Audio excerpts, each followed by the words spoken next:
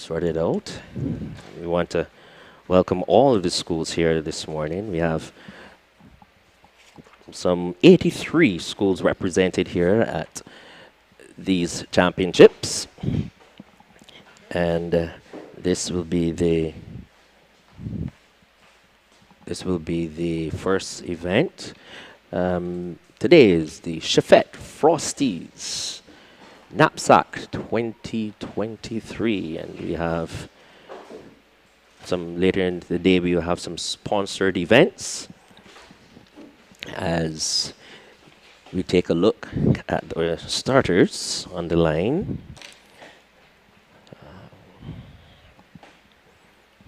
See these young athletes waving to their supporters, their friends and family. They were here, and I always say I'm very thankful to see the parents who have ventured here at the Usain Bolt complex, some of them taking the day off to offer support to these young budding athletes. We can see doing our track announcing, Mr. Perry Barnett, who will probably be with us this afternoon. And we have, yes, as they go through their names, that is Talia Selman of St. George Lions. That's Haley Nurse from Crane Equipment, Hilda Skeen Primary. It's Crane Resorts, I beg your pardon, Crane Resorts. And then you have in representing Eagle Hall Primary.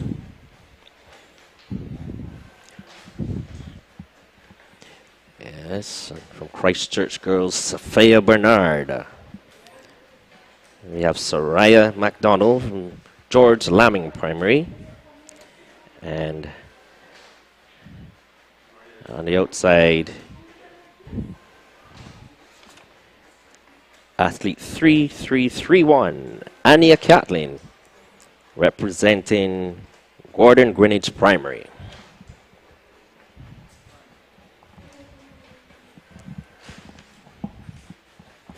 Let's see.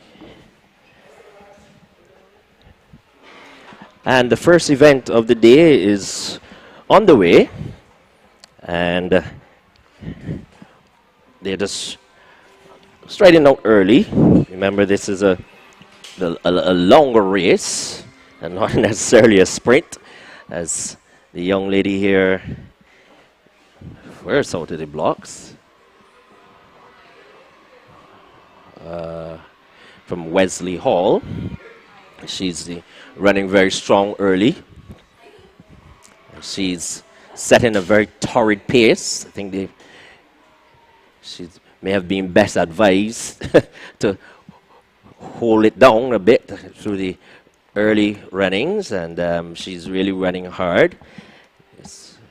So that's Wesley Hall in first and second position thus far, and they're running easily as they come down the back stretch.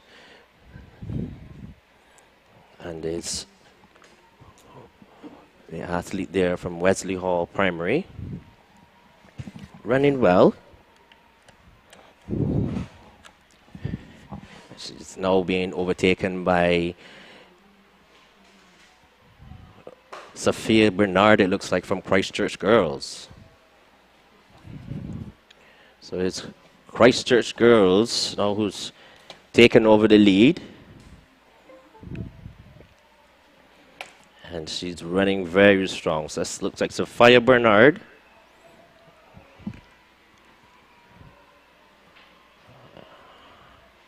And she's running well. She will win this one quite easily. She's going to win this. She's just going to get to the wire. She wins it now. Second was the young lady there from Wesley Hall. And third, it looks like it's a Leah Selman of St. George Lions. So that's the first race completed.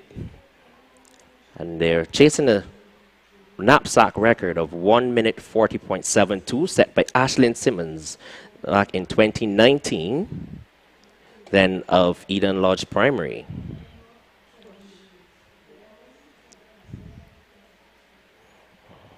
And these young ladies really went up pretty hard. So we have Sophia Bernard of Christchurch Girls. Leah Redmond ran second from All Saints Primary. And she, early on, we're seeing a replay here. And she thought she really had it under control, but then from Christchurch Girls, that was young Bernard showing a clean pair of heels as she just went about her business and held on. I think she may very well have a little more left in her for this afternoon. I'm sure she has another event. The second race, this is the second of these two timed finals. We're coming in here, we have the athletes, 12 of them on the line. As we can see, the starters are trying to get them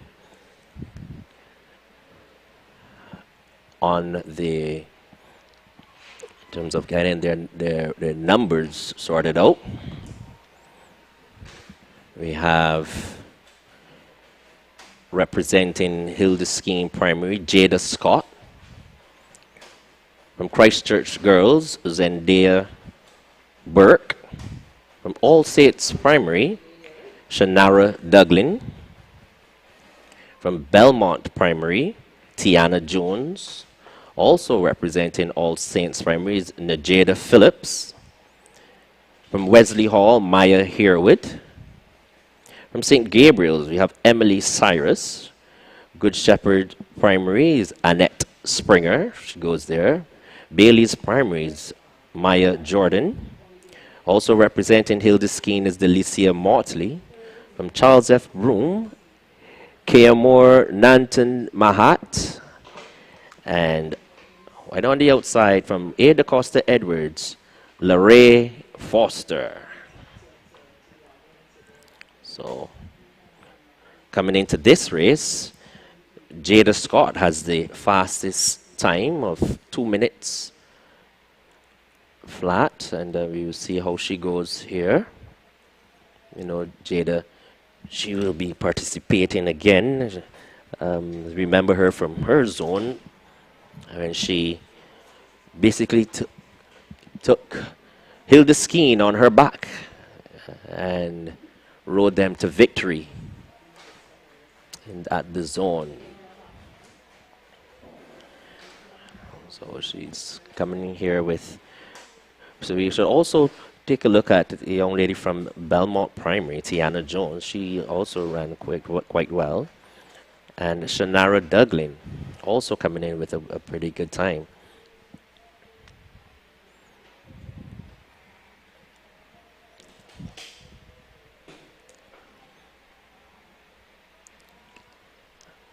As the crowd begins to thicken, no doubt they will be bursting at their seams for the relays this evening.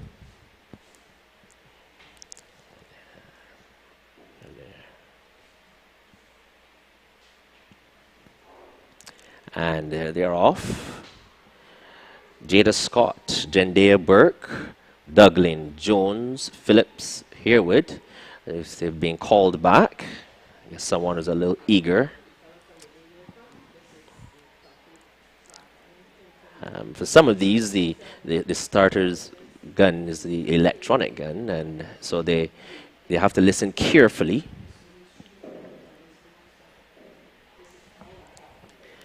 And away they go this time to a better start, and we just jostling for position early.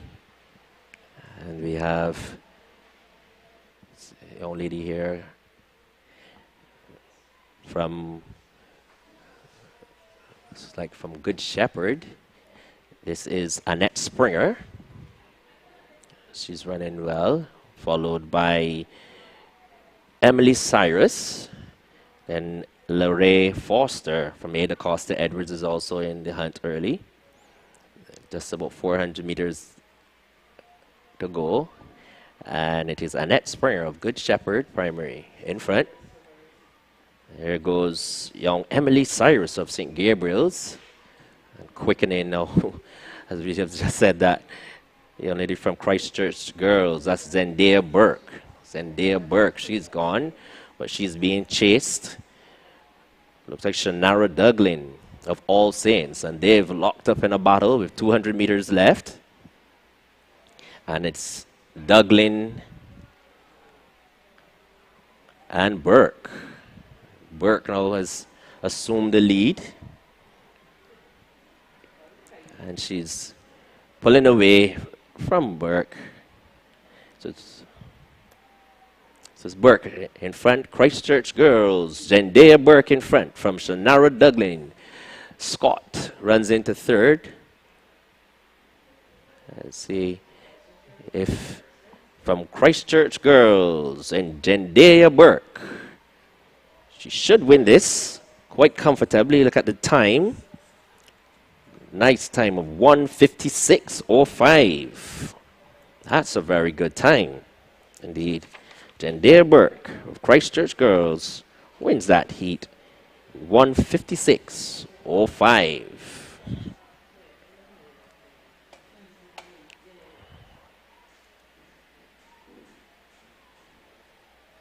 As we take a look there at the teams, there we can see Vauxhall Primary in their traditional blue with their orange colors, and it looks like Christchurch Girls as we take a look at the replay. And the early exchanges went up a pretty good clip. Then she set the tone there, and then it was just Burke taking over, and she had a bit of trouble there from Shannara Duglin of All Saints. But then with 200 meters to go, it was all over. Bar the shouting.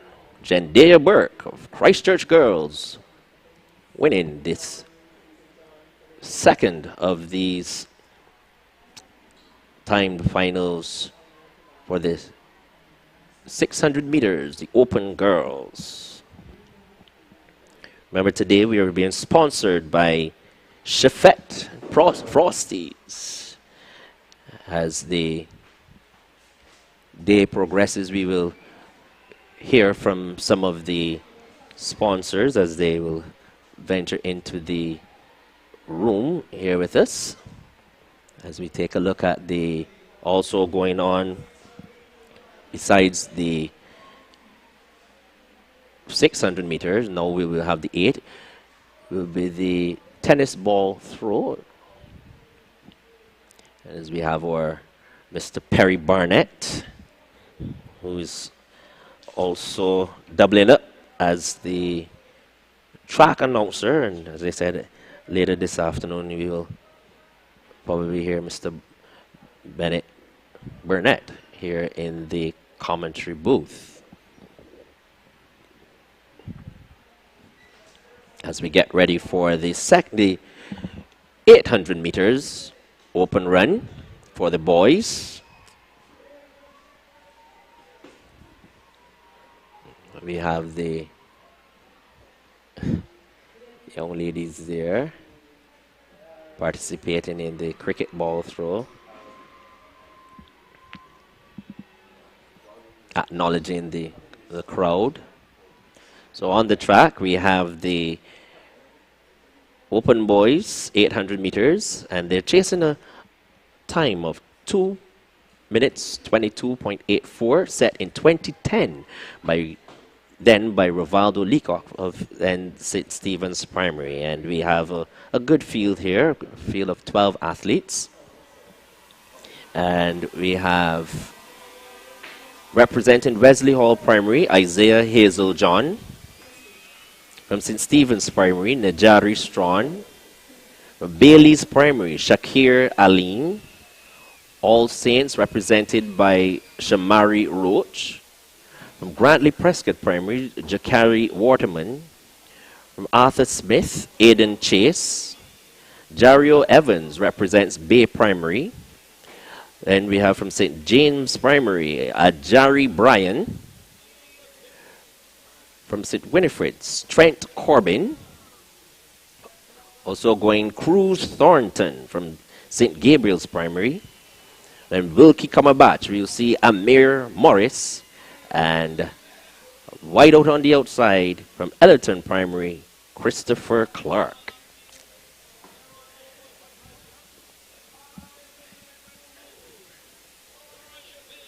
And these young men, as I said, will be chasing a time of 2 minutes, 22 seconds, set by Rivaldo Leacock way back in 2010. And coming into this race, Isaiah Hazel John from Wesley Hall, he has a time of 2:40.12, so he's well off that pace. We will see how he goes here. He's going to get some competition, and you know that the name Cruz Thornton, as he represented St. Gabriel's. We'll see how he goes in this event as well.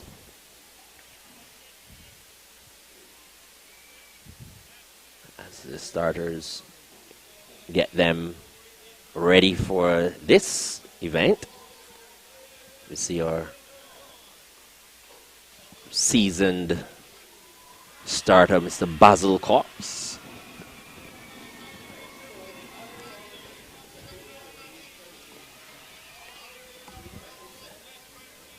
They will be getting ready.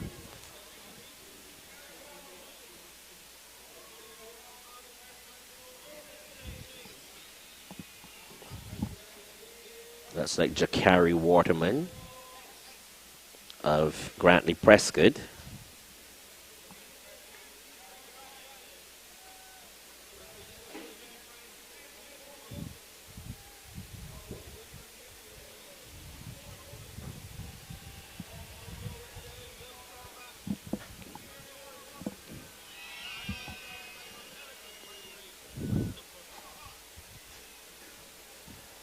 That's young Christopher Clark of Ellerton Primary.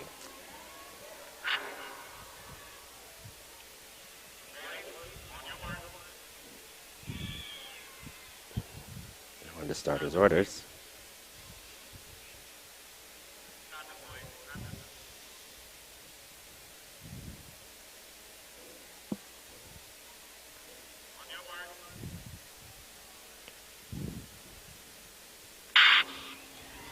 And they are off and running.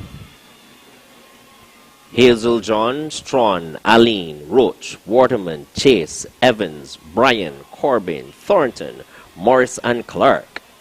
And they started out quite well as they go down the back stretch. And they've already put some distance between themselves. That looks like young man there now going up front from Wesley Hall. It looks like Isaiah Hazel John. Now he's up front. And he's coming now with it's about 500 meters left, and he's running very strong.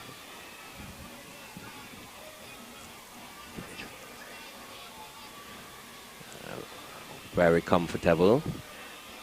And we have the athlete there from Grantley Prescott, it looks like, Jakari Waterman.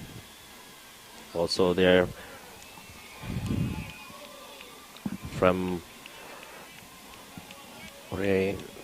Bailey's Primary is also in there in the hunt. So it is Hazel John of Wesley Hall in front.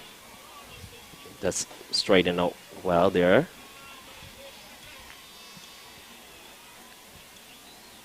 And the others are, it looks like they're just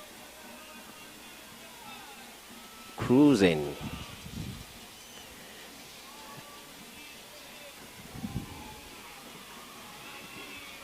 And we just striding out quite well with just about 200 meters left. And we have, this is Isaiah Hazeljohn, am I correct? Just want to make sure that we have the, oh, this is Najari Strawn. So the numbers are a little close. So it's Najari Strawn of St. Stephen's Primary. I beg your pardon. He is up front and he's doing the deed here. Najari Strawn of St. Stephen's Primary running away with this event.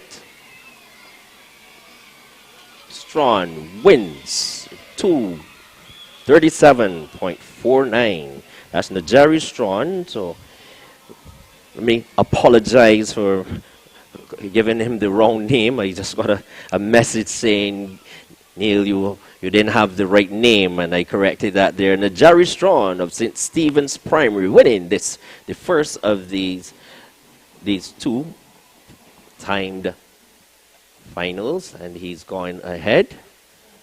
2 minutes 37.49 seconds.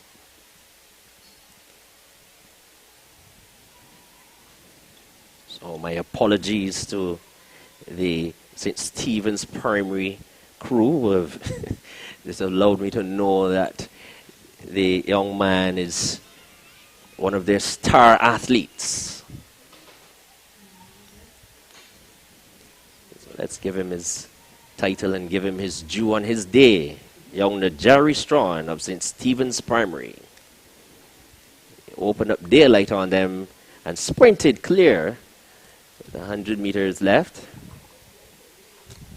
And he won quite easily in the end. Second was Aiden Chase of Arthur Smith. And third, Jakari Waterman of Grantley Prescott, running in third.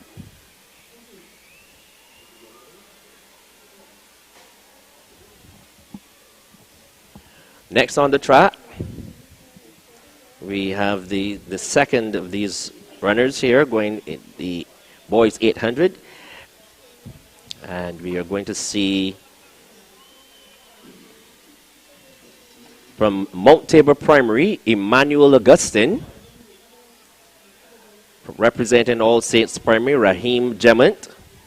From West Terrace Primary, Nathan Carew.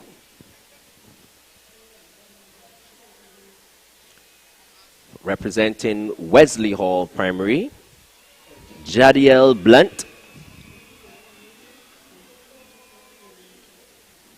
Yes. From St. George Lions, Devontae Green. And from St. Bernard's Primary, Amari Henry. Representing Arthur Smith Primary, Neveri Jones. From Charles F. Broome Primary, Daniel Campbell. From Hildeskeen Primary, Amari Lord. From Milton Lynch Primary, Thierry Thomas. From St. Christopher Primary, Tristan Topping. And on the outside, Zachary Ladipo from St. Gabriel's.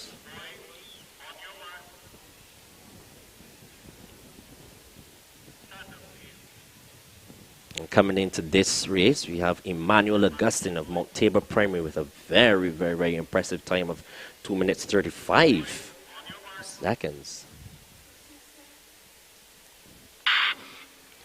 And they're off and running.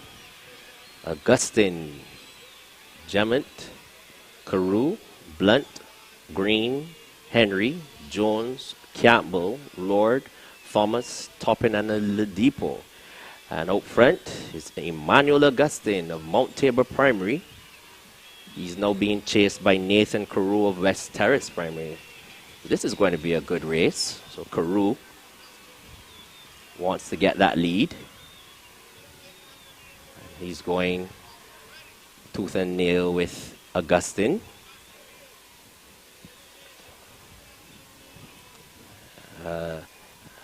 Augustine is known, remember last year he was running with his cast on. He had a broken arm. Remember this young man, and he ran well. And he's back this year without his cast, so he should be a little faster. So it is Emmanuel Augustine in front from Nathan Carew, and they've separated themselves from the others with 400 meters to go. And it's Augustine, Emmanuel Augustine from Mount Tabor Primary. He's just taking a look over his shoulder, and he sees that he has dismissed Nathan Carew thus far. That gap begins to widen as Augustine goes down the back stretch. I'm sure the crew in Mount Tabor Primary, they're jumping in the stands as Augustine of Mount Tabor Primary is in front with just about 200 meters left. Nathan Carew of West Terrace Primary is in the hunt with just about 120 meters left. And it is Emmanuel Augustine. Carew seems to be getting a second wind as he's being chased by Amari Henry. But it is Augustine. Emmanuel Augustine. He's running away with this one. He has enough to even sprint to the wire. Emmanuel Augustine of Mount Tabor Primary wins this. 2 minutes 33.18. Nathan Carew of West Terrace is second, and third, Amari Henry of St. Bernard's. That's a very, very, very good run there. A young Emmanuel Augustine.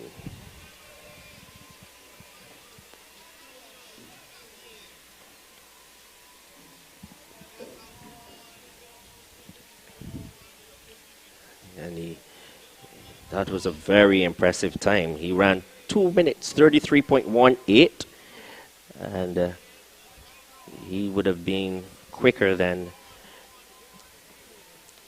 Najeri Strawn of St. Stephen's Primary, who ran 2:37.49. So we can see that there's a significant gap between, that's 4 seconds almost there from between Emmanuel Augustine and Najeri Strawn.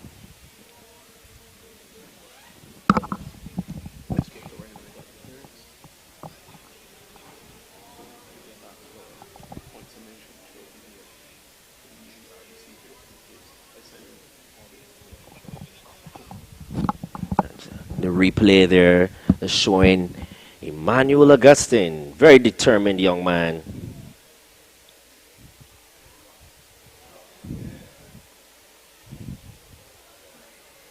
As he wins the first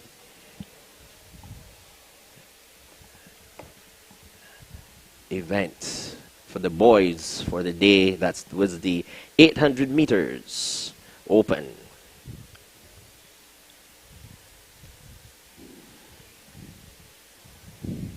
Remember, today we are sponsored by Chefette Frosties, as they will be providing some treats for the athletes and the supporters, the well-wishers in the stands. So we have the open girls high jump also going on simultaneously. And we also have the tennis ball throw. That's also going on for the under 7s, and we can see them throwing well.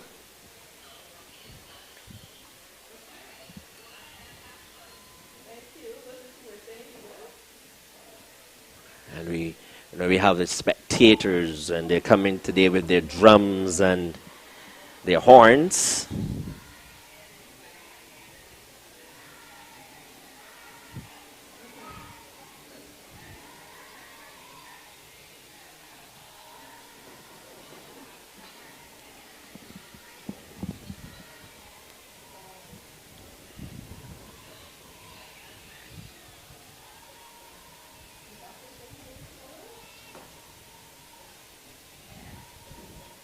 we can see this young man there. Good throw. They have their opportunity to throw. I can see my very learned friend and good friend for years, Mr. Barry Barnett, will join me momentarily. As I said, he's been doubling up today from the track announcing, as well as here in the commentary booth, as is the open girls high jump is also in progress. Just let Mr. Barnett catch his breath as he is going to join us. And he's here. Morning, Mr. Barnett. How are you doing this morning? Good morning, sir. I'm doing well, having a wonderful time. The atmosphere outside in the arena is very electric, if I might say. We have some 83 schools competing in the semifinals. This in itself is almost every primary school who competed in the zones are back in the semifinals. Every one of them, they're back here again. 83. Right? 83 schools. As these girls do, they go into high jump. Nice scissors technique there from that girl from Belmont Primary. Belmont has always had a strong high jump program, especially in the girls. Way back, thanks to Mr. Ronald Allman, when he was there. He's now playing this trade at St. George Secondary. That young lady from Bailey's, now she's going to risk knocking hitting the bar down if she doesn't get that trail leg up in front of her. But she's easy though, Barry. That was very easy. Yeah, because she's tall, and the bar is low right about now. When you get to the heights, this girl from Christchurch Girls, she looks like she's ready to start flopping already. She's getting up in the air, and she's not a tall ass at all. So she's getting up there. Fairly good effort there from Vauxhall, but again, that trail leg needs to be straight up in the air as well. The whole trick with the technique with the scissors is that you should be seeing the top of your shoes when you go over the bar. You should be seeing your laces in front of you. That's why you were one of the better coaches around, Barry. I wouldn't say one of the better. I think I pay attention to detail. Yeah. Now, this is a young lady here from, I think it's St. Winifred is. She has been coached to flop. You can see just that the bar hasn't gone to the heights where she can really get her hips up and stuff. She's just clearing the bar, but she's already ready to flop as well. So this keen competition also has a very good program. Yes, a very good field event program as well. A lot of schools, when NAPSAC first started, a lot of schools were not into the high jump. We had the perennial champions, Charles F. Rooms, and those stuff in the high jump. But a lot of other schools then started to wake up and say, well, hold on a minute, there are points there to be had. So then we had the Belmont Primaries, the Cuthbert Moores, that's coming into the high jump as well. But before, it was predominantly Charles F. Room and Williams Industries, Westhurst in the high jump. In the high jump? Yes. Okay. So now we have on the track is the under 7 girls 50-meter dash, and we have a field in lane number 1 from St. Philip Primary, Taraji Codrington. Lane 2 from Hildeskeen Primary, Kezia Cumberbatch. Lane 3, Charles F. Brooms, Riley Brathwaite. Lane 4 from Grisette's Primary, Shania Scantlebury. Lane 5 from Holy Innocents Primary, Soraya Maynard. Lane 6 will see Bailey's Primary, Sierra Robinson. All Saints Primary, Janaya Barrow is in lane 7. And out in lane number 8 from LTG Primary, Araya Sobers. Yes, and Shania Scantlebury, they come from a long lineup. Her sister is also competed for Grisette's, Shazaya. I think Shazaya would have gone on to represent Barbados as an under-9 athlete at the CUT Games in Tortola a few years back as well. So there's something to be said for genetics. The family. Yeah. Some schools inherit a whole family of athletes, generation of athletes, and it's good to see that she's there following her sister's footsteps as they get off and running. On the inside, however, she is still Scantlebury, showing them that she has the class, and she's the class and she's going to get there a time of 9.26 seconds. That's Cesare Scantlebury, following in her sister's footsteps. I'm sure mommy is somewhere out there in the stands. I should mention we have some schools with sponsors. Neil, Hilda Skiing is really Crane Resorts Hilda Skiing, and then Bailey's Fashion Nation, Bailey's Primary Panthers. Wow. Yes. So as we watch, this is a replay.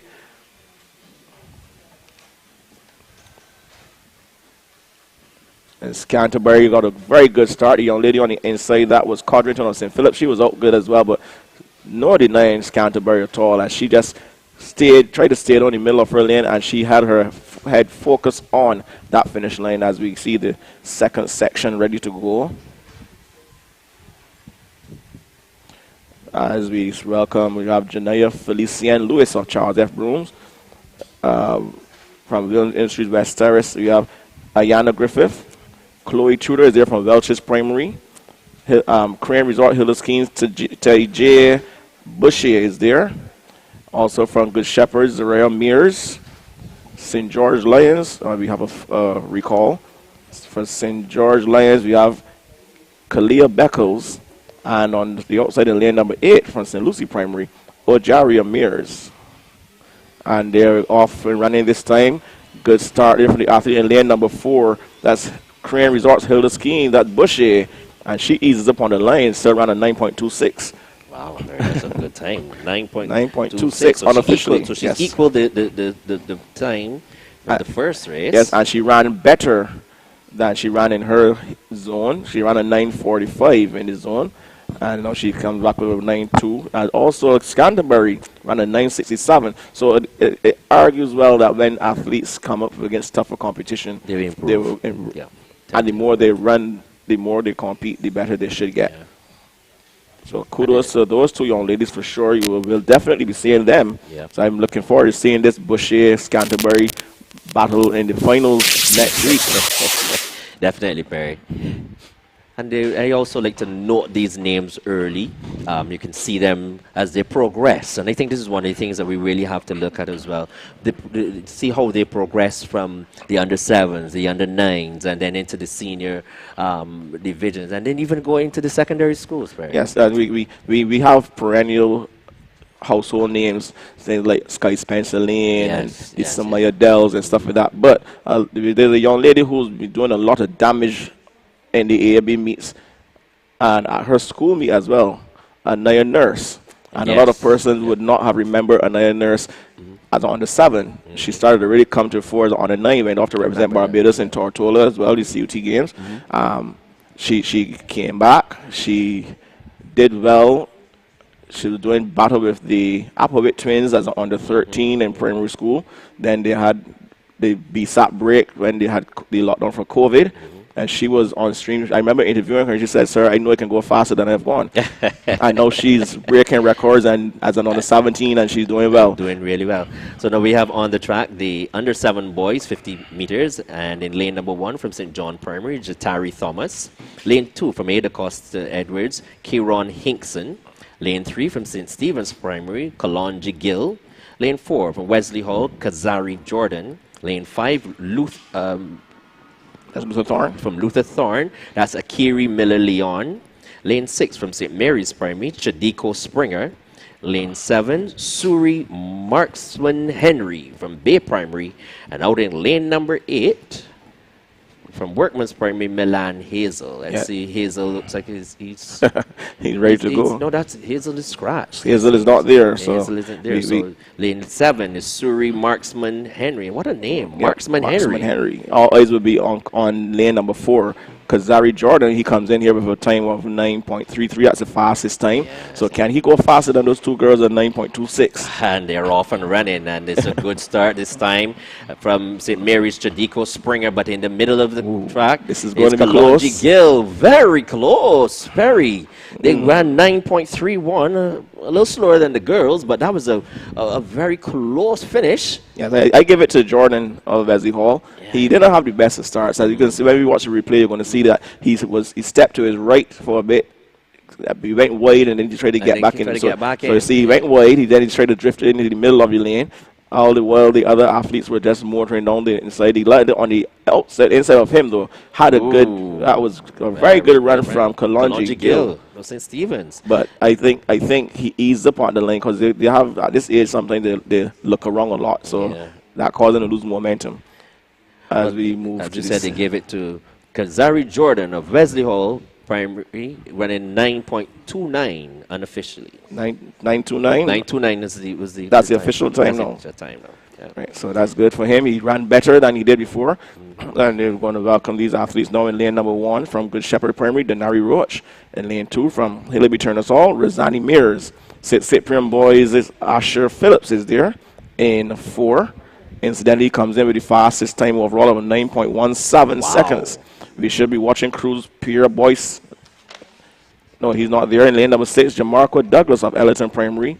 From Korean Resorts, Hilda Skiing Primary, Aidan Lane Bacchus in 7. And in lane number 8, Rochelle Aline of Williams Industries West Terrace Tigers. All eyes will be on Wesley Hall's Sahir Adams. 9.17 seconds. That would be stepping. 9.17. That's a lot of toes. Oh, right.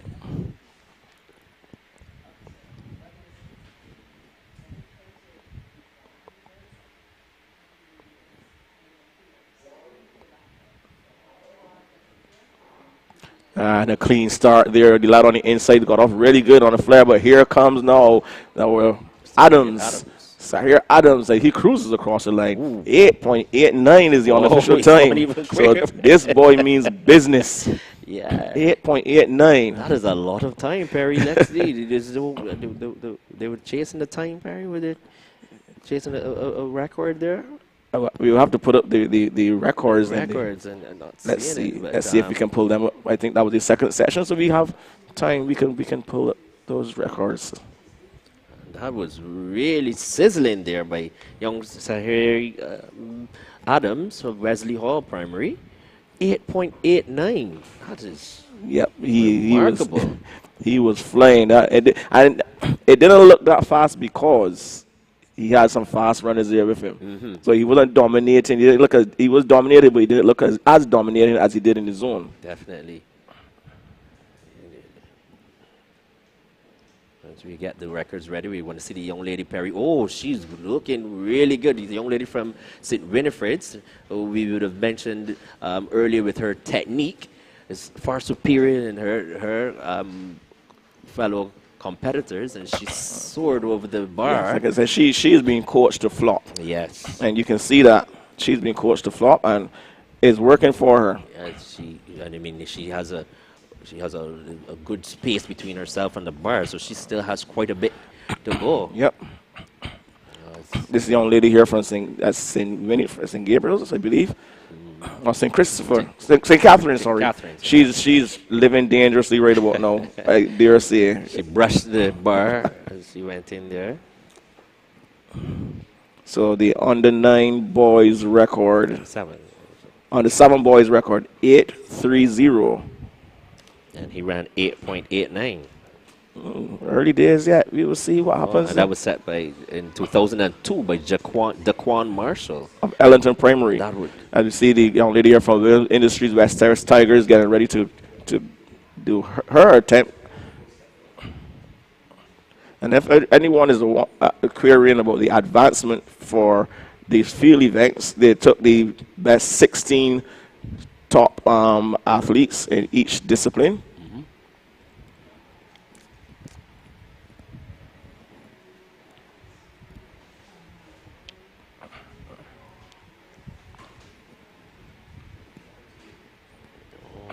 She brushed, just Yeah, rubbed the bar. she's but not she getting got any over. height. She is utilizing her natural height, but she's not getting her hips up.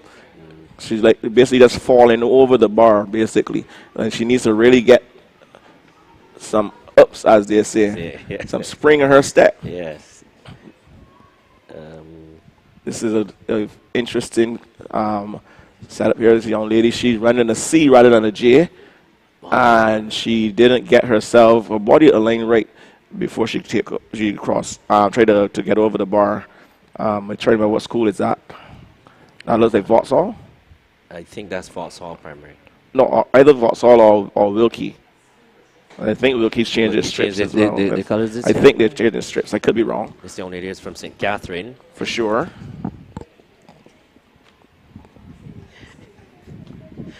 As we offer our say good morning to Captain Michael Jules wherever he is. We want to say good morning to him as well. And young lady from St. Catherine, she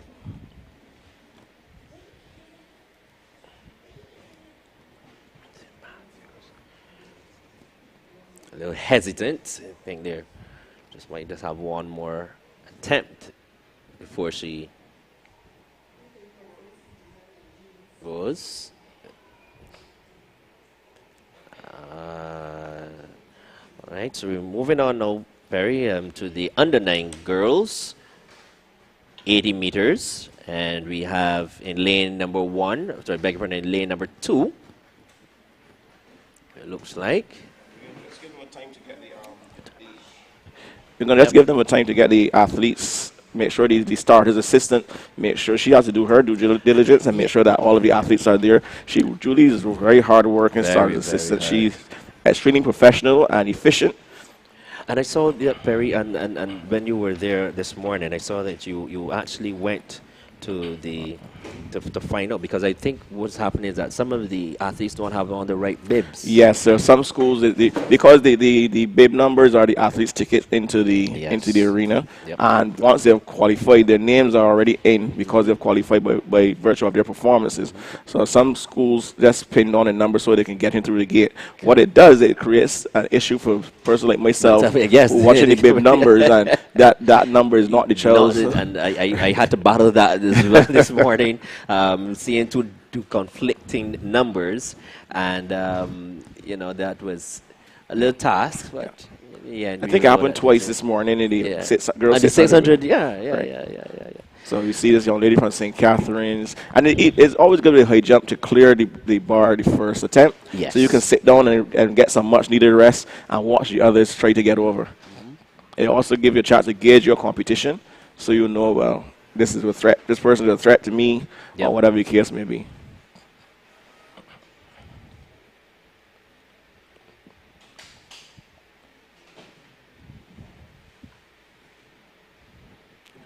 It's okay. She still has time. I think this might be a replay, Perry, because I do recall seeing her do this. Maybe she isn't comfortable. Yeah. So I could see that look of apprehension on her face. As we see now, we're back on track with the 80 meters for the under 9 girls. The record stands at the NAPSAC record, 11.60 seconds, set in 2002 by Risha Lord, then of Christchurch. Girls, everybody know Risha Lord. And in lane number 1, we have Anaya Sandiford of St. Matthews. In lane 3, Deshea Thompson of St. Luke's Brighton. Good to see them in the semifinals. In lane number 4, Aria Clark of Blackman and Gollop. They have a very strong contingent, 50 strong on the eastern side. In lane number 5, Shakari Small of Crane Resorts Hilliskeene. In lane 6, from Wilkie Combatch, Kaylee Howard Jones. Yes, I'm right. It's Wilkie Combatch. New strips for Wilkie Combatch.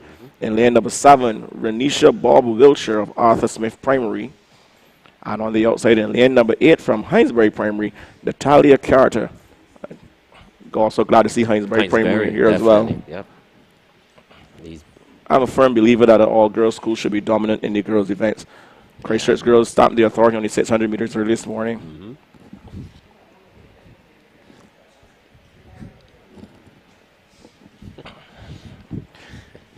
So they got it. And we can also say that we saw that in the BSAC with Springer back in with the old format. I don't think Springer really got accustomed to the new format of BSAC, so they really lost some ground there. But the girls are off and running. This little girl on the inside is looking nice and smooth, and coming up on the inside in the middle there, lane number 4. There's the fastest time qualifier, lane 4. Aria Clark. Yeah. Aria Clark of Blackman and Gollop. She ran equaled her time in the zone, 13:05. 13:05. Look at the Blackman and Gollop posse over there. Yes, and they're resplendent in their orange colors. Blackman and Gollop. This girl, she was in control of this race from the gun. The young lady from Hinesbury on the outside, she was running well as well. They just trying to ease up as they get to the lane, but not Clark. Clark went straight through the lane. Aria Clark, I dare say, she may be related to one of our former Calypso monarchs. Adrian Clark. Which Clark? Because you know, We had two Clark. We had the female. We had the female Clark as well, who was I think she said Calypso Monarch. So Yes. when you were saying the Monarch, you know, I'm thinking Adrian. We had Aziza Clark as well. I think her Aria Clark's grandmother works at Blackman and Gollop as well. Okay. I'm quite sure someone on the stream would let us know that. I could be wrong. It won't be the first time. Yeah. We have the second of these semifinals. Remember, they're chasing that time of 11.60, and let's let them settle. As I say, we have our starters, Mr. Hines and Mr. Cox. And Mr. Christopher Harris. I keep calling He him was a good. He was a very, very keen athlete. As a junior, he went on to University of West Indies, and he still continued to run and train. He believes in track and field and the benefits that track and field has on the youngsters. Not a PE teacher, mind you, but he is always ready. Passion. It's his passion. He's always ready to be there and assist and help out as much as he can. He also was a product of. He has, and I should say, Wendy Barrow Smith to thank for his successes as an athlete in his day as a junior and a senior. He was coached by her. So we're gonna get familiar with those colors, Barry. We recognize that Wilkie coming back, as they said, have changed. Yeah, it's close to Vauxhall's colors. They have to wait until they turn their backs, because Vauxhall has the name going down to the center. Vertically down the center of the back, and across the front as well. So they're trying to sort out these lane assignments for these young ladies. You see the young man behind there dancing. Do you see he's dancing, or the track is that hot? The track is making him dance. Mr. Gill. So they're just trying to get. I guess one of the young ladies probably, as nerves were settling, had needed a bathroom break, and they took her. Now she's making her way back. I really want to see that boys race. I'm very that under 9 boys race. A young man in there. I mean, his dad has been pressuring me. He's saying, Neil, I've got I've got them this year, and I said, well, I'll see what he will do. A young man by the name of Nathan Phillips of Vauxhall Primary, and I know his dad. His dad is an avid race fan, but also supports Nathan in everything, and I know he will be here. Yes, you need that parental support, and you need it from this stage of their development. You need to get that from this stage, because the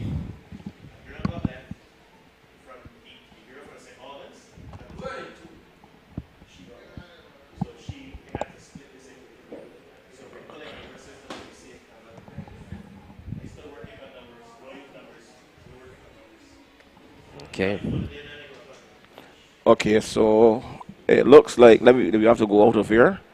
Let's repull these section. I think so things are happening as we speak, and we are very thankful for Mr. Ryan Topping coming to give us the information. So they're going to go with the and they're very, very accommodating. I think what happens sometimes these athletes are true multi-eventers. They're at a field event or whatever the case may be. So we're going to have 2 sections coming up instead of 3 sections instead of 2 for the. So that's the one that went before. This is the first one that went with Clark from Blackman and Gollop, equaling her 13:05. We now have two more sections to go because they wanted to accommodate the young lady who was at a field event. Yes. I think it was probably the long jump. Okay. So and, they bring her in. So they're going to include her. So we're going to have now the... We see on the 13 boys getting ready to do long jump as long well. Jump. Yeah. This is a young lad from, it looks like Bailey's.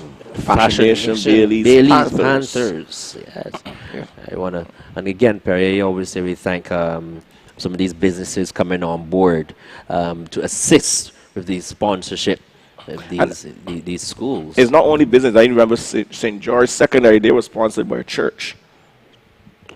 Okay. Yes, and I found that very interesting. They were sponsored by a church, and it was like, wow. Yeah, well, it is all about the community. And I think so. The church is a part of the community. The school, the community has all one community. Yeah, I think what happened is with what has been happening as we watch the young lady from This is Fashion Nation, Bailey's jump. She clears that height easy. What's been happening at St. George Secondary with their programs, it has brought a lot of things to light and brought the school into the limelight as well. So a lot of organizations are saying, hey, we want to be part of this. Yes. I think these are replays on the high jump so far. Yes.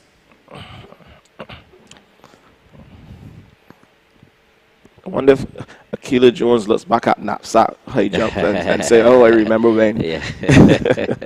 So we have these young ladies on the track. I think they're being announced. Yeah, so in lane 2, we have Ajacia Sargent of Reynolds Weeks, Tajaria Toppin of St. George's in 3. In lane 4, Amora Aline, St. Bernard. In lane number 5, Maya Robinson of Blackman and Gollop. And in lane number 6, Jasabi White of Vesey Hall School. In lane number 6. The record time is still 11.60 seconds. That's an old record. 21 years. 21 years ago.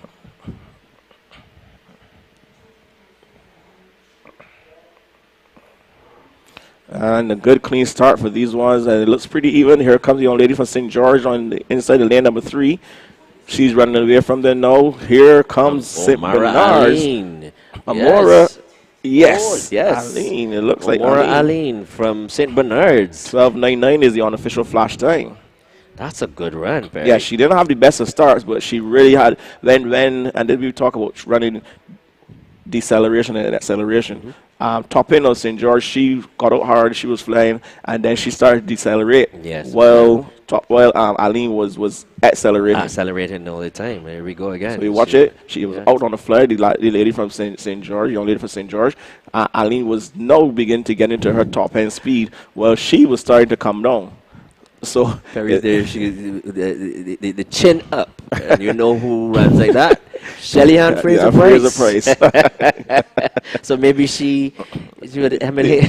These kids have their role models, just like how the young boys have their Ronaldo and Messi and all these idols in football. These young athletes, they have their role models as well. Yes, and she ran quite well. That's Amara Aline of St. Bernard's Primary. Yes. So she goes in. She's bested her time. She ran a 12.9 something just now. 12.99. Yeah, 12.99. And I think her time coming into the semifinals was a 13.03. So that's vast improvement. But she had to, Perry. She took a little stumble at the beginning, or she missed her stride, I should say. And, so she basically had to get her skates on and move. Yeah, but when you have that kind of top-end speed, that's a good right? I mean, a la Usain Bolt, slip any blocks and still get over and run past everyone. When you have that kind of top-end speed, yes, you can. Right? You just relax and run. You don't panic. And that's it. You understand that. As you said, relax. It's all about staying focused, staying relaxed, and running through.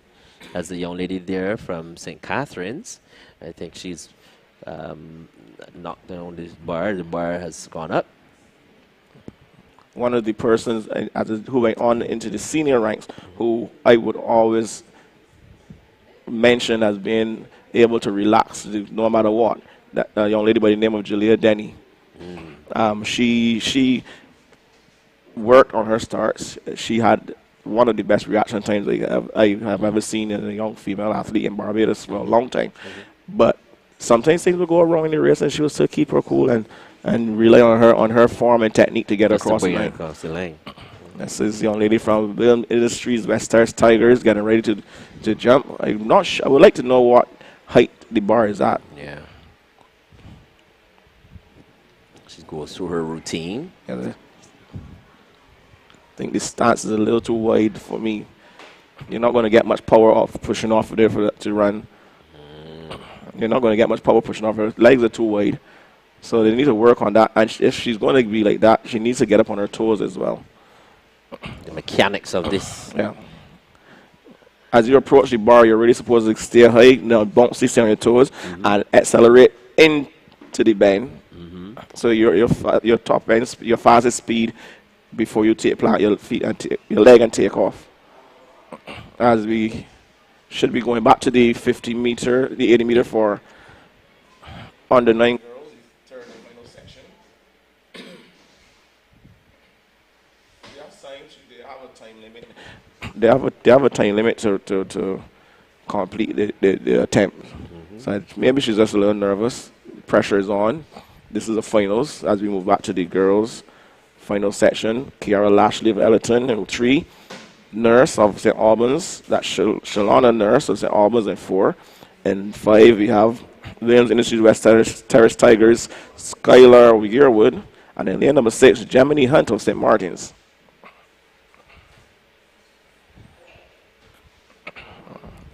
And they're good. Run, slow start. Slower than the other heat. But this young lady from St. Albans as Nurse, she's found her legs, but on the outside. Here comes Hunt. Hunt is chasing her, but Nurse is going to hold on. 13.14. Betters her time of 13.66 in her zone.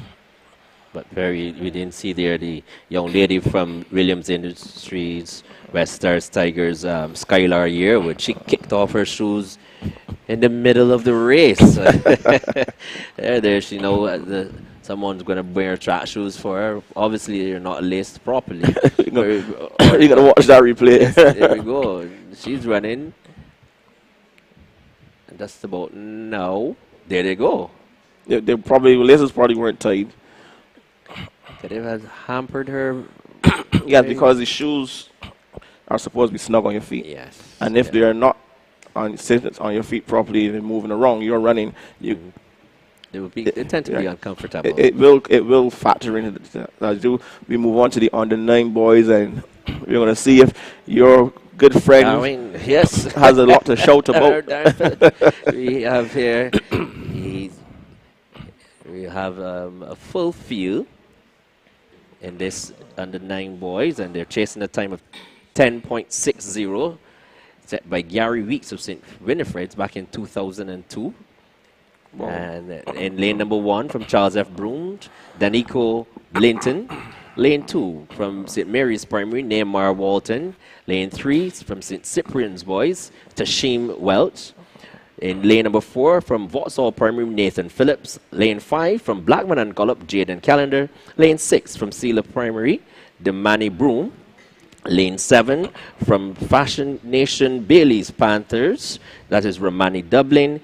And in lane number 8 from Crane Resort Hildesking Primary, Thierry Green. Yes, and your boy comes in with the fastest time of 12.56. But to his right, we have Calendar of Blackman and Gullop running at 12.72. And these two are meeting for the first time. Yes, so this is going to be the race. You see how they go in the middle of the track.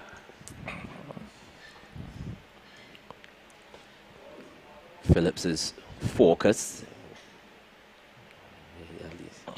Yes, taking his time, getting into his crouch start stance. Oh, you got Green there of Hilda Scheme, committing the cardinal sin of looking up and anticipating the start of the race.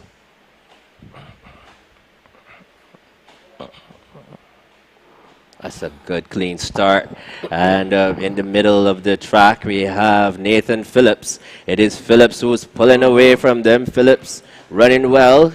He's going to win this one easily. Whoa, Perry, 11.70 seconds. Yes, That's Nathan Phillips of Vauxhall Primary. and I'm not surprised that he bettered his time in his zone. We've been seeing it throughout the day. Even in the sixes and stuff like that. Once they come back, they understand what they have to do. So they're more seasoned. We haven't been doing a lot of running for a while. Remember, we were out of NAPSAC was out for a long time, but he has really been putting in the work. You can see that for sure. It looks as though he can even go a little quicker. I think in the finals he will go a little faster. Yeah. That's Nathan Phillips of So he's Vauxhall one to Primary. watch. Yeah. One to watch for the finals next week for sure. And we move on to this second and final section. I'm just making sure everything is ready. I see a full field here, 8 athletes.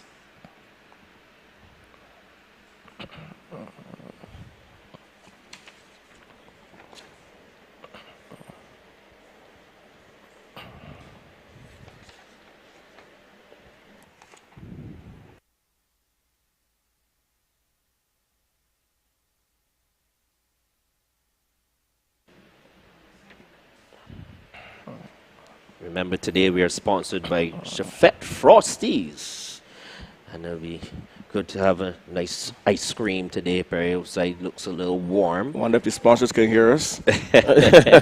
But I kudos to all of the businesses, entities who have come on board. The NAPSAC. We even have sponsorship within sponsorship in one of the zones with the 100 meters for under 13 boys and girls, and on the 11 girls, we have some sponsors for them as well.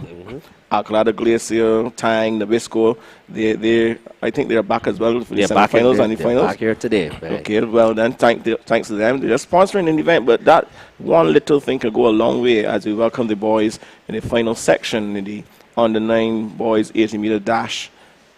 And in lane number 1, we will be seeing Ethan Best of Randall Weeks Primary. Randall Weeks, not bad getting into the semifinals, hoping to book a spot in the finals. St. Cyprian boys, Caden Clark is in 2, Bailey's Primary, Christopher Callender is in 3, Jerry Beckles of Blackman and Gollop is in 4, Tavez Jemmett of Charles F. Brooms is in 5. In 6, we have Azize Bourne, Roland Edwards, Blackman and Gollops. Bowen is in 7, and Jamali Gordon, St. Paul's on the outside, but inside it looks like it's going to be Bailey's. Ooh, no, it's on the line. We're going to leave that one out. We're going to see a 12:28, mind you. So whoever ran that time has bettered themselves from the zone, but it goes down to the wire between the young lad from Randall Weeks and Bailey's Primary. Let's look at it again. It looks like Christopher Chandler of Fashion Nation Bailey's Panthers. Yeah, he looked very compact there. He was running nice. I just need a little more knee lift, but he was going. Yes, I give it to him on the line. But Ethan Best, don't take anything from Ethan Best. He ran the race of his life because he was in there with one of the slowest times. And he really got up and ran today. So after these, we're going to take a little break, I believe, and bring some word from some of our sponsors. And when we come back, we'll be ready for the 400 meters for under 400 meters and 300 meters for under 13s and under 11 girls and boys.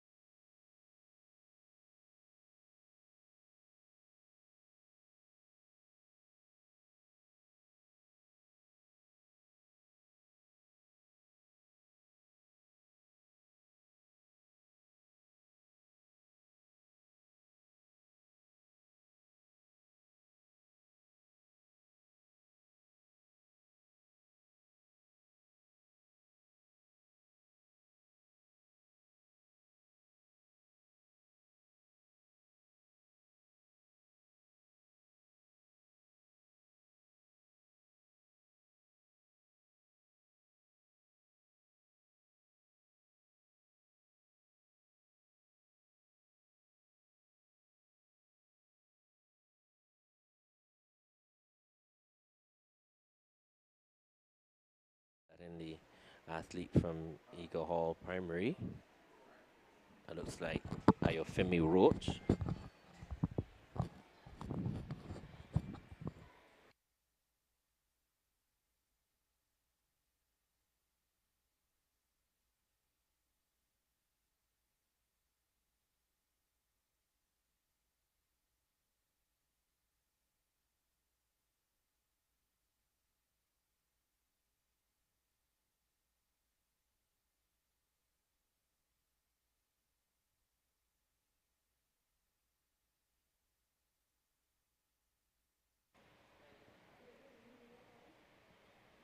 So you're just awaiting the, so you're just finding out exactly what's happening here. Something is happening. Young lady from Bear Primary. We could be waiting on an athlete in lane number 7 from Bear Primary. Yeah. In lane 6 is Ayofemi Roach from Eagle Hall Primary. Christchurch girls have been having a good day. This morning it started with 2 entrants into the finals in the 600 meters. So we know for sure that they're going to get points, double points in there, or should get double points. Those times were very outstanding. And now they have Amory Thompson in here with the fastest qualifying time so far. Now this section. Perry, you know, we've been seeing some schools, they've been doing pretty well this season. Thus far, we've seen schools like, and I can remember St. Lucie Primary, they did well in their zone. Luther Thorne also doing well, perennial as it may be. But they also Christchurch girls, Vauxhall Hall, they've been all doing well. So we have our starters in lane 1 from Luther Thorne Primary, Haley Marsh. Lane 2, Kyla Nickel of Ellerton Primary. Lane 3 from St. Gabriel's Primary is Eden Gittins. Lane 4, Mary Thompson from Christchurch Girls. Going in lane 5 from Vauxhall Primary, Janae Harvey. In lane 6, Eagle Hall Primary, Ayofemi Roach. We're not seeing anyone in lane 7. And then out in lane number 8 from All Saints Primary, Shakise Murray. So we're going with 7 athletes. The NAPSAC record was set by Ashlyn Simmons in 2019. Of course, congratulations to Ashlyn Simmons for running the qualifying standard for Carifta in the 8th weekend. Yes. Yeah. I think she did it earlier and she did it again. Yeah. So she's on point. She's consistent. You just need to manage her and get her, keep her there and thereabouts so she can peak at Carifta. Yes. It's good to see athletes qualifying early for the game, so the coaches then has more wiggle room in terms of that level. Just keep your training at this level so we can get you. You know, because if you have to be competing up until 2 weeks before Carifta, you may peak at the trials, and then you're on the other side of the mountain going down by the time you get to Carifta.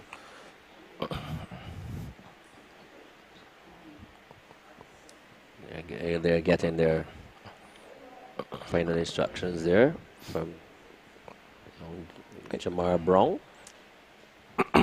You know, on the starters' orders, and we're ready to go. It looks like Mr. Basil Cox.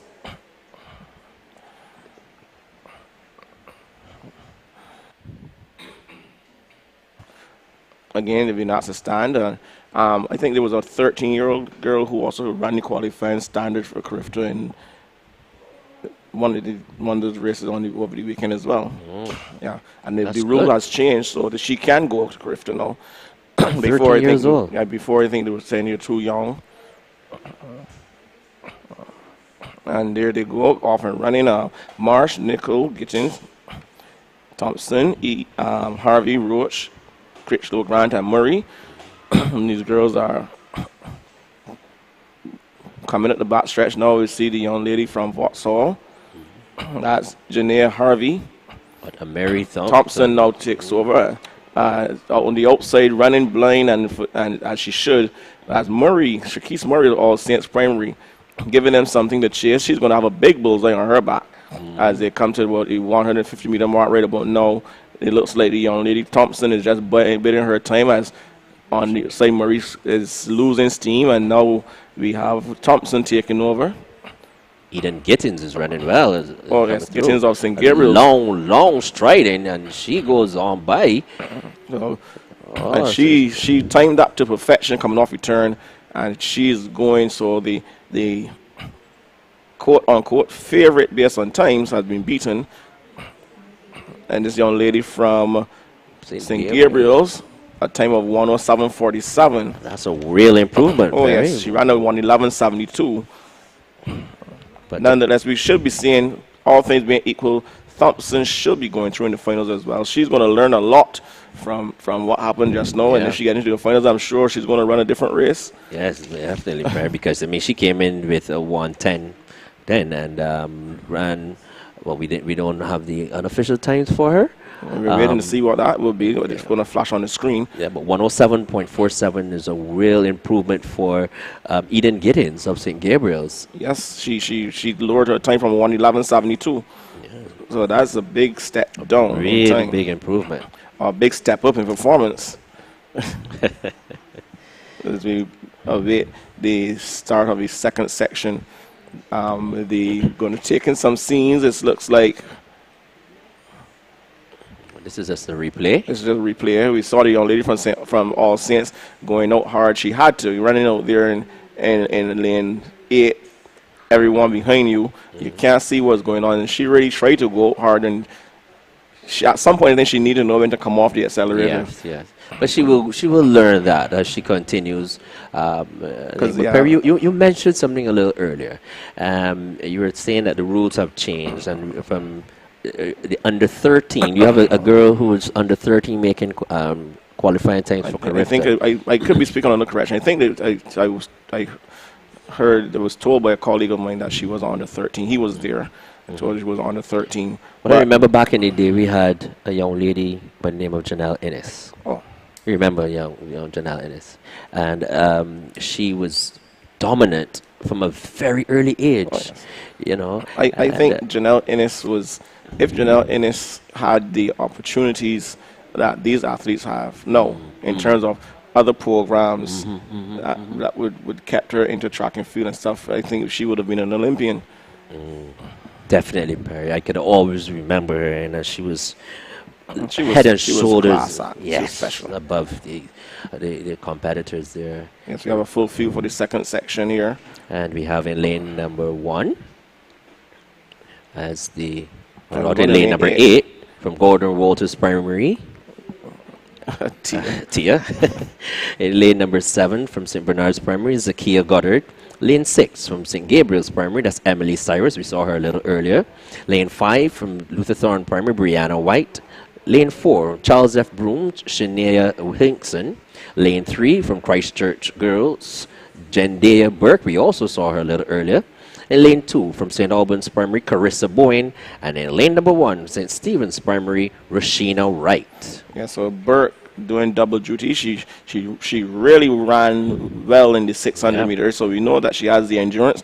She pulled away from the rest, so we know she has a kick. So it's going to be interesting to see if she can combine the two of those in a race that is 200 meters shorter. So she don't have to play as much cat and mouse as before. So we're going to see. Of course, she has with her in there. But don't the forget young Emily lady, Cyrus also doing the same also thing. St. Gabriel's. And she would want to emulate what her class, her colleague did in the race previously. So we have to watch Hinkson of Charles F. Rooms coming with the fastest qualifying time of 108 flat.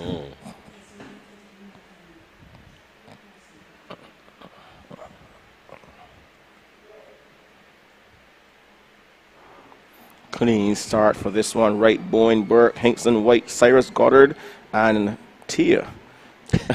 You have to be here to understand why we're laughing, folks. Yes. As we're on the outside, she's running blind. That's Tia running blind on the outside. When you're in lane 8, that is such a lonely lane in the 400 meters. You have nobody there with you, and you know they're coming. You just don't know when they're going to catch you. Yeah. Meanwhile, on the inside, we see the young lady from Charles F. Room, that Hinkson, running well. She's coming in here with the fastest time. Yeah, Burke looks way back, but we know she has a kick.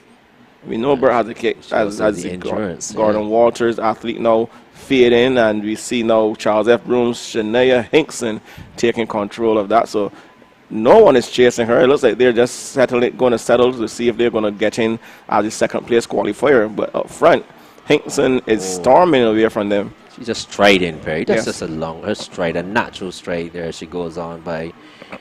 It's just they're not going to catch her. Even though she's tiring, you can see she's tiring. She's going to get there first. Ooh, At look at that time, 106.11. So better in her time. Of course, we see now Burke in there. Jandea Burke finishing second.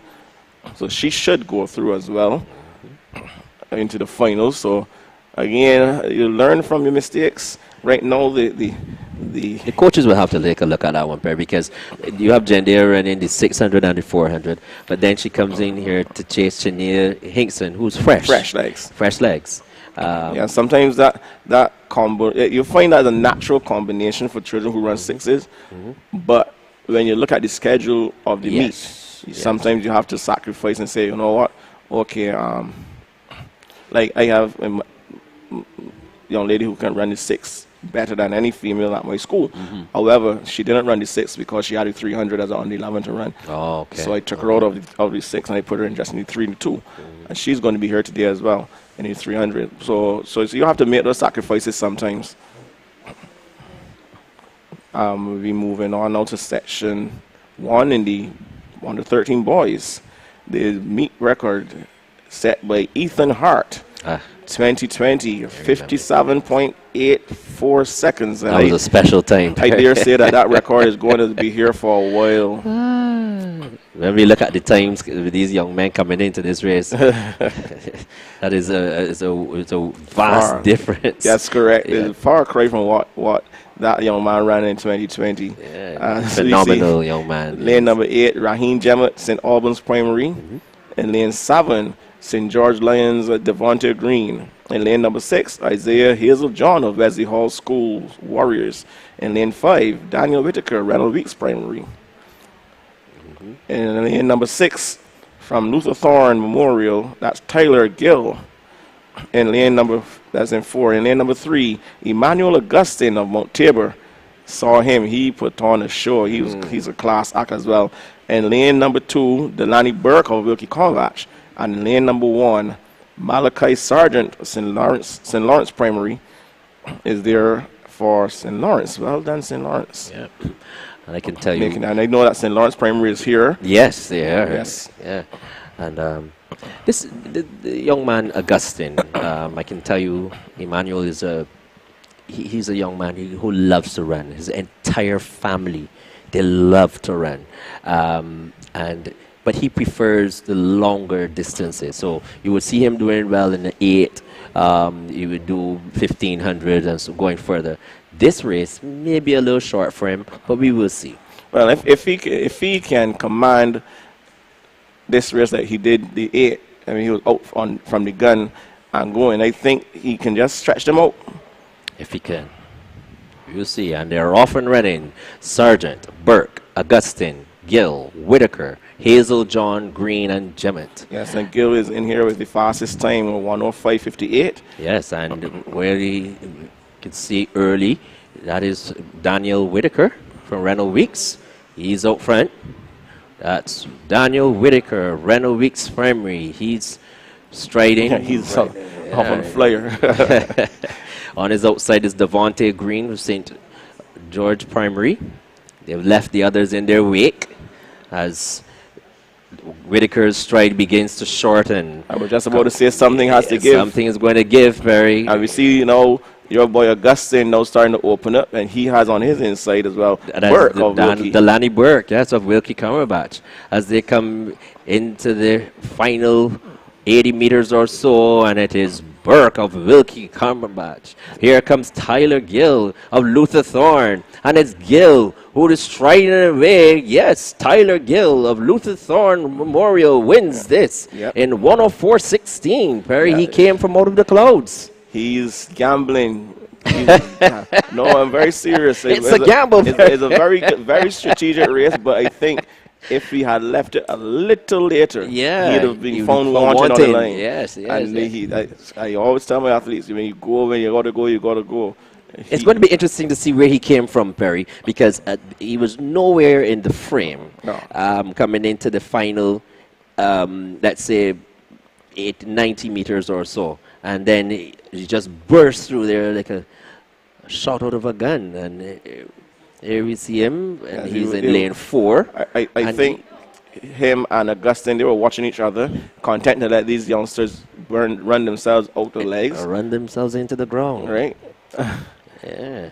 But And there you Gil see him is there. He's striking nicely. He's just biding his time.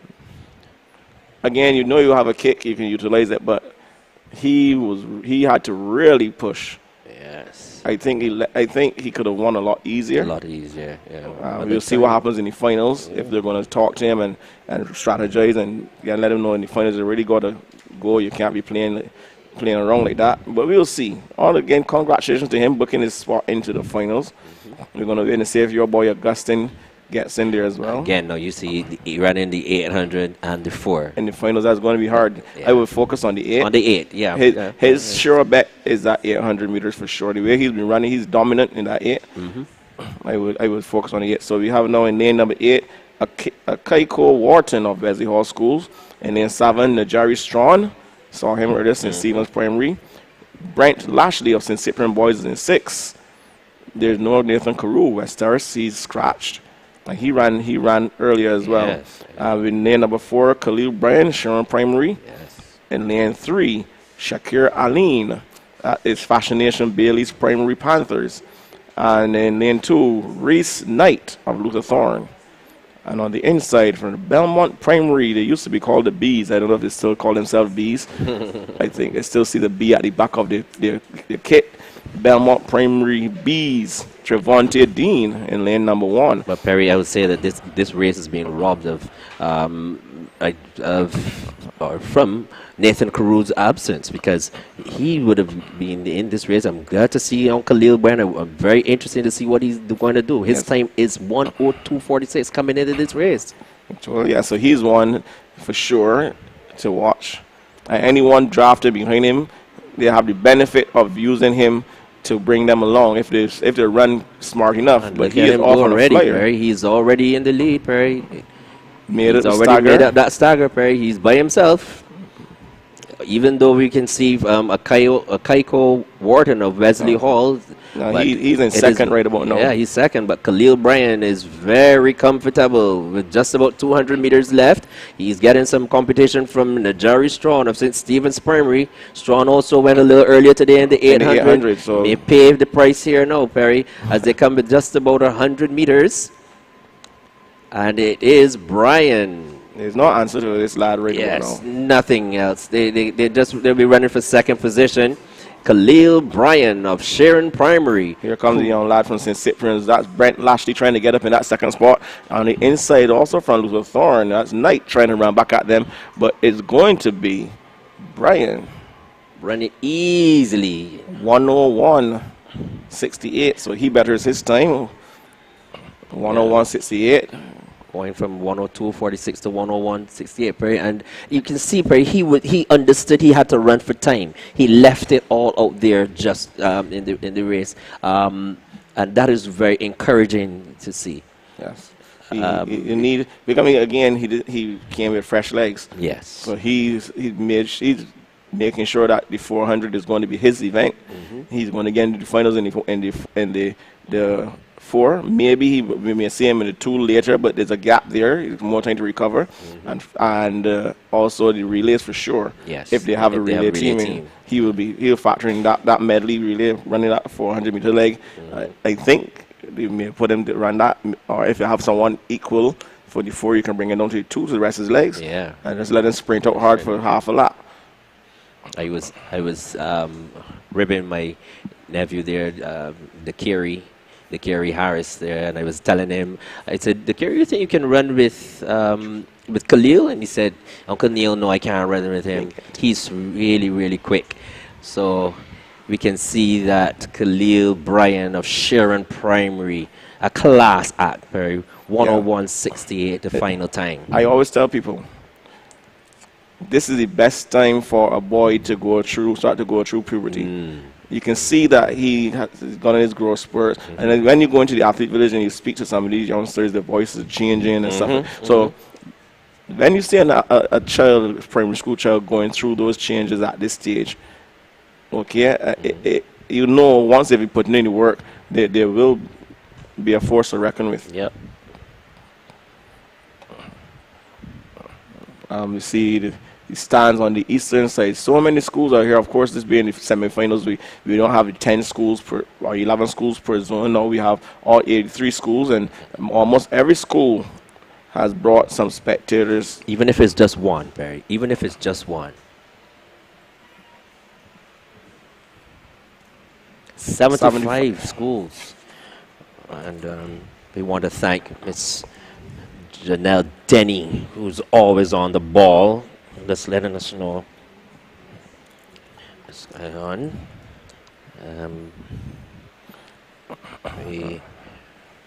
As we go now to We have some field events field going events on. is also going on. There's cricket ball throws. We have standing broad jump for the under 7 boys. The girls would have done theirs already. I think we also have the under 11 girls long jump. Perry, would this be the high jump?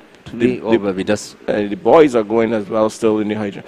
In the high jump, no, boys have their chance. The girls are finished? Yeah. Oh no, they're still girls. Is it? The girls are Is still it? jumping. Are they still girls? Yeah.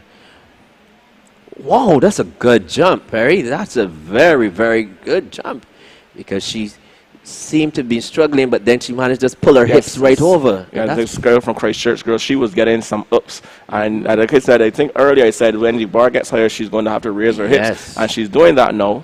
So we look at her again. She comes around, good.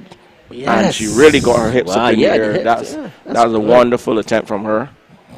At this stage, getting over the bar like that is so cleanly is extremely wonderful. She needs to get plant a little bit firmer and take off, drive up as we get ready for the first section in the on the 11 girls 300 meters. This one is going to be interesting. If we look at the times here, this is going to be interesting. We have in lane number 1 Serena Hope of St. George Primary School. 54:27 is her time. Tia Dorn of Korean Resorts Hilda Scheme. Let's start on the outside. From Deacons Primary, Brianna Rollins in 8. In 7, Alexander, wrong. Jarashi Alexander, West Terrace. That's Williams Industries West Terrace Tigers, 53. She ran a 53 point. And in 6, Zanaya Bruce of Eden Lodge Primary, 51.87. In lane 5, Ariana Clark of St. Bartholomew, 50.89. In lane 4, Jayla Corbin of Roland Edwards, 50.19. On the inside of there, in lane number 3, Celia Dorridge of Good Shepherd Primary, 51.86. Wow. Inside of her, in lane 2, Tia Dorn of Hilda Scheme, that's Korean Resorts Hilda Scheme Primary, 53.61. And on the inside, in lane number 1, Serena Hope of St. George Primary, 54.27. Yes. That young lady, very good perfect jump there from that young lady from Bethany Hall School. The same thing you said, she had a plant, and she did it. She did it. She probably heard me. I was watching it again. She really planted it, and she drove up. Yes. And that was nice. Well executed jump there. Perry, I love to see when athletes follow the instructions and so on, Perry. That's really good. I see here, Perry, in lane number 5 from St. Bartholomew, Ariana Clark. Yes, coming in with the quickest time. Second fastest time. Roland Edwards, Corbin is there for 15.19. And they would have both won their respective heats in their zone. So Ariana was the division champion on the 11 girls in zone 1. There they go, off and running, and these girls know they have to get up in there as the running is being done by Corbin on the outside there in lane number 4, on the inside lane number 4. On the outside in lane 6, we have Bruce of Eden Lodge. Also doing well, Brianna Rollins of Deacons Primary. Yeah, so Corbin, Clark fading. On the inside of her, we have from Good Shepherd, that's Dorridge of Good Shepherd. As these girls start to tie up and they come off the bend, everybody knows a lot to run for here. And it is Celia Dorridge of Good Shepherd. Here comes Eden Lodge. That's Zanaya Bruce in lane 6. what it is going to be from Good Shepherd, Celia Dulridge. So that's somewhat of an upset there. 49.26 very flash time. Yes. That's a good run. Celia Dulridge, and this the first of these timed finals. Under 11 girls chasing that time of 45.78 Perry, and she ran 49.26. Yes, Leanne Green of Wilkie Combat. She set that record in 2020. She's, of course, gone on to secondary school, and she's doing fairly well there in that arena as well. So looking forward to seeing her at BSAC. So let's look at this replay, and we're seeing that's Zanaya Bruce. She looked as though she had it sewn up, but then Dulridge of Good Shepherd Primary. Yeah, the thing was, look, Corbin looked really flat. She didn't go out. I saw her run in the zone for Roland Edwards, and she was off on a tear with that one. She was off on a flyer, but she didn't look the same today. But I thought there's Celia Dulridge, and I mean, she wasn't really striding out, but it's her I guess because of her height, it reminded me of a young lady back in our day, Sharon Newton from Commonwealth. Yeah, Sharon was very tall and never really looked as though she was striding, but she was going. Utilizing that straight length. Yeah, so we can see, well, she put it all there, so we now have our second section on the line. As we get ready for the second section, we have in lane number 1, Kayla Rogers from St. Gabriel's Primary. Lane 2 from Bailey's Primary, Lashana Garns. Lane 3 from St. George Primary, Ijarika Monter. Lane 3, Lane 4 from Trinity Academy, Kaya Warner Franklin. Lane 5 from Vauxhall Primary, Amaya Prescott. Lane 6 from Reno Weeks Primary, Akira Applewaite. Lane 7 from Wilkie Cumberbatch, Christina Ince there. And out in lane number 8 from Ellerton Primary, Keisha Waith, as the race is already on the way and running through from on the inside of Trinity Academy. That's Trinity Academy, yeah. Kaya Warner Franklin. She's in there with a 49.85 clock in. Stepping. Yeah, so they're really going to have to get up and catch her. She's going to take control of this one from the gun, and she knows how to run this. There she comes, and she's not the biggest of the competitors, but she arms pumping, makes up for it with determination and strength. As she runs down to the finish line, still pumping, still breathing. She's disdainfully putting them away with this one. Oh, stamping her authority and letting them know, if you want to win this, you have to beat me. 47.6 is the time, the flash time. 47.6. So she would have run a 49.85 and now 47.6. Wow. As competition still ongoing in the girls' high jump. Perry, I wonder. Yeah. There was a very good run there by young Warner Franklin there of Trinity Academy. It was very, very, very a very good run. Yeah, and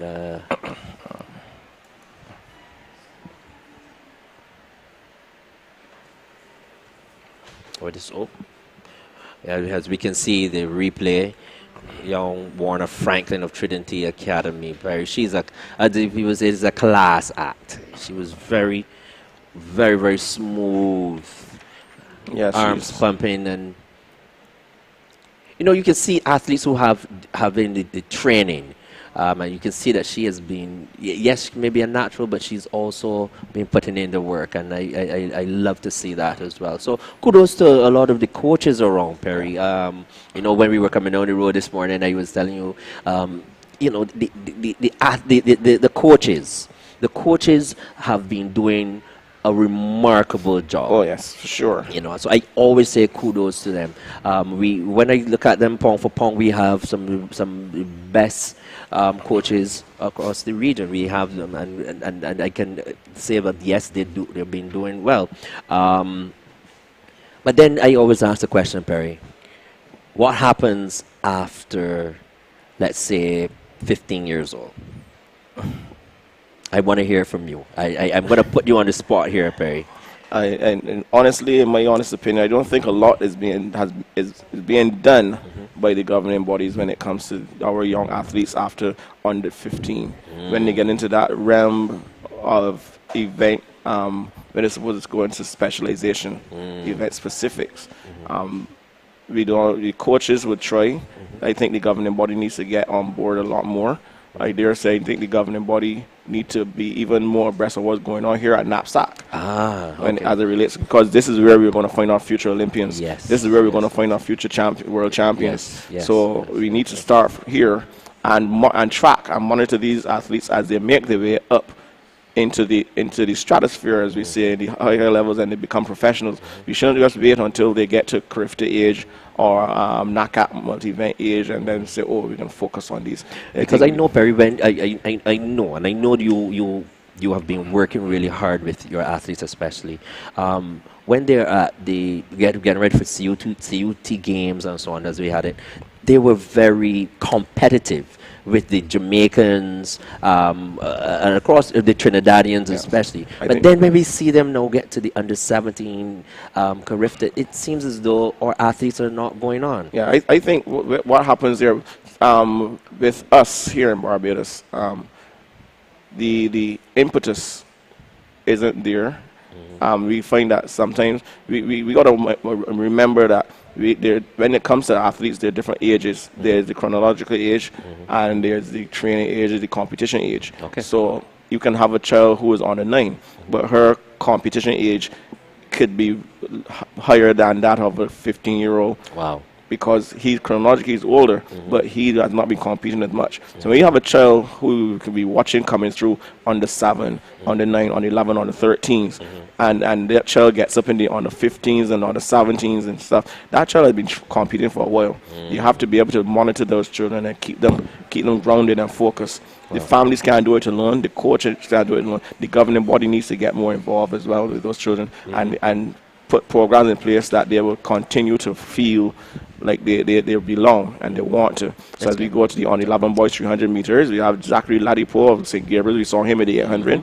We have Shaquan Brathwaite of All Saints in 2. Denai Graves of Good Shepherd in 3.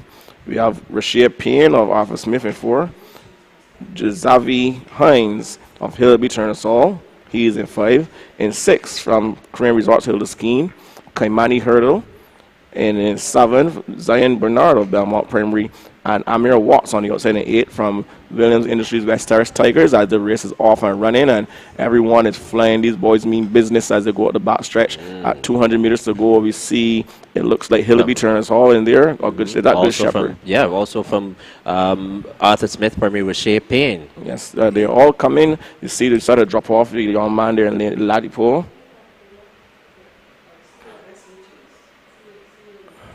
Yes, and we have the young man, Rasheed Payne of Arthur Smith Primary.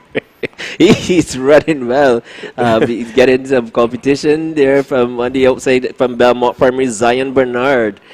But in the end, Arthur Smith Primary's Rasheed Payne wins it, 47.10. Yes, he came in with a 48.63. So Improvement on his time as well. Everybody's improving. All the winners are improving, and some of the also runs as well. They're improving their time. So that's good to see that they're really getting there. All right, so.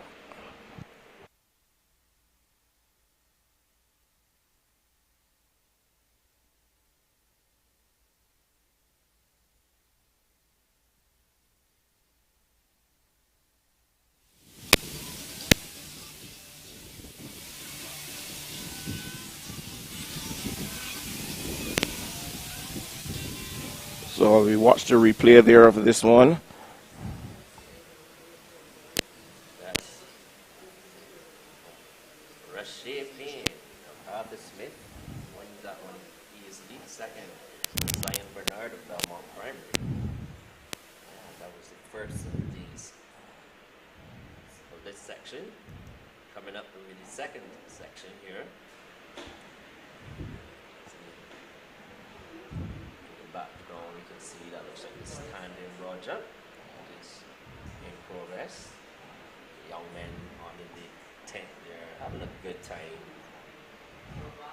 And the kids just here to enjoy themselves. They're having fun. I know you go out there, you see those on the sevens out there doing. They're just out there to have fun. Having The fun. smiles on their faces. They're Yeah. making friends. They're trying to learn as much about the next person next to them. You Yeah, know, what's your yeah, yeah, name? yeah. Where you live? What school you from? Oh, I got a pet dog. Oh, I got a goldfish. And the conversations are so amusing. And they're enjoying themselves. Yeah, Right? so session 2 is ready to go on the line.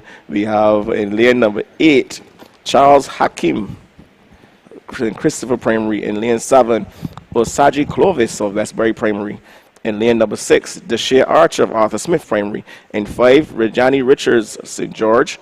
In lane 4, Natari Levine of Hillaby Turners Hall. In lane 3, St. George Lions, Rajay Toppin. In lane number 2, Ada Costa Edwards, Shondal Maynard. And on the inside from St. Catherine's, Khalil Brown. As they are off and running first, and they're going very nice, easy up the back straight to see Archer of Arthur Smith taking him out now, and he has tracking on his inside. Looks like the lad from Hillaby Turners Hall, that's Levine. Archer and Levine. Levine is getting the better of them at to hit the 150-meter mark right about now. It's Levine taking over. So this is Natari Levine of Hillaby Turners Hall. The rest seem to be fading, and Levine is really starting to stride away. The lad from St. George on the inside as well. That's Topping from St. George Primary trying to get up in there, but it's going to be, all things being equal, looks like Natari Levine, he would have come in here with a 47.41 clocking. And he finishes now 46.56 is the time. St. George is Topping, with Jay Topping is their second. But no disputing who the champion of that one is. That is Natari Levine. 46.57 is the official time for him. As we welcome the chairperson of the NAPSAC Organizing Committee, Ms. Janelle Denny. Ma'am, welcome. Good afternoon, Perry, and good afternoon to our viewers. Oh, it's afternoon already. Oh, time flies when you're having fun. So you've been all over the arena today. What are your expectations? The energy is today? electric. Yes. Everyone seems to be enjoying themselves. It's the place to be today. Yes, it is, and I think persons are logged on by the virtual fact that they can't get here. I saw something interesting. We were commenting on it when the camera panned across, going the bottom bend over by the entrance where the athletes come in. A screen. Yes. Yes, let's talk about that innovation. NAPSAC is always coming with something different all the time. Yes, we were being asked by the media constantly what we are coming with this year because we're known for, something new. And as you know, the layout at the Usain Bolt complex is not really conducive for the athletes to be really able to see what is going on. And we were able this year, with the help of our sponsor, ACT Solutions Inc., Mr. Dwight Waite, many thanks to him coming on board and assisting us with this initiative. I have to say it is heartwarming. As I said, during the zonal stage, the assistance that we have been getting from Corporate Barbados to really take NAPSAC to another level. And the students, the teachers, everyone that was in the Athletes Village, they were locked on.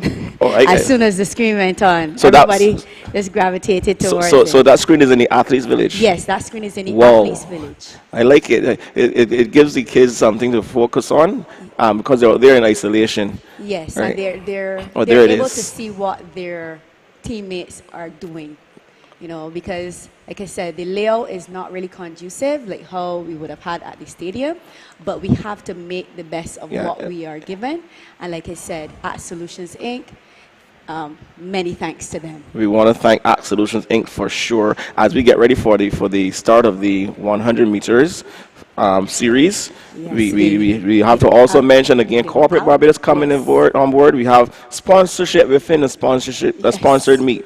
And these 100 meters on the 13 girls for sure, sponsored by Alcalado Glacial. So thanks to Alcalá Glacier for sponsoring the under 13 girls 100-meter dashes.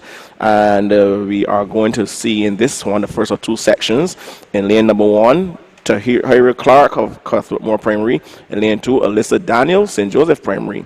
In lane 3, Salil Bascom of Providence Elementary. In lane 4, Jada Scott of Crane Resorts Hilda Scheme Primary. In lane number 5, Shania Carrington of Wesley Hall Schools.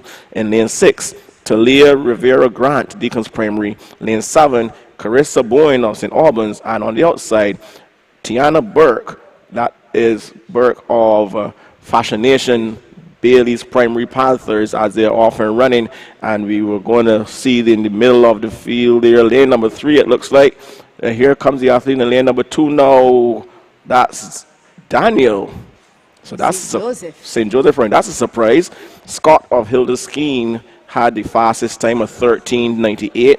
Don't know what quite happened there, but I know for sure the athlete there from Providence Elementary, she lost her rhythm. And we're going to watch the replay. Oh. And we know that a lot of the athletes are plagued by this flu virus that's going around, so that could be her issue as well. But we saw the athlete there from Providence, and right there she lost her stride pattern right away, and she has qualified. She is qualified. So she can take care of that and clean it up for the final. Yeah. So we wish her and all the athletes well, and we know that she would have. She had her eyes on that finish line, and I think these things just happen. So when you went to the athletes village, you're going back to this screen because we didn't have that before, and I like it. First time that we've ever been able to do it. So you went in the athlete village and you said everyone was glued on to that screen. Yes, because some people they noticed it, but and they came and they asked the questions, and we said, well, just wait and see, and then we had the welcome photo, and then once they saw their teammates on the track, everybody just gravitated towards it. Yes, because we know on that mound we normally have kids who go up on the mound. We don't really like them up on that mound. So that's a very good initiative for safety reasons and also information, because as a PE teacher in there, you can see how your athletes are performing, and you can, when they come, you can speak to them and get it corrected for the next time. So on the second section of the Alcolata Glacial on the 13 girls 100 meters, let's welcome in lane number 1, Jacada Skeet, Gordon Greenwich Primary. In lane 2, Miracle DeCosta, St. Paul's Primary. All Saints Aaliyah Redmond is there in 3. Rajada Hines of St. George Lions in 4. From Crane Resorts, Hilda Skeen. That's George Lammy. Oh, that's George Lamin. Oh, yes. I'm so sorry to George Lamin. George Lamin, Rajada Hines. Yes, of course. And lane 5, Renisa Hold of Hilda Skeen Primary, Crane Resort, Hilda Skeen Primary. In lane 6, Deshera Critchlow Grant of Bear Primary. We were having a ball here with this one because she doesn't have her last name. She just have her bib number, Tia of Gordon Walters Primary, and Rajada Nerve of Christchurch Girls. Of course, we have... I have that message, Mr. Thor. They're on the starting starters.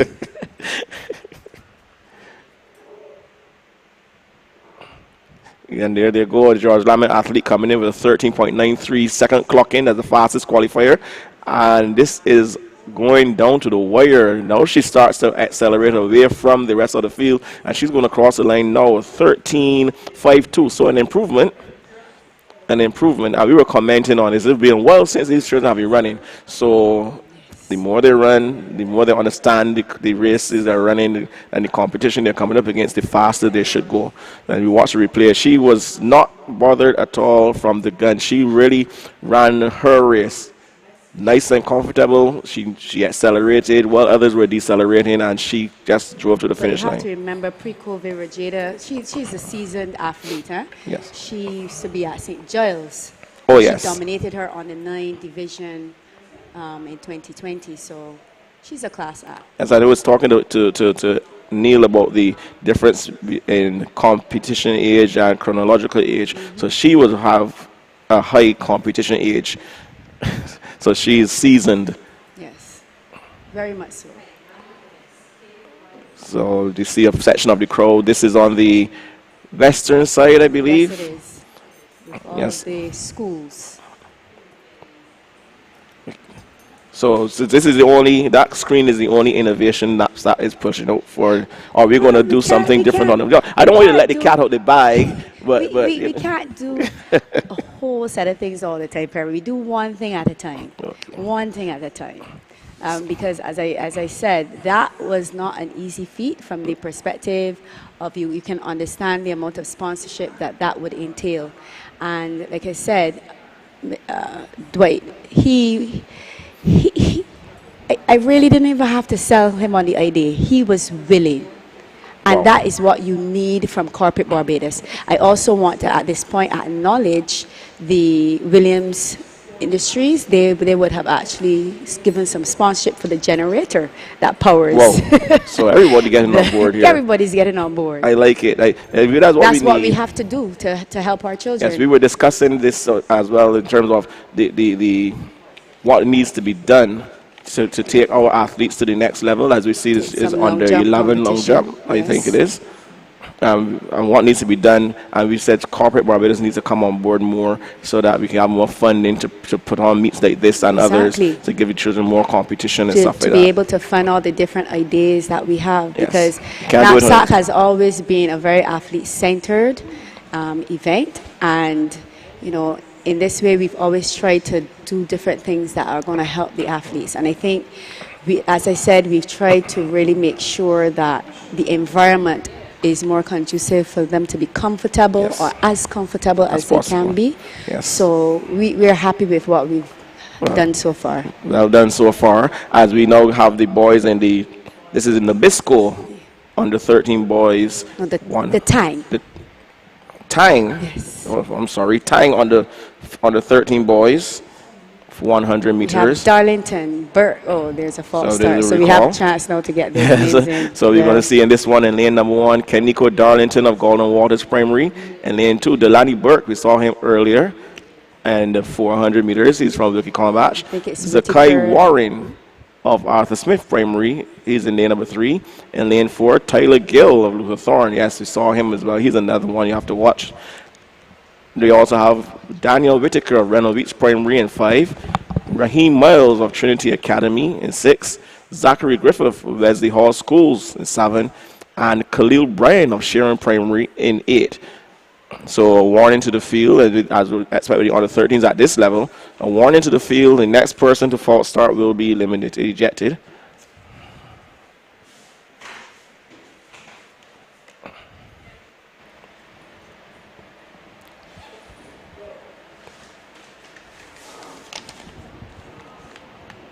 And there they go, off and running this time. Yeah, it's looking very tight there, Yes, but the this lad from Lupaton. Gill. This is going to be Gill winning this one. Close on the outside. But Brian of Cheryl was closing. So Gill takes first blood in I the. have to admit, Perry, I'm a bit biased here because Lupaton is my old school, and I really love this little boy, Gil. Yes, he's a class act. Yes. I mean, look at it. Look at that. Focused, determined.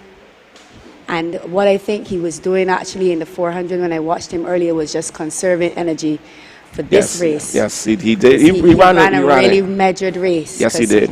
He only made sure that he wanted to qualify. I think he should have opened up a a little little earlier. bit more on the back stretch. Right. Yes, But- I agree, because he let the lad, I Get can't a bit remember, from Reynolds Weeks get a little too far ahead. And he had to run him but down. Yes. But But I that is- like him. I love Yeah. him actually. That's Gill winning the first of the Nabisco on the 13 boys 100-meter dash. Thanks again to Nabisco as we go on to the second section. In lane number 1, Jasir Moore, St. Mary's Primary School. In lane 2, Malachi Sargent, St. Lawrence. I know St. Lawrence has a big contingent of supporters here. In lane number 3, Shamari Roach of All Saints Primary. In lane number 4, from Wesley Hall Schools, Rajan Ford. Luther Thorns, Caleb Davis is there in 5. This is George. No, he's not there. From George Lamy. Straker from George Lamy He's seems not to be there. scrapped. Boaz Straker. Maybe one of those children who have been affected by that flu bug. Seth Franklin is from Ellerton, is in 7. And Jamali Ford of St. Christopher Primary in 8. I think Ford may have the advantage here, but we will see. Yeah, Ford comes in with a Because 13:26 clocking, but it's very close there. Davis has a 13:45, and on the inside of him, Roach 13:61. All of these athletes at one went under 14 seconds as they're up and running, and it looks like Davis trying to get away, but here comes Roach. Roach using now, those long strides. yes, using them well. It's going to be Roach. Very much so. 13:01. So he's going to be in the finals for sure. Yes, most definitely. I think followed by Ford, and then Maybe Davis is there as Davis. well. But Roach, a big lad. I was telling Neil, it's the best time to go through puberty when you're in class 4 under 13 and you are a NAPSAC. You're going to have more testosterone than most of the boys. And if you Yes. put any work and the training, you are going to fly. We saw It that is with true. Ethan Hart and company. Every year we see one or two athletes that. We also had the young lad, I can't remember his name. We ran, the last year we ran NAPSAC at Usain Bolt. Josiah Cato. Oh, yes. Yes. Josiah Cato is the name. So he was head and shoulders above the rest of the kids.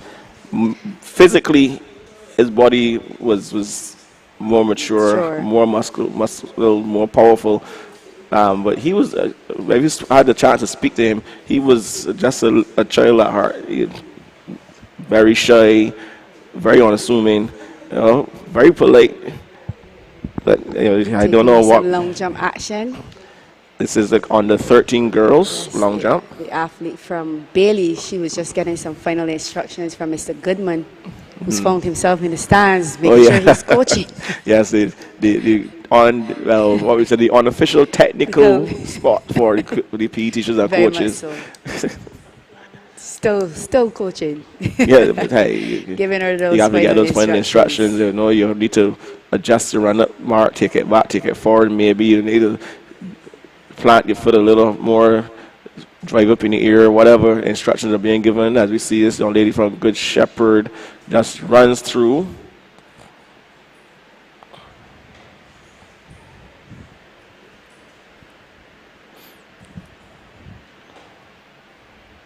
So a lot of activities, a hive of activities here at the semifinals. The Chauffette Frosties NAPSAC semifinals for 2023.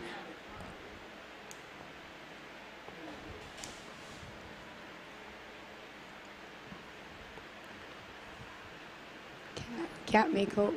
I'm not sure what school that is, but I think her height, she got a good height, but she needed to extend the legs in the air so she can get more distance in that jump.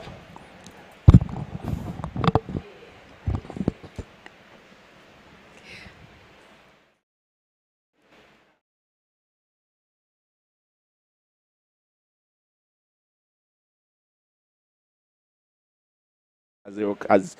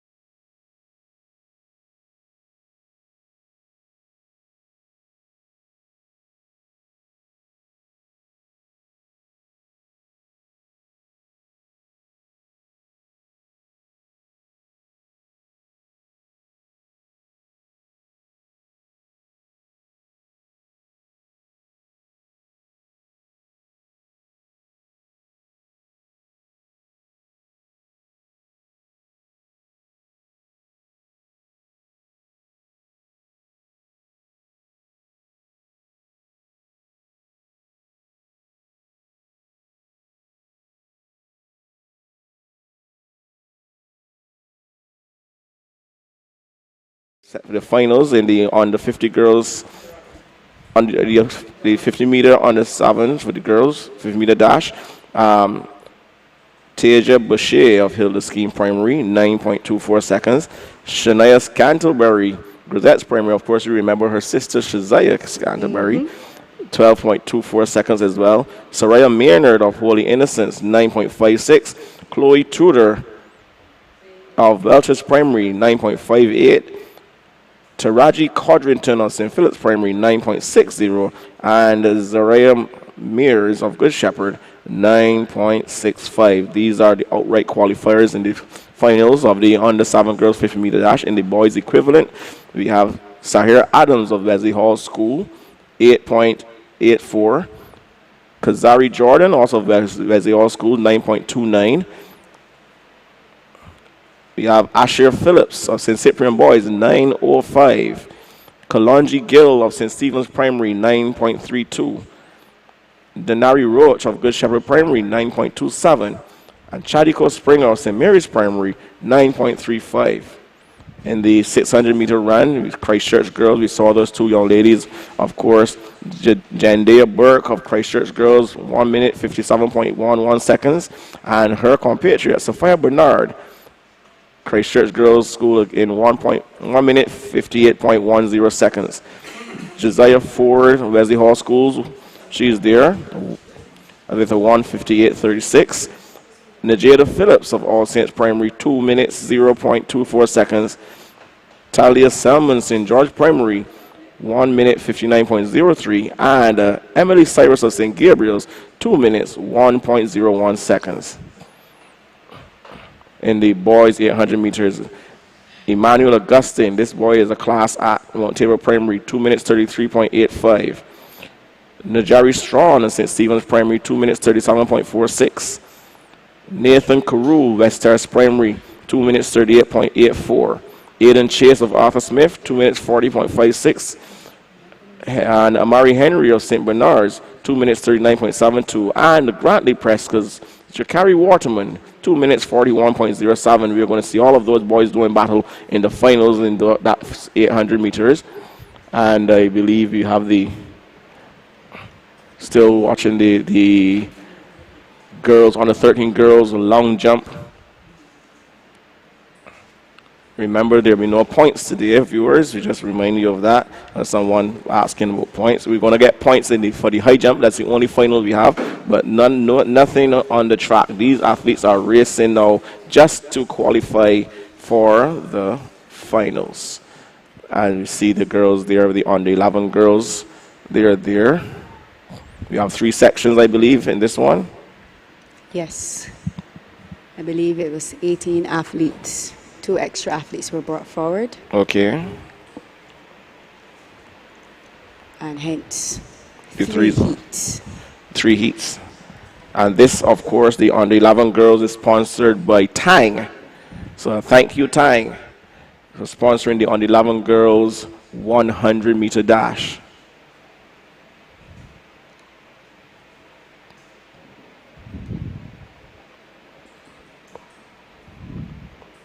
As we see NAPSAC evolved, we're seeing more of these suits, the running suits and stuff coming out.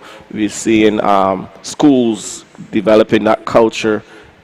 That I must say, we have to say thanks to those pioneers in terms of the culture, the Charles F. Brooms and the West Terrace Primary, yes. And then all of the other schools, the successful schools in the zones and in NAPSAC have started to buy into that culture with the running suits or the change in the running gear, even if it's just a different color T-shirt. The key word is support. And to get this, they have a supportive environment. Yes, so a lot of schools need that. Good things will happen. So each school needs to do the same. It's easier said than done. Yes, it is true. Because we have to first have a cohesive unit at the school. Vision, yes. And everybody has to share the same vision. Principal, the teachers, the PE teacher, the community, the parents, everybody has to be on board in order to make sure that they're able to really motivate these children and have them focused on the activity. So we saw that happen with St. Albans the year they won the boys. Yes, the Honey Badgers. The Honey Badgers. Complete transformation of the school. The principal and every member staff was on board. Everyone was on the same page. The public, the community got involved behind the school, and that was a wonderful sight to see. Exactly. You can have the businesses that are near to particular schools. They can seek out to how they can support the schools. Yeah, so we see the first section getting ready. And lane number 2, Zariah Yearwood of St. Albans Primary, In lane 3, Nyla Fitzpatrick's Blackman of Wilkie Convatch. In lane 4, Kalia Kerwin of Williams Industries West Terrace. She comes in with a time of 14.55 seconds on her outside. In lane number 5, Naya Gooding of Good Shepherd, 14.84 seconds. In lane number 6, Remaya Wilson of Vauxhall Primary. And in lane number 7, Renaya Cox of Grisette's Primary rounds out the field in this first of 3 sections. They're chasing, of course, the NAPSAC record, 13.45 seconds, set in 2011 by Rhea Hoyt, then of Westbury Primary.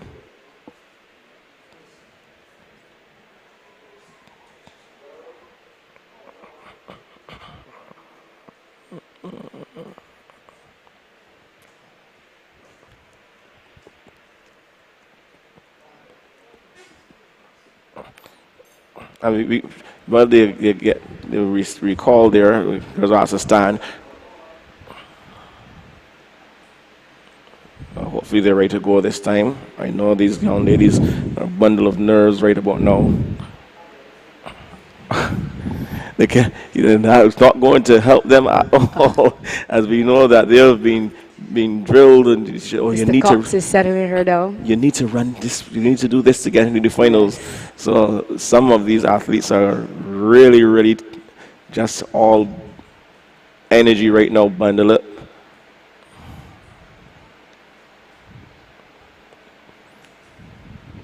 And looking at how the athlete is angled as she goes down, which is indicating that she may run the curve instead of running straight.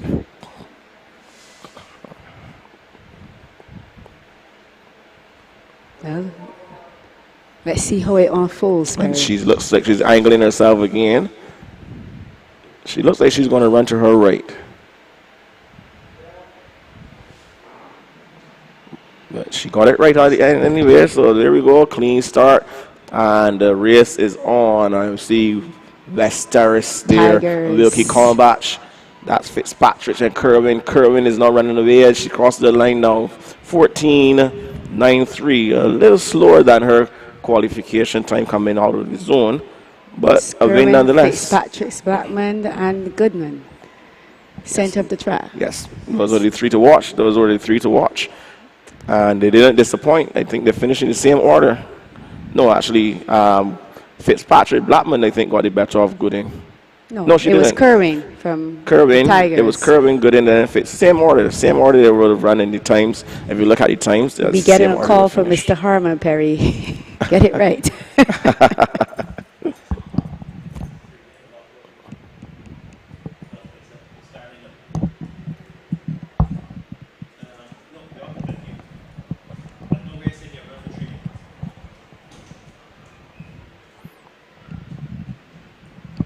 So we see the replay here. Kerwin, she had a wonderful start, and when she got up and she was running, there was no catching her at all. She wins the first of 3 sections, the tying on the 11 girls 100-meter dash.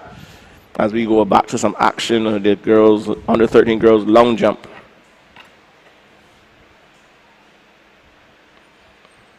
I think that's for Jada Hines from George Lamin. George Lamin, yes. She looked a bit frustrated as she was landing. Something probably didn't go quite right there. She's not pleased. Something, like I said, when an athlete, no matter the age, has the understanding of their event and they have expectations for themselves, they tend to be super critical of their performances. So it's not only a win, but I need to jump X distance. Well, everybody's looking to get that coveted spot right now. So. Oh, yes. You want to get into the finals because the more athletes you get into the finals for your school, the more points you get. In terms of contention for the team title. Right. But still, individually you still want to be on the top of the table, on the top of the mountain in your age division as well. I think, too, in terms of Rajada, I think she is going to be in the 1, the 2, and this long jump. So she may be in potential for that victory, you know. If you get all 3 of them into the finals, you stand a chance of getting those points that will put you first as division champion And then, of course, as Victrix Ludorum. Just had a, I think they're on to their final jumps. Yeah, so each Just athlete. had the athlete from Crane Resort Hilda skiing. And these were what we would consider the multi-eventers. Yes, I dare say our true multi-eventers are at NAPSAC are the under 7s and under 9s for sure. They tend to. I like to make sure I mix up my athletes. I don't care how fast you can run. I want you to do at least one field event. So we're going to work on the field event. I think at this stage they need to, and take into account also the scheduling. Yes, agreed. But I think at this age too, we have to see all of the age groups as multi. As multi, Get this is them- their multi. This is get what they call the them multi-event moving, age. get This is them their moving. age for multi-event, and only after they become like on the 7, you start to go event specific, as we were discussing Neil and I earlier, and that is when we start specializing in events. So while we wait for the next 2 sections of the tying on the 11 girls 100 meters, I think I may be able to pull up the high jump results that were contested this morning. Yes, I believe the boys high jump, is it still, I There was believe it still might be and we have high jump. happening right now. Probably it was still going on at one point in time. So let's see. Yes, we have them here. Yes. Again? Yes, boys going on still. Boys still ongoing, and that young lad there from Fashion Nation Bailey's just jumping. The Vauxhall athlete now getting it. So we see here, wow, interesting times. Interesting. Wow. Heights, very heights. No, I mean interesting times. That's it today. Time Oh, signs of okay. the times, not the heights. We're back on track. We're back on track. So let me get back on track with this as well. And we get back here with the lane assignments for the second section.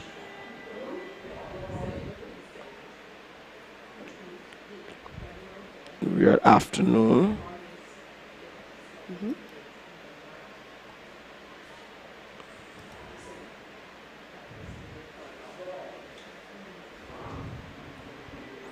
As there they go off and running.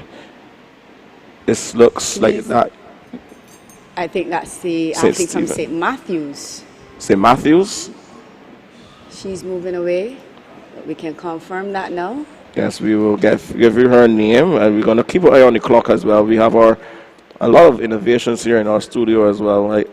I must commend NAPSAC for everything that they've put together here so far. As you know, Perry, the technical team is always hard at work. Yes, we must give credit where it's due. It's the backstage portion of NAPSAC, but it's very, very critical. Yes, without them, NAPSAC would not be as efficient. And I dare say, I keep saying this, and some of my secondary school compatriots get a little offended, but NAPSAC is the premier track and field meet for schools in Barbados. BSAC is nice. I love BSAC because you have your school pride and stuff like that. And that was Anara Aline Toussaint of St. Matthews who ran away with that one, as we see a young lad there. From the West Terrace Tigers. Williams Industries, West Terrace Tigers. Interesting technique there. It wasn't quite a flop. It wasn't Actually- really a roll. It was something Actually, in I just between. think he rushed a bit. Because I saw him jump before and he was smoother than that. But Yeah. I think this is going to be a very keenly contested final here. We have I think this is the lad from St. Winifred's. Yes, and he got it all wrong there. His approach to the bar. I think the majority of the boys had cleared at least 1.3 in qualifying. So it's going to be very interesting to see. Remember this youngster here from, Yes, from Fascination. he's the record holder for his zone. Yes. From Fashion Nation Bailey's, and I like that approach. The bounciness as he Yes. approached the bar, that Yes. shows that this young lad knows what he's about. Yes, and very comfortable. Yes, And you confident. can't waste your energy at the The lower heights, The lower no. heights, you know. So we move on to this is section 3. Is this section 3 they're going to? I believe. Yes. Section 3, yes it is. We have Zerashir Aline of Williams Industries West Terrace Tigers in 1. As again, another athlete flies over the bar and the other 13 boys. Under the open boys high jump. In lane 3, Kaylee Hart of Good Shepherd Primary. In lane number 4, Kaya Warner Franklin of Trinity Academy. She is the one to watch, 14.44. Ijerika Monter of St. George Primary comes out of 14.94. She's in 5. In lane number 6, Decasia Waith of Ellerton Primary. And in lane number 7, Rashana Holder of Hildeskeen. Remember, the record time is still 13.45 seconds, set in 2011 by Rhea Hoyt of Westbury Primary.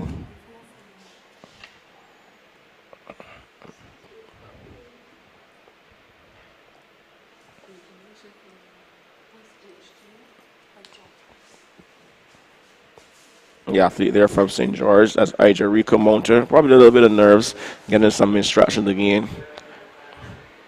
Another innovation, another change I'm liking is the fact that most athletes now are wearing shoes. Most athletes are wearing the track shoes. We saw that evolution. And there they go off and running. This is third and final section in the tying on the 11 girls 100 meters. And that's like Warner Franklin. Yes, Trinity Academy has a star, and her name is Kaya Warner Franklin. Remember her? I tried to remember what school she was at before. Then she was at Charles F. Brooms, right? And she ran a 14:09, so she bettered her time of 14.44. I guess. Wearing of shoes should be standard, but sometimes children don't feel comfortable with them, or they might not be able to afford them at the school, and that's why again that word support. Support that I remember there was a lady who would come to St. Bartholomew Primary and donate second-hand shoes, track shoes, and softwares, which I would give out to the especially softwares. You don't have a pair of shoes for PE, take them. You can have them, and I want to say thanks to her for that. Andrea Whitehead was her name, as this youngster easy scissors technique, a nice scissors technique at this height. Yes, that's Crane Resort Hill Skiing. That's yes. Hawks are supposed to fly and soar. So let's see what happens here. Interesting. Yes, another hawk coming up.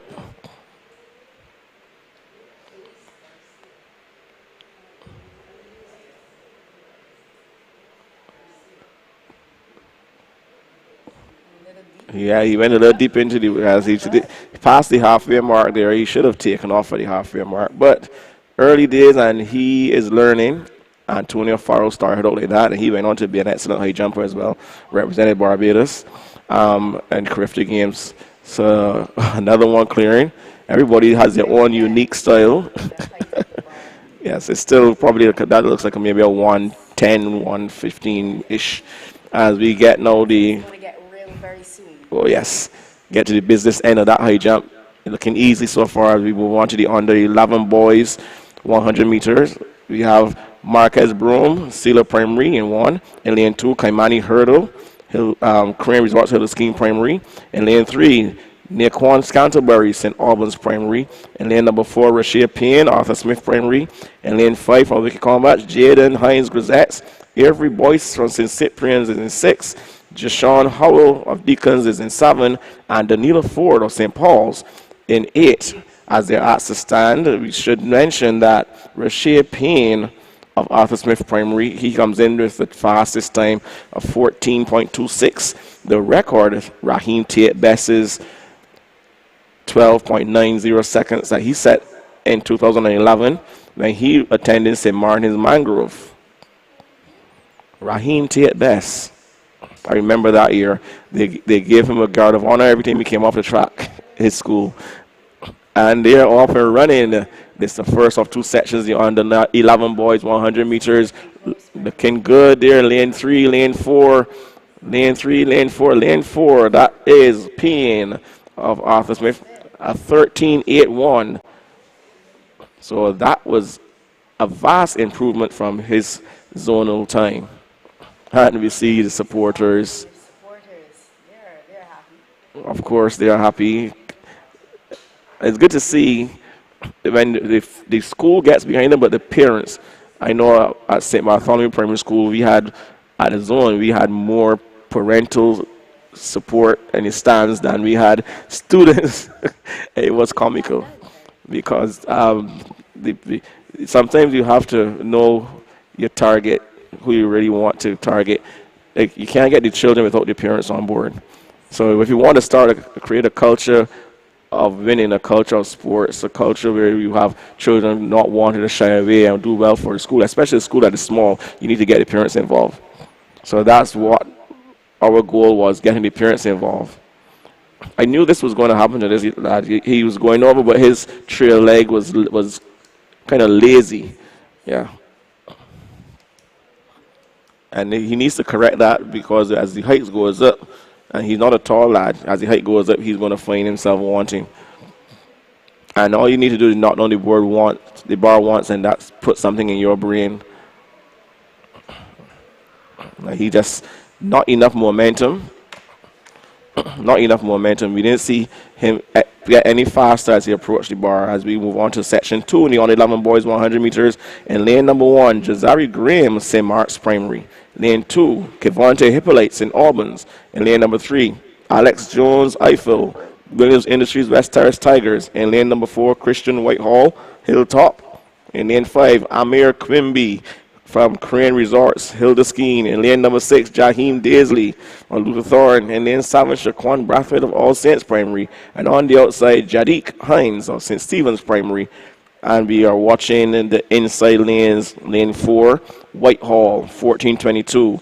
5, Quimby, 1451. Lane 3, Jones Eiffel, 1460. We cannot leave out lanes 2 or lane 6 as well. So this one, on paper, is going to go all the way down to the wire. Yeah. If Whitehall runs the race that I know he can run, this is Christian Whitehall, he will be the one. He will win this one once he runs that race. He looks very unassuming. He looks very unassuming. You know, he just there standing up. I saw him in the Athletes Village when there's on me. I like to watch the Athletes Village. So see, the other guy got it right from this the same youngster from Williams Industries. So he got that lazy trail leg out of the way, and he got up. As we get ready for the start of the second and final section in the under 11 boys 100-meter dash. And there they go, off and running, a clean start there. The battle between Quimby and Whitehall. Whitehall and Quimby. Whitehall is flagging. Quimby is going away from it. Here comes Whitehall running back. He's coming back and on the line. I think it goes to Quimby, 14-16. It was close. It was very close, I think. Things for Whitehall to work on. I think he was wobbling a bit. Yes, his start wasn't as fast, and then when he tried to go, Quimby is traditionally very quick starter. right, when he started to go, his stride pattern, he lost his stride pattern. This is Whitehall, and he started to run with a more open leg stance, and he was like, The word of the day, pressure. Because I think because Quimby got out very quickly, it put him under pressure. See, if he would, I don't think he ever really came up and ran tall. So no, he was down. He never really got up to really drive up. He had a pretty, it was slow start, reaction, sorry, but his drive phase was okay. And he got up and he saw Quimby in front of him. His whole race went to tatters. And that was it. As we see these boys now, this young lad from St. Winifred's, I believe, now he's under a little bit of pressure again. As we said, he would have taken down the bar. Oh. he cleared 1.3 easily. We're still waiting for some information in terms of the height of the bar. Yeah, well, he's reaching for the bar with his hand. Yes. That's usually a telltale sign when you're under pressure, you want to get up. I heard Mr. Harmon, and he was practicing, shoot the hands up. It was his children, so maybe he needs to shoot Shoot their hands up. So here he goes again. This will maybe his final attempt, I believe. Oh, this is a replay. And we see he's reaching for the bar. He didn't drive up at all with the arms. He didn't get the leg up. He just tried to go to lean over the bar. But of course, you need to get some height and momentum. As you see the Blackman and Gollop posse briefly there in the eastern stand. They have their flags. They have a big wash basin. There are all kinds of things coming out for NAPSAC. The schools are really enjoying themselves. Oh, yes. As these are the under-9s. Under-9 girls. They put down the cones to help these youngsters transition. Because most of these under-9s would have never run at all. And when we had NAPSAC proper, most of them would be coming from under 7, which is a 50 meter. So this crossover, the curve lines is something new to them and new for them. So they need to get them situated. I'm only seeing 7 athletes here. No athlete from Deacon Primary. As they get final instructions from this start team. And here we see the youngster from, and he clears it now. Going still deep into the bar. Both of these West Terrace Tigers going deep into the bar. That's dangerous on many accounts because you can knock down the bar or you can hit your foot onto the outright as well. But nonetheless, that young lad there from Crane Resorts, Hilderskin, still scissors in. As I remember at law school when we were learning to high jump, Matt Fingal would tell you scissors till you're dead. No, he's going to the bar as a hurdle. So he's not running an arc at all. Neither a C or a J. This is unusual because he had the technique down pat. I think some of them have to understand too as well when they're running this and the bar goes up, they need to go further back and further out. So we now have the first of 2 sections in lane number 1, Amaya Prescott Downs of West Terrace Williams Industries West Terrace Tigers. In lane 2, from St. Matthews, Anaya Sandyford. In lane 3, Malia Fields of Reynolds Beach Primary. In lane 4, Azaria Toppin of St. George Primary. In lane number 5, Amora Aline St. Bernard. You have to keep an eye on her as well. In lane number 6, Deshaunte Clark of Bailey's, that's Fascination Bailey's Primary Panthers. In lane 7, Naisha Rudolph Thorn. And in lane number 8, Sapphira Bovell of Deacons Primary. All eyes will be on the inside lane number 4, Toppin, 1644. And St. Bernard's Amora Aline, 1652. With the big yellow bows. Oh, yes. Stand out. Yes. You must stand out. And there she goes off. A good start from her. The St. George athlete had a very bad start. And Amora Aline is not looking back at all. As you see, everybody's looking across at her. The young lady in lane number 3 has an unusual running style. Her arms not really doing what they're supposed to do. But nonetheless, 16.79 slower than their qualifying time from the zone. It all went wrong for the athlete from St. George. If you could see that replay again, as that youngster from Vauxhall Primary failed to clear the height. If you watch this replay, St. George athlete, she had difficulty running within her lane. And then she ended up in Aline's lane. She went back into her lane. The athlete in lane number 3, her arms are not driving at all. That's going to help her propel. But nonetheless, with head back Alice, Shelly Ann Fraser Price, the young lady there, Amora Aline.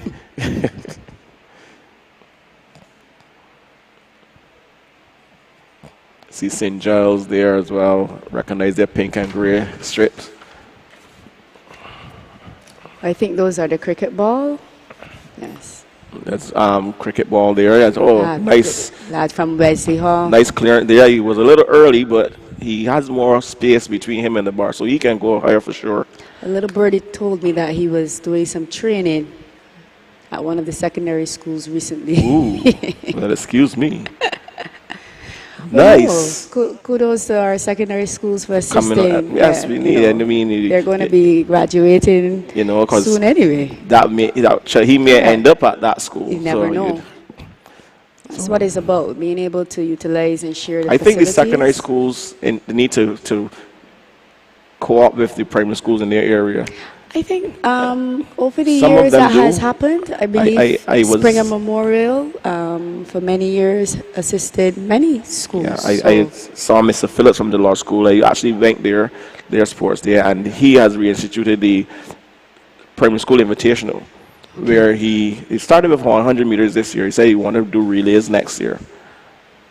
Nice. See, he got rid of lazy leg, and he's up and yes, flying now. So I thought that was it very may be good. that the bar is higher, so he knows he has He has to to go. go. This youngster here is one I'm watching though. Yes. Too easy. And he isn't arching his back or anything yet. We saw him doing that as the bar went higher. So he knows how to transition as the height goes. So it's good for him. He's one to watch as well. So when we look at NAPSAC now, we now have also introduced shot put for a few years now, Well, from 2020. right? We have shot put. We have high jump. What other events do you think NAPSAC is looking to introduce at this stage, the developmental stage? Or do you think they should keep it at this amount and no more? Well, it's something that we have to discuss with the PE teachers, but we have to also be realistic. One of the items that came up for discussion was hurdles, but it's a case where, in terms of access and being able for schools to get the hurdles in order to train their children properly, I mean, you can use shorter hurdles to introduce children to the rhythm, Rhythm between right? hurdles. The rhythm. But if we really want to take it to another level, we would have to be able to have the hurdles so that the children can. And I'm not sure yet that that's something that we can invest in, because we have to be realistic in terms of the finances. Hurdles are that would expensive. affect, right? But it is something that can happen in the future. I remember years But ago. it would take some, it would take a little while for us to carve it out and see. Yeah, but there's room for scope and room for addition of other Of events. course. And I think that's what makes NAPSAC the media is the brand it is. Everyone always waits to see what will happen next. And if no new events are implemented, then of course we bring different innovations Well, like the screen in the a new athlete event village. may be coming, See. but in a different age group. Okay, there you go. Well, we were looking forward to hear about that from you guys. Once you all hash out the logistics. Well, remember, we still have to have our postmortem with the teachers, because obviously we have to look back at what we've done this year. And I keep saying to persons, even when I would have talking to PE teachers this morning in the athletes village, we're using this year as a way to gauge where we're going to go, because remember, we did all our rebranding efforts last year with the 20th anniversary celebrations, and now because we have our new 8-zone format this year, we have to see what comes of this, take the notes, the copious notes, and make sure that we are able to have the requisite dialogue with everyone, and then move forward for 2024 and take it a little higher. That's one thing I love about NAPSAC. The Yes. teachers, the PE teachers are always involved with what is going on. They're always informed, and they are given a voice. Yes. Are given a chance to voice their concerns and hash it out. But I'll tell you, I always remember Mr. Harbin. Mr. Harbin, our former chairman, he would always say, bring the ideas. Bring the ideas. Bring the ideas.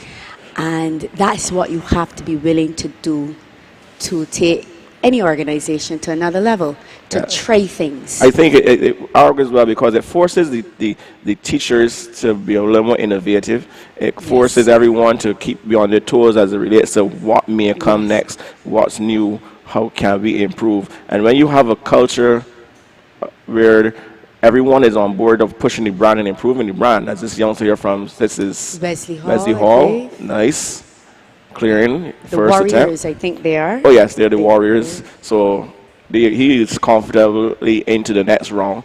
And as I was saying, if you get PE teachers on board, that culture where everyone knows it is about the children, and we need to step up to make it even better for the children. Correct. We grow in leaps and bounds as NAPSAC has done over the years. Because as I said, we're a very athlete-centered organization. We're always looking for what can we do for the children, what more. And I'm very happy, like I said, with what we've seen. And I mean, like I said, outside the atmosphere is what we know of the NAPSAC brand. And, you know, we can go from strength to strength. Not putting you on the spot, you know, but I was. You are. No, not quite. Go ahead. You know, you can feel these questions very eloquently. I was over in the eastern side, and there's a lady who, she is an avid NAPSAC supporter. You probably know who I mean. She's at every zonal meet. She never misses a semifinal. Marcia? Yes, and others were there. And some comments came out the relay festival that you have put on, and the question was, will there be something like that this year? That will NAPSAC be putting on something like that, or maybe a little different, or like that? Any relay, anything coming up with NAPSAC for this calendar year? What I'll say, Perry, is that if Corporate Barbados is willing to sponsor an event, we can put it on. It would probably have to be done, let's say, just before the end of the school year.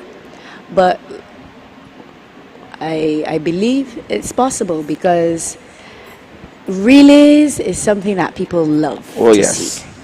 Right? And it's the one event that, you know, brings the individuals together in track and field. And you know, in the absence of the Barbados relay affair, right. You know. So I mean, any version of it, and over the years, I have to say, in the work that we see the PE teachers and the schools put in to really making sure their relay teams are on point. You know, we always have very competitive relay races.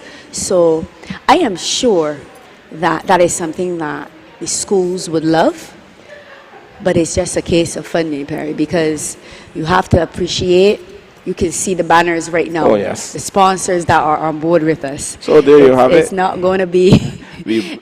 As a plug for more Corporate Barbados to get on board as we get ready for because we have the technical ability. Yeah, the second section on the 9 girls, second section as it stands. So let's give you the lane assignments quickly. Arthur Smith Primary, Renisa Bob Wiltshire is in 1. Deshea Thompson of St. Luke's Brighton is in 2. In lane 3 from Blackburn and Gollop, Aria Clark. Rosalie O'Neill of West Star, Williams Industries West Star Tigers is in 4. In lane 5 from Crane Resorts Hilda Skeen, Sakari Small. In lane number 6, Zaria Buchanan, St. Mark's Primary. In lane 7, Jalea Williams, Wesley Hall. And in lane number 8, Gemini Hunt of St. Martin's. Mangrove? Most likely, I think. Because the other school has been renamed, and it has been Randall Weeks. It is. So...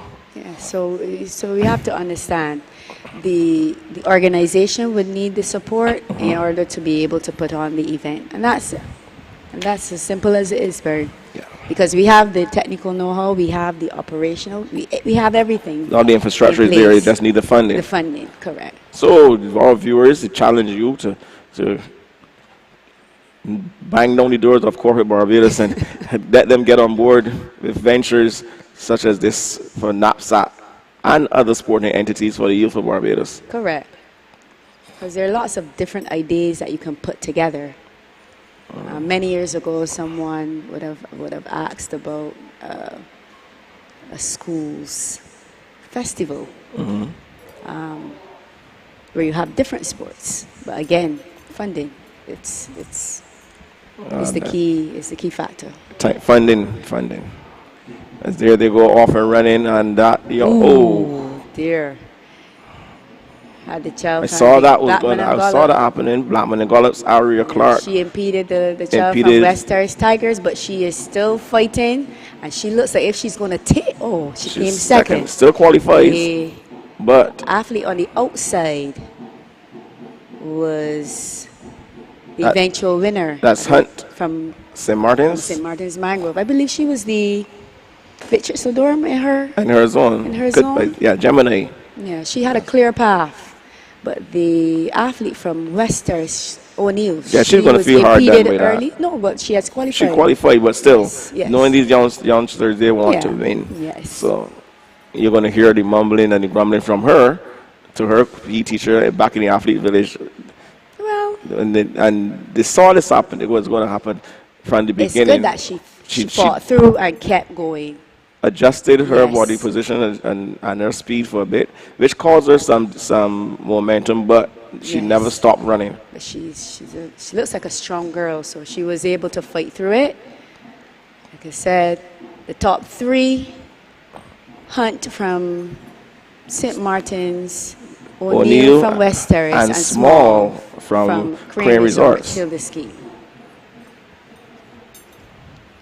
We'll see how it goes in the final if she has a clear path. Yeah, well, she should be coming out now with fire in her eyes, trying to say, you know what?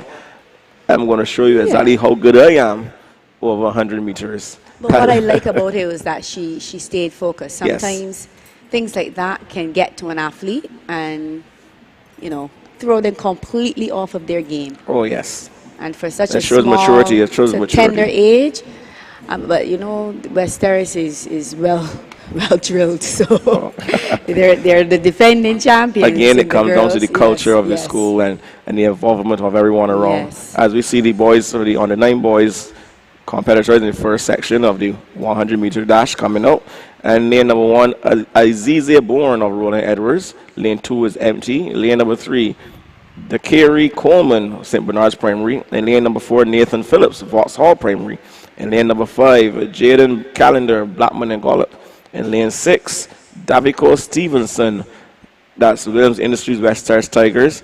And lane 7, Jadenico Linton, of Charles F. Broom. And lane number 8, Kaden Clark of St. Cyprian's Boys. Fastest time in this one is Vauxhall Primary's Nathan Phillips, 15.44 seconds. These times are far cry off the record 13.60 set in 2002 by LaShawn Grant, then of Bailey's Primary. What became of him?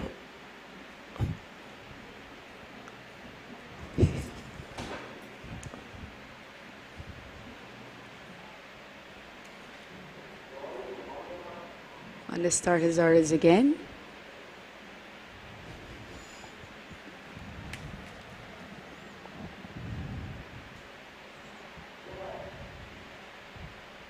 Ooh.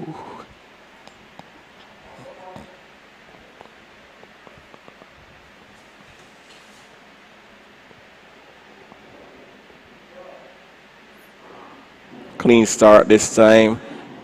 As we see the youngster up there and on the running. inside, that's Vauxhall Phillips. Phillips, there's no one close to him right now. No one. He is just running away from the field. All he has to do is beat the clock, 15:07. So he's improved his time from a 15:44. I actually saw him yesterday evening. As we were doing setup, he came back. He came to the complex, and I said, Nathan, are you ready for tomorrow? He said, I'm ready. Quiet confidence. And he's showing he He's- was yep. ready. He's showing that he's ready.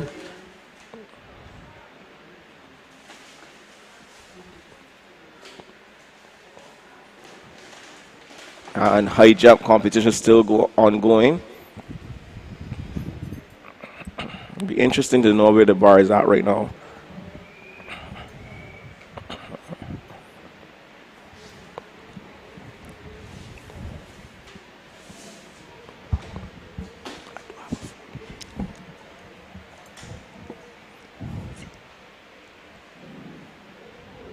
It's a lad from West Terrace again. Nice.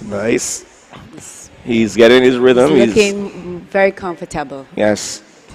And he's not a tall lad. As we see section 2 ready, we have the Murray Downs of Ada Costa Edwards in 1. Sealer Primary's the Manny Broom in 2. Tashim Welch of St. Cyprian Boys is in lane number 3. Amari Kinch of Holy Innocents is in 4. He comes in with the fastest time of 15.31 seconds in this one. In lane number 5, Christopher Chandler, Bailey's Primary. That's Fashion Nation Bailey's Primary Panthers. In lane 6, Trezari Eiffel of St. Bernard's. In lane 7, Ethan Best of Reynolds Primary. And in lane number 8, Bryce Turton, St. Gabriel's Primary. Holy Innocents, Amari Kinch has a fast time here, fastest time overall, 15.31 seconds. He's in lane number 4 in the blue shirt, the light blue shirt.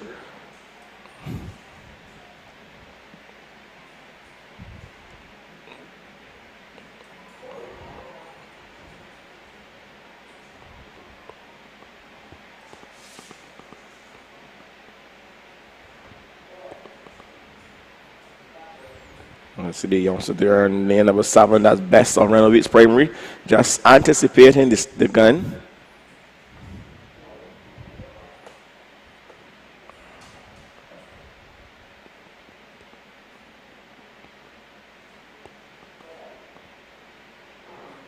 And now finally we're off and running. Everyone is off even. Stevens, as we see in lane number 5. The athlete there in 5 looking good. Here comes Lane number 2. lane number 2. And that is Brome of Sealer Primary. 15.30 seconds. Oh, okay. And he cleared and I think his almost cleared the angle bed of as well. approach. Yeah, I think his approach, and he was. He took off a little late. Yeah. As we watch a little deep into the bar, as we watch this replay again. The athlete in lane number 2, that's Brome of Sealer Primary. He wasn't factoring at the beginning, but he really came out on his own while he was still accelerating to the finish line. So that brings the end the 100-meter series. And Miss Denny, Janelle, we want to thank you for sharing your thoughts on NAPSAC 2023 and also for the explaining the innovation of the screen in the athlete village. I think that's top notch. And we're looking forward to seeing what other innovations you guys are going to bring for knapsacks to come. Thank you, Perry. I know you want to get back outside and soak up some more of that electricity out there, that electric atmosphere. So I'm going to let you go. Okay, thank you, Perry, and good afternoon to the viewers.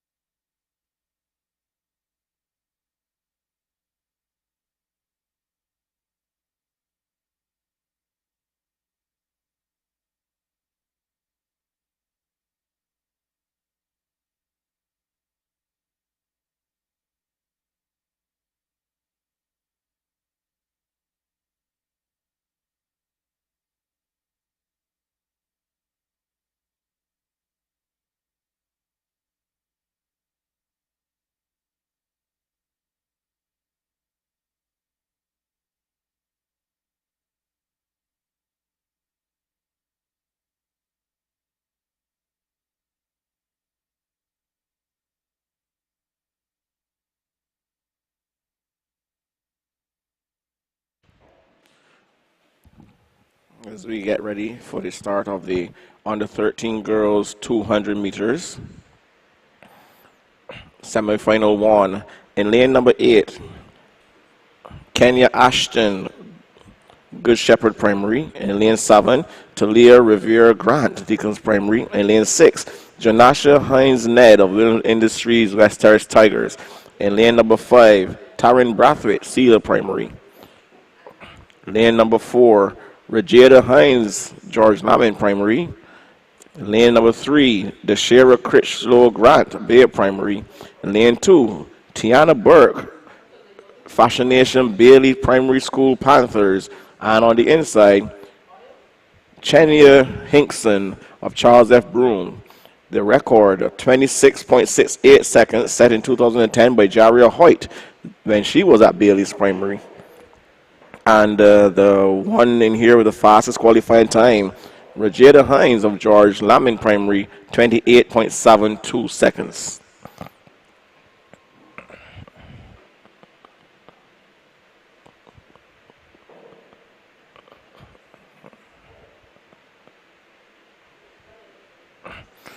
No movement there on the start for the athlete there from, looks like Bailey's Primary School. That's Fashion Nation Bailey's. Sometimes something catches the eye of the athlete and makes them flinch or get up. So there you go, being spoken to by one of the starters' assistants. Again, at this stage, there's no automatic ejection from an event. You get a warning to the field, and then next person to go will be gone.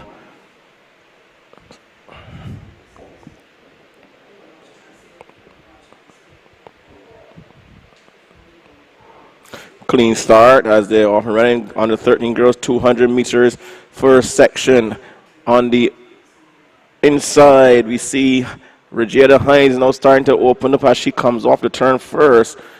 Young lady on the outside from Good Shepherd running nicely. On the inside, you see Charles F. Broome's Hinkson as well. So it's Hinkson and Hines.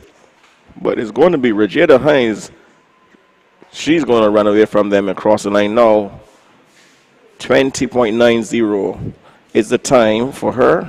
Is that correct? No, that time is not correct. We're going to re-pull that time again. The clock stopped beforehand. So we're going to look and see the official time. As also to keep your abreast of the high jump, the boys are now at a height of 1.25 meters. Still a lot of athletes in there to go as well. So keen competition in the open boys high jump going on. 9 athletes still in that. As we watch the replay, Regina Hines had a very good start, and she ran the curve well, came off the curve, accelerated off the curve, and then she straightened up as she came down the home stretch for home. We saw on the inside Hinkson of Charles F. Broome trying to run it down to no avail, but they're not going to get Hines. 27.71 is the official time. So once again, she's bettered her time. As we move on to the second section, shortly the under 13 girls 200 meters section 2. And we should be seeing in this one in lane number 8, Amory Thompson of Christchurch Girls. In lane 7, Tia Goddard of Gordon Walters. In lane number 6, Najeda Phillips of All Saints Primary. In lane number 5, Shania Carrington, Wesley Hall School Warriors. In lane number 4 should be Jada Scott of Crane Resorts, Hilda Skeen. We are going to see some things not right here. We don't see her in there. In lane 3, Miracle DaCosta, St. Paul's Primary School. In lane number 2, Tiani Howell Lowe of A. DaCosta Edwards. And in lane number 1 from St. George Primary School, Talia Selman. So no lane 7 or 8, and no lane 4. Small field as they start this one off and running. They come off the turn. Start to come off the turn. We see the athlete there from St. Paul's. That's DaCosta. Miracle DaCosta coming off the turn first. On the outside of her from Wesley Hall School, that's Shania Carrington running her down.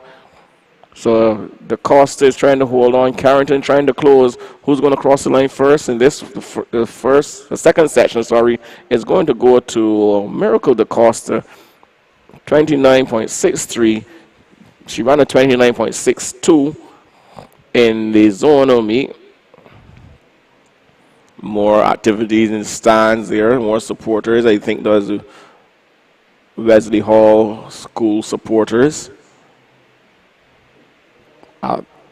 parents and teachers, etc., getting all animated. St. Paul's teachers there as well. Of course, they would have something to shout about with Miracle DaCosta booking her spot into the finals. Remember, no points on the track event for track events today. The only finals being contested today will be the open boys and girls high jumps.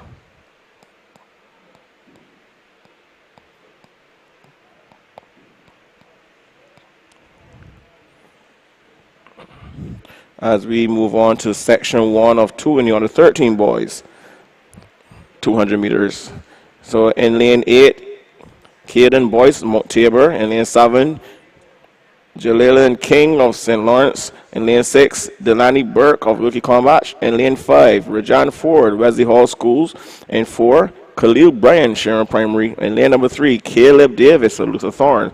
In lane number 2, Jelino Hamlet of Charles F. Brooms. And on the inside, in lane number 1, Keontae Goddard of Milton Lynch Primary. The record is a 24.98 seconds set by Ethan Hart in 2020. That record, I dare say, is going to be safe for a while. And there they go, off and running. Goddard on the inside had a really good start. On the outside, in the middle of the field, however, we see Wesley Hall, Ford. We see Khalil Bryan of Sharon Primary. As these young men come off the turn now, these two big lads in the middle, lanes 4 and 5. It is Bryan and Ford. Bryan and Ford. It is going to go to lane number 4, Khalil Bryan.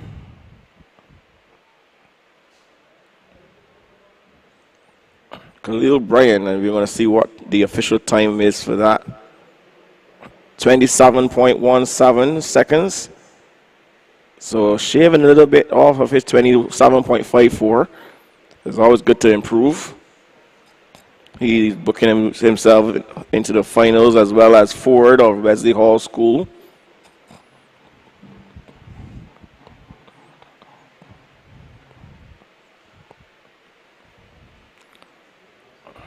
But those two boys are in the middle of the field. They're head and shoulders above the rest. But it was a big lad there, Khalil Bryan, lane number 4, Sharon Primary, slamming the field, crossing the lane, running straight through the lane.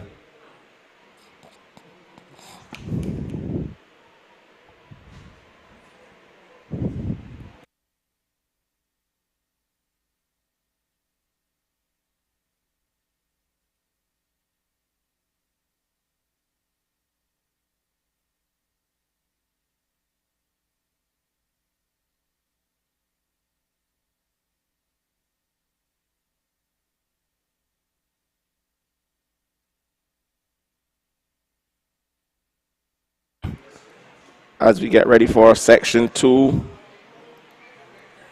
under 13 boys, 200 meters semifinals, and lane number 8, Najari Strawn, St. Stephen's Primary. In lane 7, Isaiah Hazel John, Wesley Hall Schools. In lane number 6, Malachi Sargent, St. Lawrence. In lane 5, Joshua Downs, All Saints Primary. In lane 4, Tyler Gill, Luther Thorne Primary. In lane 3, Zakai Warren, Arthur Smith. In lane number 2, Seth Franklin, Ellerton School. And on the inside, Adam Diang, Good Shepherd Primary. Noah lane 7, Wesley Hall Schools, Hazel John and Scratch, as these boys try to battle for supremacy. And here we see Gill, Tyler Gill, now starting to make his move as they come off the turn. He's going to come off the turn first. Tyler Gill on the outside. We have Downs of All Saints, but Gill, and on the inside, Warren trying to get up in there as well. They know the top 3 are going to qualify, so it's going to be Tyler Gill crossing the line now. Warren and Downs. Those are the 3 automatic qualifiers from this section.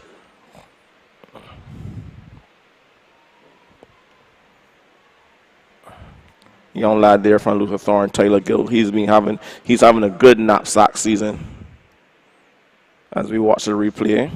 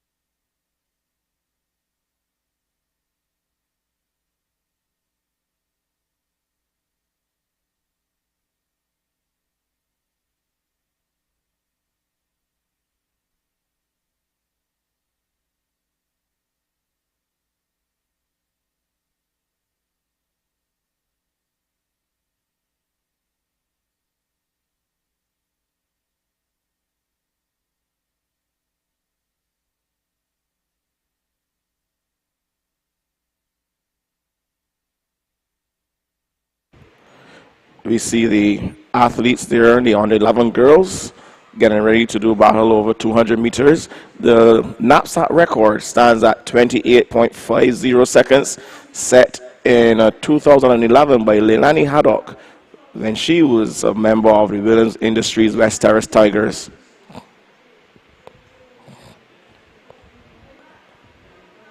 And we are going to welcome the athletes as they move forward for this one. In lane number 8, Trinell Gorin of Ada Costa Edwards. In lane number 7, Micaiah Gittins of Mount Tabor. In lane 6, Ariana Clark of St. Bartholomew Primary. In lane number 5, coming in with second fastest time in this seat, a time of 30.88 seconds, Kaya Warner Franklin of Trinity Academy. In lane number 4, Kalia Kerwin of West Terrace Primary, Williams Industry West Terrace, 30.59 seconds. In lane number 3, we should be seeing Shemaya Weeks of Randall Weeks Primary.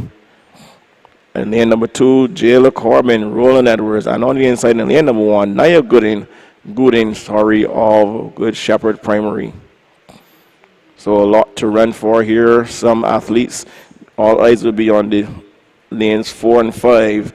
This battle between Kerwin and Warner Franklin was one that was eagerly anticipated based on comments and discussions by a lot of coaches, PE teachers, and pundits after the zonal meets.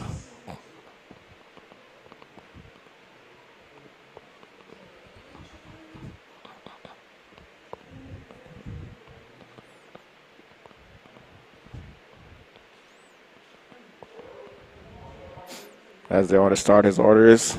Section 1 of 2 on the 11 girls, 200 meters. Once again, Gooden, Corbin, Weeks, Kerwin, Warner, Franklin, Clark, Gittins, and Gorin.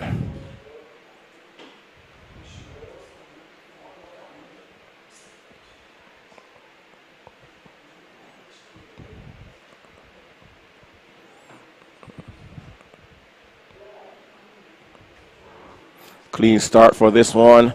First section on the 11 girls, 200 meters. Already we see Warner Franklin of Trinity Academy make it with stagger on everyone on her right. As they come off the turn, Kerwin is going with her. So these two are clearly up ahead of everyone. It's going to be a battle between Warner Franklin and Kerwin. Warner Franklin and Kerwin is fading. Warner Franklin is going to hold on, it looks like. Yes, she's going to cross the line now. Kerwin second.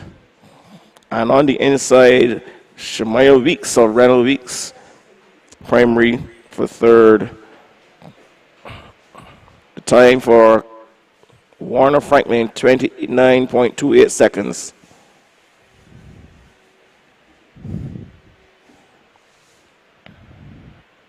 So those are the top 3 automatic qualifiers for the first section. We're going to wait and see who's going to join them outright.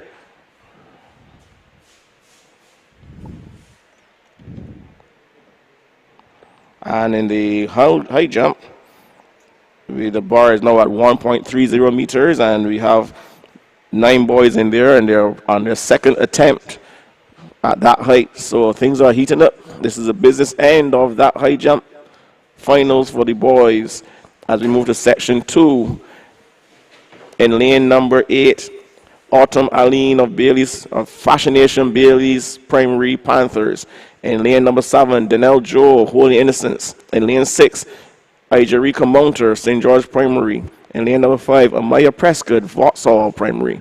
In lane number 4, Anara Aline Toussaint, St. Matthews. We saw her earlier. She's having a good day. In lane number 3, from Wilkie Combach, we have Nyla Fitzpatrick Blackman. And in lane number 2, the Casey Waith of Ellerton Primary. On the inside, Shatania Straker Eiffel of Bayer Primary. Anara Aline Toussaint comes in with the fastest time of 30.07 seconds, and the record, Leilani Haddock's 28.50.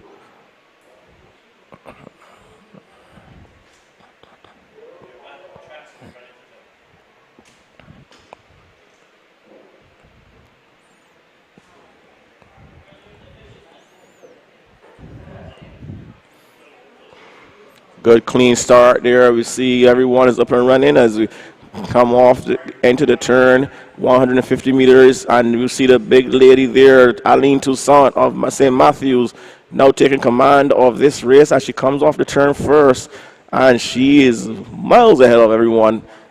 She's just striding away. Remember this name, Anara Aline Toussaint, St. Matthews Primary. Crease easing across the finish line. 29.49 is a flash time. So we'll see her in the finals for sure.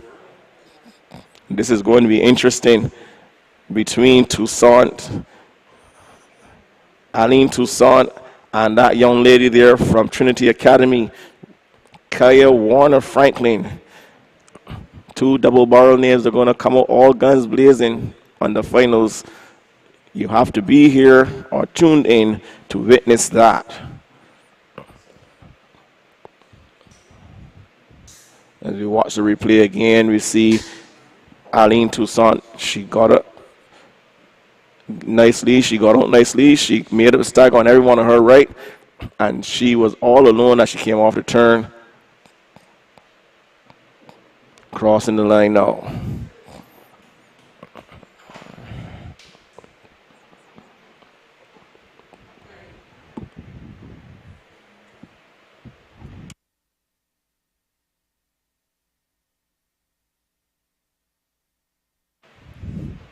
And just keeping you abreast of what's going on in the boys open high jump. The athlete from Wilkie Combat is the only athlete who's cleared that 1.30 meters so far. So pressure is on the rest of the field.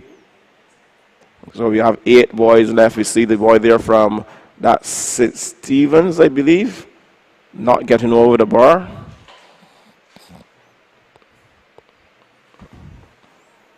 Holds his head in despair, goes back to rethink what he did wrong, and he's been eliminated. So he's out. The field is now down to 8. The pressure is truly on. You have to clear this height.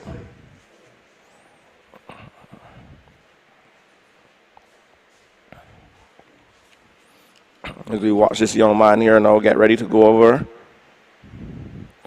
or attempt to go over the bar.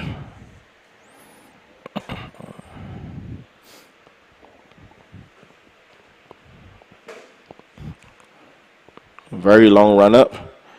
Ooh. Oh, hard luck. I thought he had it. He looked like he had it. The bar just did not comply with him at all. Did not stay up. So now we have a young lad here from St. Cyprian's boys making his way out. He runs a C rather than a J. Not enough momentum. Not enough momentum at all. He couldn't get over that bar like that. And we remember this youngster here, the record holder in his zone from Fashion Nation Bailey's Primary School Panthers. Can he clear the height? No, he doesn't. He put his hips into the bar. He just didn't get his hips up in the air at all. I think he's eliminated as well. So they're dropping like flies now in this event. 3 boys left. 1 boy sitting in first place so far. That's the lad from Wilkie Combat sitting in first place because he cleared the bar. And then the other boys there have to join him or relinquish their hold at the top of this high jump mountain.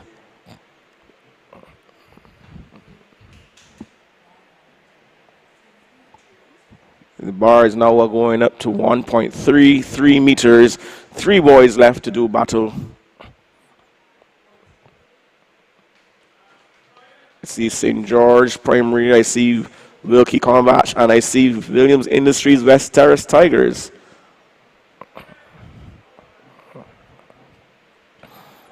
So 1.33 meters.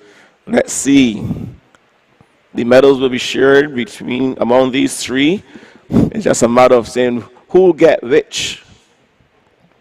First attempt at 1.33, the athlete number 4697 from Wilkie Combat.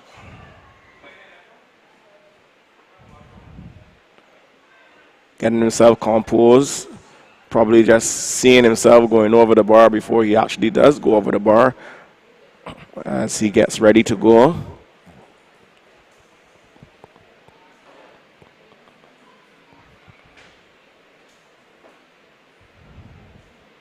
Nice and easy. So he is now sitting in first place.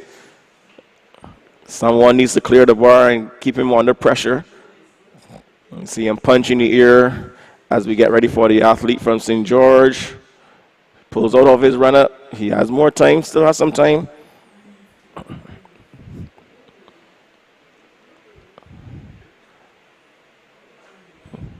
These young boys are under a lot of pressure right now. He comes around, he attacks the bar, and he gets over. Yes, you see the lad there in the background from Wilkie coming back to put his hands on his head. He said, oh no, I have to jump again. As we see, the lad there from Williams Industries West Stars Tigers, 4129 is his bib number. He takes off of his left leg. Or his right leg, sorry.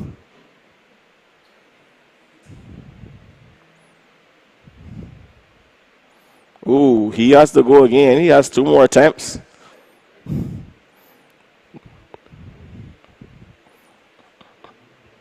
So right now we know these 3 boys will share the spoils, gold, silver, and bronze. The young lad from Williams Industries West Stars, by virtue of that knockdown, even if he clears now, and all of them knocked down after this, he's going to finish in 3rd on countbacks. So as we get ready for the on the 9s, that's on the 11 boys going over 200 meters. The NAPSAC record was set by Raheem Tate Best in 2011. When he attended St. Martin's Mangrove, that time was 26.81 seconds.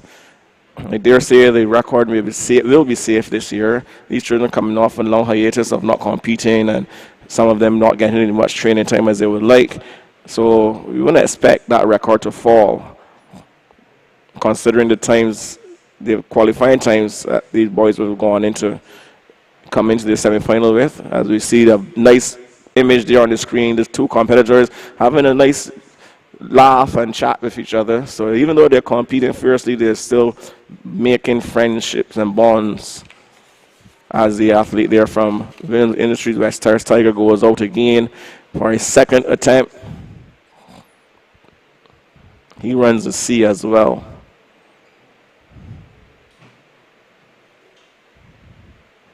Now he's changing his angle of approach as he goes again. Not quite. I think he stuttered step before he took off. He lost his momentum. He needs to go for it. Sometimes that happens when you doubt yourself. So he needs to go for it. You have to be brave, as we see in this the first of 2 prelims in the on 11 boys 200-meter semifinals.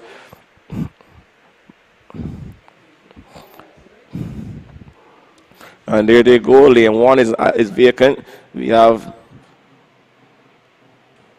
it looks like Amir Quimby there on the middle of the field, but coming up on his inside, we have Wilkie Combach and St. Albans. The athlete there from Wilkie Combach comes off the turn. Quimby is still leading. We have an issue there. Someone is in the wrong lane, but it is going down to the wire between these 3. St. Albans, Wilkie Combach, Hildeskeen. And I'm not going to call that one. I'm going to leave that to professionals with the cameras. And I'm watching my screen to see who's going to get the nod. It is St. Albans Hippolyte, 29.75 seconds. 29.7, and then we go to Wilkie Combach's Heinz Grisette. And Quimby is 3rd. So those 3 boys are going to get into the finals. Let's watch that replay again as they come off the start line and everyone is running. Quimby had a nice flare. He has a wonderful reaction time. But the big lad there from Wilkie Combach, that Jaden Heinz Grisette, was good for the task as well. Strange running style there from the youngster from St. Albans. but he had the edge as he started to accelerate from the rest of them. As you see them approaching the line, and he's going to cross a nice lean in time. Time is lean to perfection. As you know, they take the torso, the first part of your torso, to cross the line. So it looks like the youngster from Williams Industries West Terrace Tigers has been eliminated. I'm not seeing him in the frame anymore.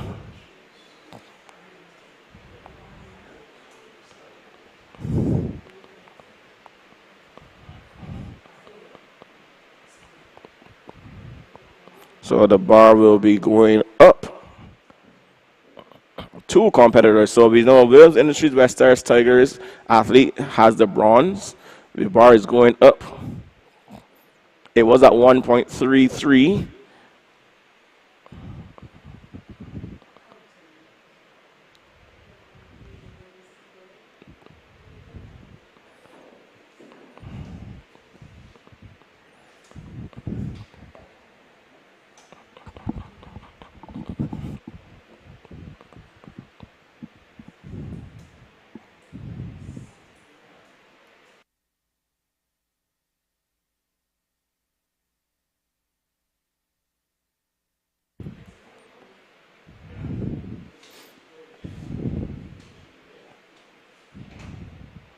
So the bar has gone up.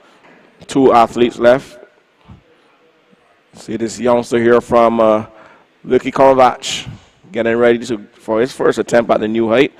Probably around 1.36 or so, I guess, I'm assuming. First knockdown, he does not clear. Opens the door for the athlete there from St. George to clear the height in the first asking. That's going to put pressure on him.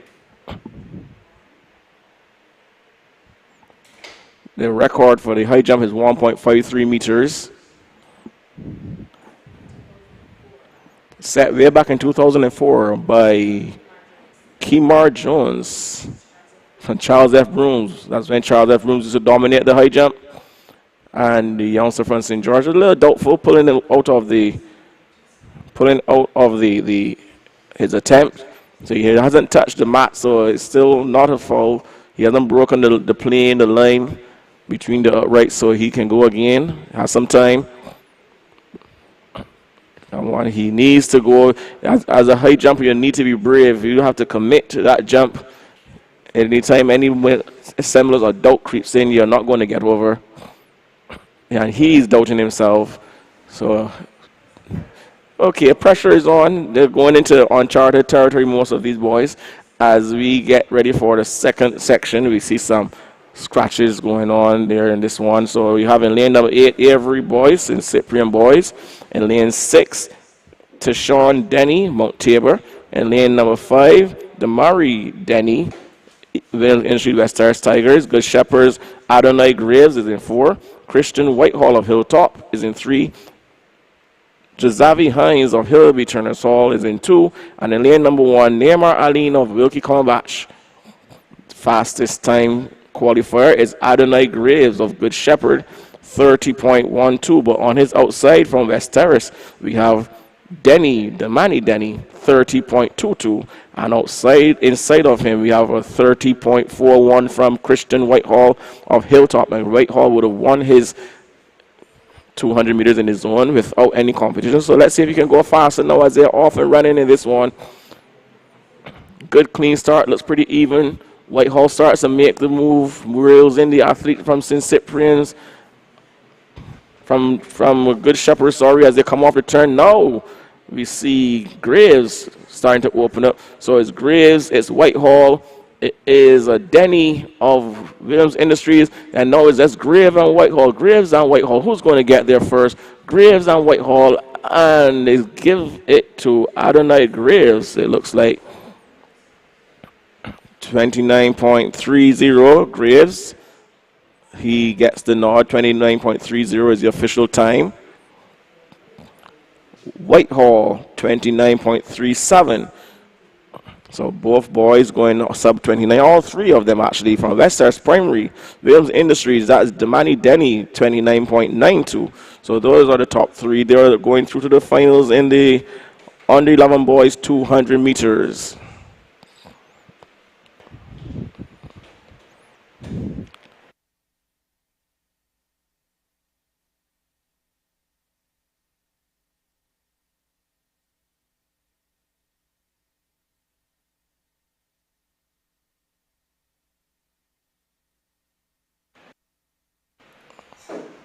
Oh, heartache there for the young lad from St. George. Thought he had cleared it. I thought he had cleared it.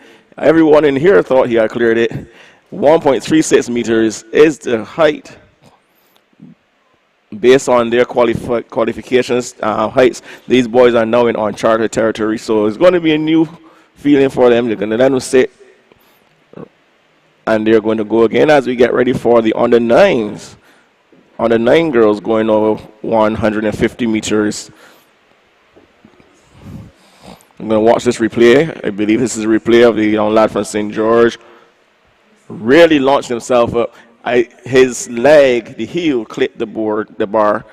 He knows what he has to do to get over that bar now. I hope he can adjust and get over because he has the height. He was miles over the bar.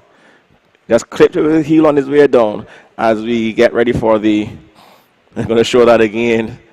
Some people in the studio just don't want to see this too often. As he clipped it with his heel, his foot went on the bar.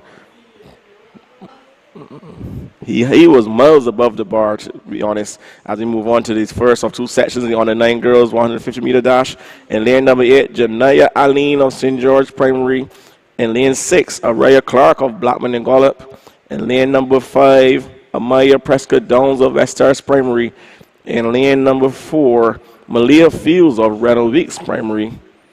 In lane number 3, Sakari Small, Crane Resorts, Hilda Skeen. In lane number 2 from Mount Tabor, Tierra Bridgman.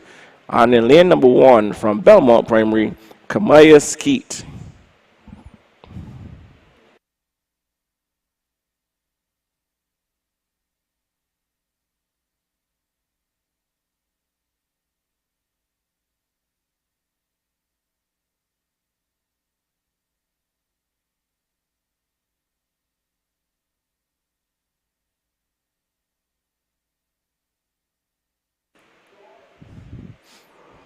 And there they go, clean start. First of two sections on the nine girls 150-meter dash semifinals. As they come off the turn, this looks pretty even. You see the young lady on the outside there from Blackman and Gollop. That is Aria Clark. Aria Clark is running away from them. She's getting some challenges now. 2 lanes on the inside, and it's going to the line. That young lady Fields from Reynolds Weeks Primary. Close and very fast. Blackman and Gollop posse in the stands, flags waving, basin beating, drums and pots and pans, everything up in there, keeping noise. Like John Canoe Festival, man.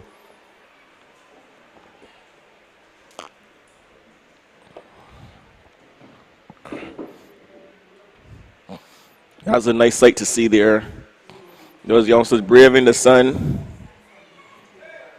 Also, we have a clearance there from the high jump, the athlete from Wiki Combat. Both boys going over the bar, so the pressure is truly on. These boys are going, the height may go to 1.4. 139 is the new height as we see now, second section, athletes rolling out. In the lane number 8, Anaya Sandy. She's not there. Then we have Zakaira Hunt of Reynolds Weeks in 7. In lane 6, Deshira Thompson of St. Luke's Brighton. In lane number 5, Rosalie O'Neill of Williams Industries West Terrace Tigers. In lane number 4, we keep an eye on this young lady coming in with the fastest time of 24.56 seconds. Amora Aline of St. Bernard.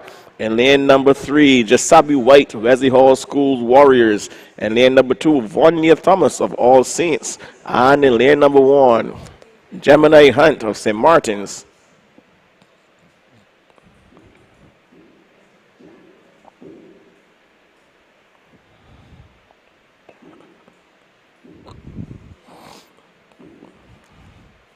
Something not quite right there. We see Amora Aline talking to the starter.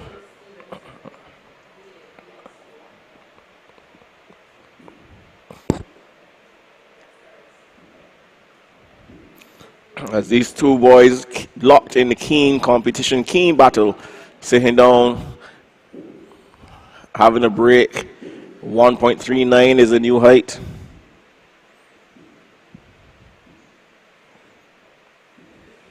I think this medal is going to go to who clears this height first. As the athlete from Wilkie Komovach makes his way out.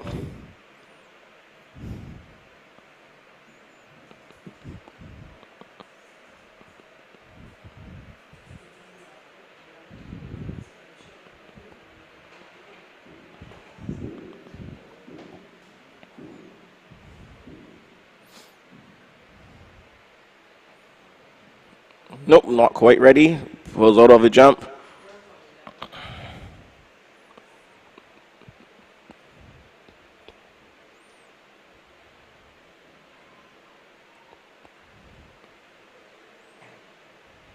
Ooh, almost. I'm seeing something at the back of his suit. I believe they may have a sponsor. I don't know if anyone could confirm that for me. Wilkie Komovach, what's written at the back of his suit. I know they're calling themselves the Warriors. No, but that may have been a late addition. And we have a youngster here from St. George getting ready. Saw his competition knock the bar down first time asking. You know, he's praying is that, Lord, let me get over this first time. That way I can sit and rest and watch my competitors struggle. So the pressure is really and truly on here in this high jump.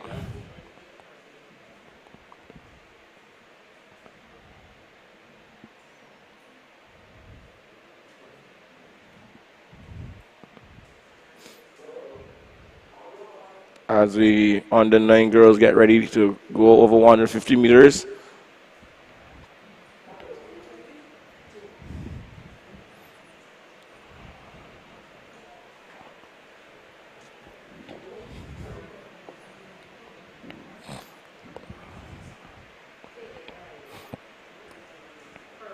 Don't like to see youngsters standing up so long when they're ready to participate in their events.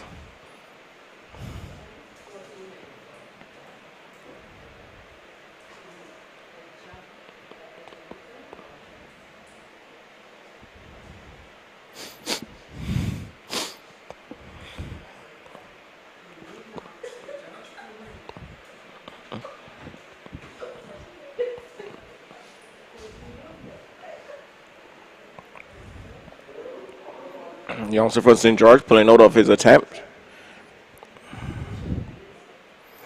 Still on his first attempt.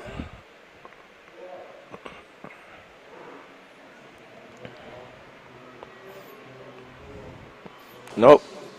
A little doubtful there as we have the girls coming off the turn in the second section of the under 9 girls, and the battle is truly on between O'Neill and Aline. O'Neill has the nod, is going to go to, on the inside. Looks like Vanya Thomas as well in there, 24.9. Let's see who gets the nod. We're watching the screen.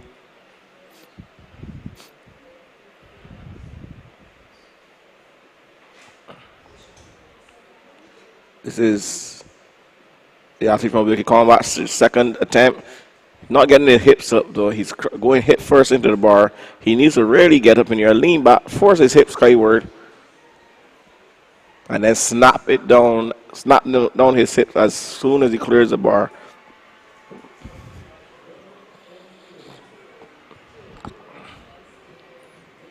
They're still deliberating this race here as you're watching the replay. Amora Aline had a very bad start, and she looked flat coming down the home stretch. She was not as dominating as she usually would be. Still no confirmation as to the winner, as we still see these boys sitting now, getting a rest. Both of them having no clearance at the first attempt. St. George has gone over the bar, I've been told. So he's sitting in first place right about now. And the pressure is truly on the youngster from Wilkie Combatch. He has to get over the bar, and he has to force another attempt at a higher height and clear that height first, time asking. He has a lot to do. So as it stands right now, gold, St. George, silver, Wilkie, as it stands right now. We're going to wait, keep you abreast of what's going on there. With that, contest is really still going on. High jump contests are extremely intense.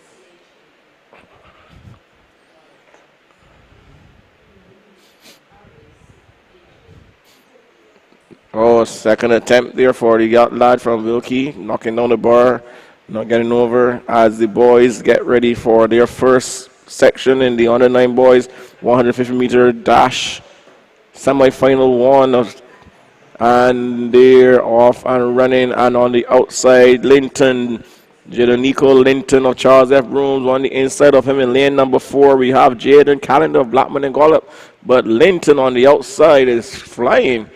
The rest have to try to catch him. They're trying to catch him. He is going to hold on. Is he fast finishing lad there from St. Cyprian's, but he doesn't get there. That's Caden Clark coming in second. The time 23.97.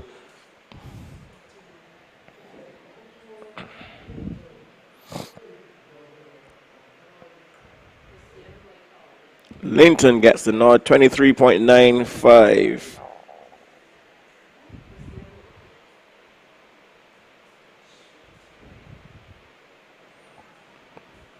Let's watch the replay.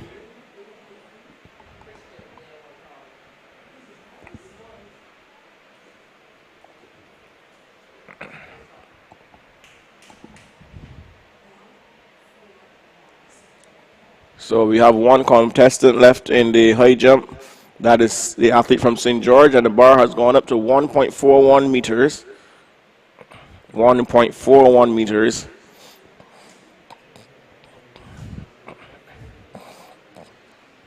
And here he is. That was his clearance of, his clearance, I believe, of 1. Is this the clearance of 1.41? Or is that the clearance that got him into first place? That may have been a replay as we move on to the second section in the under 9 boys 150-meter dash. In lane number 8, Jamali Gordon, St. Paul's. In lane 7, Jerry Beckles, Blackman and Gollop. In lane number 6, Damani Broom, Sailor Primary. In lane 5, Christopher Chandler, Fashion Nation, Bailey's Panthers. In lane 4, Nathan Phillips of Vauxhall Primary. In lane number 3, Davico Stevenson, Williams Industries West Terrace Tigers. In lane number 2, Trezari Eiffel, St. Bernard's. And in lane number 1, Ethan Best of Reynolds Primary. All eyes will be on Nathan Phillips of Vauxhall Primary, coming in for blistering 23.15 seconds as they're off and flying, and you have a recall.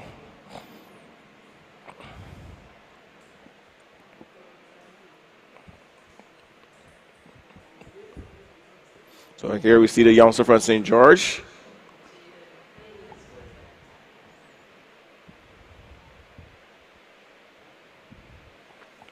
He's getting the height. He's getting the height. He's not forcing his hips up some more. You need to get his hips up a little bit more. But he's getting up there. If you could get his hips up skyward as he goes over the bar, he will clear that height for sure.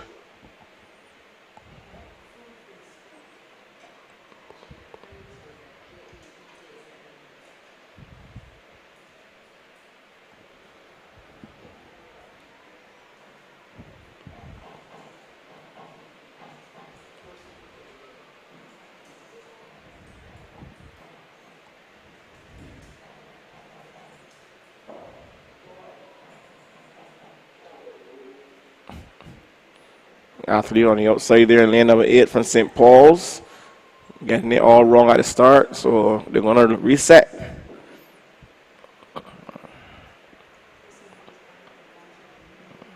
As we see everyone having a word with the man of the moment, that youngster from St. George Primary School.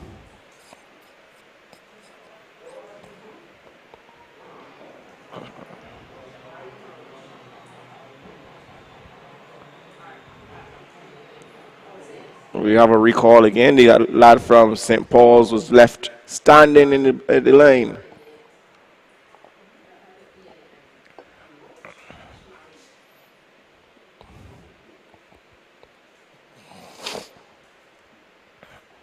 So these boys are eager to go, and we're going to hopefully get a clean start in the third attempt.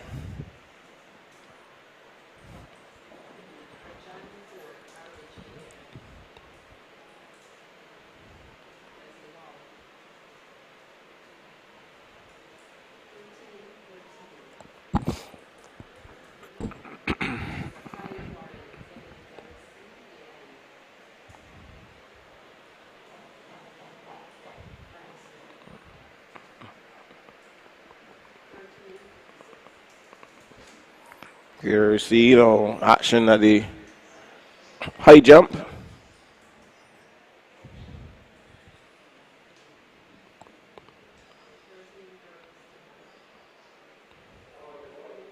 Oh, that's going to be a foul. He touched the bed. I think he will have one attempt left at 1.41 meters. Nonetheless, he has a gold medal and 10 points for his school. As they are finally off and running, the under 9 boys, 150 meters, second section. On the inside lane, number 4, we see Phillips, as expected, of Vauxhall Primary, coming off the turn first and really powering away. This guy means business as he runs to the finish line. It's going to be Nathan Phillips of Vauxhall. 22.46 seconds.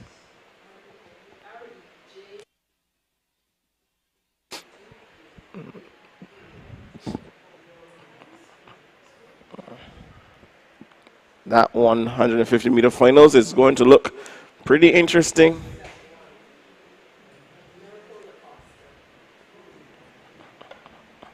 And we are coming down, winding down. We are coming to the relays next. These are going to be important because I anticipate the winner of NAPSAC 2023 will be the team that gets the most relay teams, the school that gets the most relay teams into the finals. Not taken away from the individual performances, but relay points are stacked.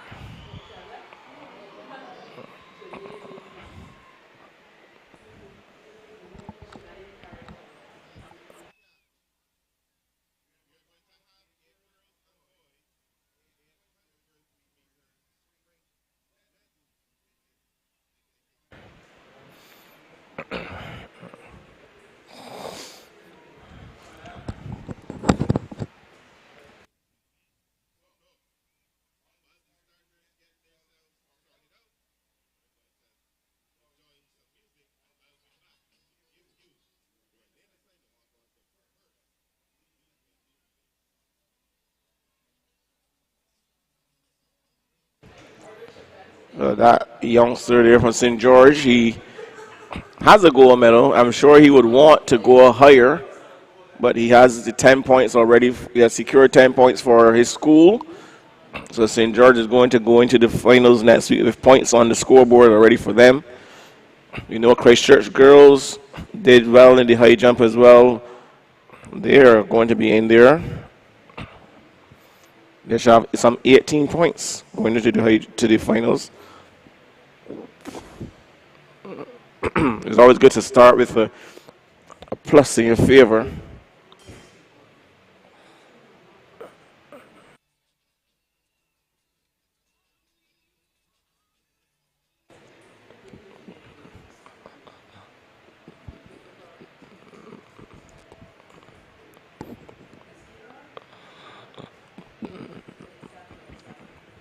So his final attempt at 1.41 meters.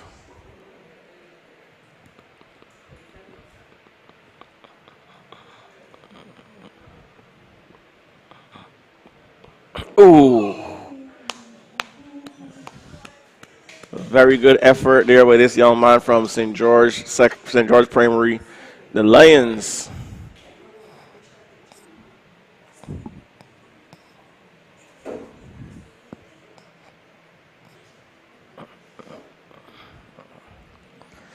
So it is official. St. George wins gold in the open boys high jump. Wilkie Combach takes the silver, and Williams Industries West Terrace Tigers the bronze.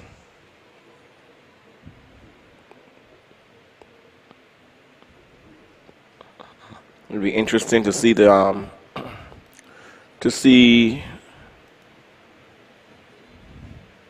rest of the competitors in that event, how they would have ended up. But we have to wait. It's not been scored yet.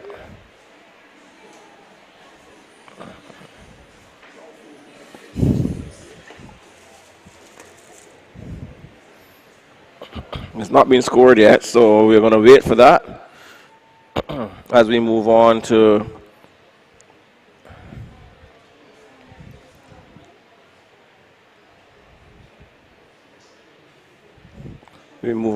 the I will prepare for the rest of the afternoon activities, which will start with the sprint medley relay.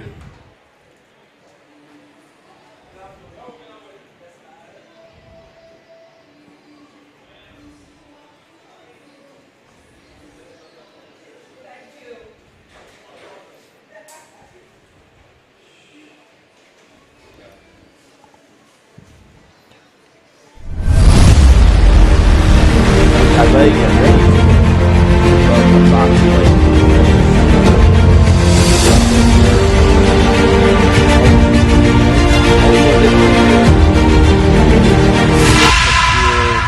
the intensity. How was it?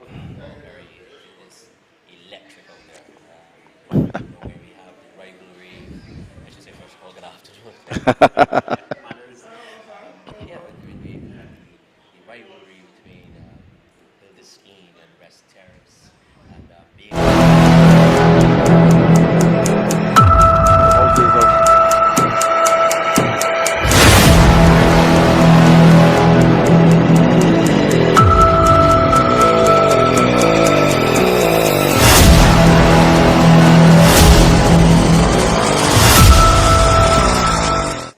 school sports very back up and running quite well. That's good to hear. Of course, we witnessed St. George Primary winning gold in the open boys high jump. And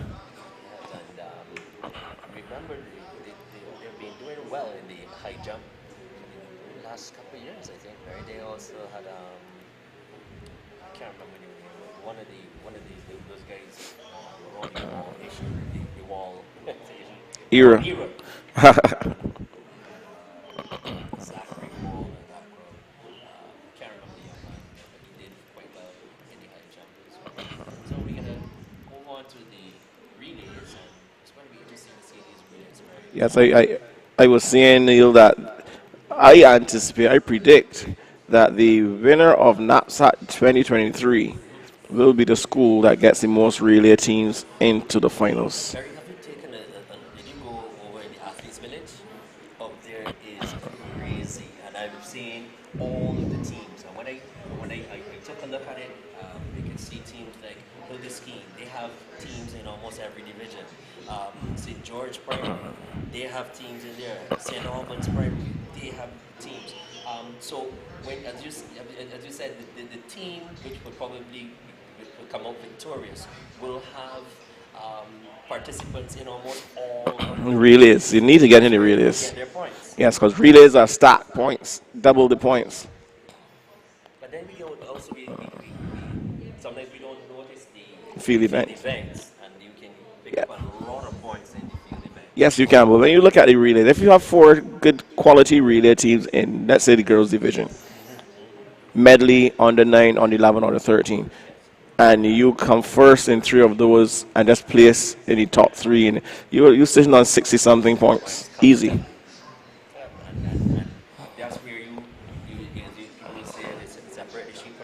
Yep. And that's where you will find, again, teams with, I can't help saying, teams like Hilton Senior Primary, Christchurch girls also, Yeah, they're factoring into this. you know.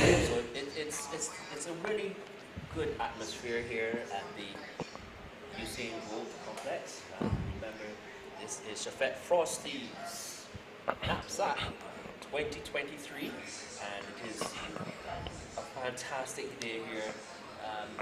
Right. I'm really liking also the atmosphere from the parents as well. Yes, the students are having their friendly rivalry, but the parents are very knowledgeable, and I must note that, Barry. Barbadians are very knowledgeable when it comes to athletics. Yes, they are. I think also they are. A lot of them are keen to learn, and they listen. Most of them listen to the ones who have the experience, the knowledge, the know-how, the wherewithal with track and field, and the majority of them hoisting this information. Right, and that's what we need. That is, as I was speaking to Miss Denny when she was here after you had left, and they told her, well, they had more parental support from my school than students, and she asked why, and they said they was very pleased because I can't take the children anywhere without the parents saying yes. So if we get the parents on board, then that could be the catalyst for change. And it was really hard, and we had a whole slew of parents out here for St. Bartholomew Primary School on our zonal day, and that really made me feel like we are on the verge of changing and doing something well. And that is really good, Barry, going forward. When you know that you have the, when as long as you have parental support in almost everything, um, academics, athletics, as long as you have, it kind of motivates the children as well, if you want to say that. Yes. The children know, well, look, hey, my mommy or my daddy, they, they're supporting me, and I can't let them down. And then you find out that they also have some discipline. Yeah, Discipline as a right, behavior correct. of the children as well. And the inverse of that, parents have to also, and giving support is one thing when they're winning, but giving support when they're not successful is equally important. Taking the child and letting him or her know it's okay, you tried your best, I am proud of you. Those simple words would make a child want to continue to It's try. a real change, Barry, because I think I've noticed the change because I remember early days, sometimes when a child loses, people will say, well, you're going to fear my child and da da da da da. But as you said, they've become more knowledgeable. I think it's because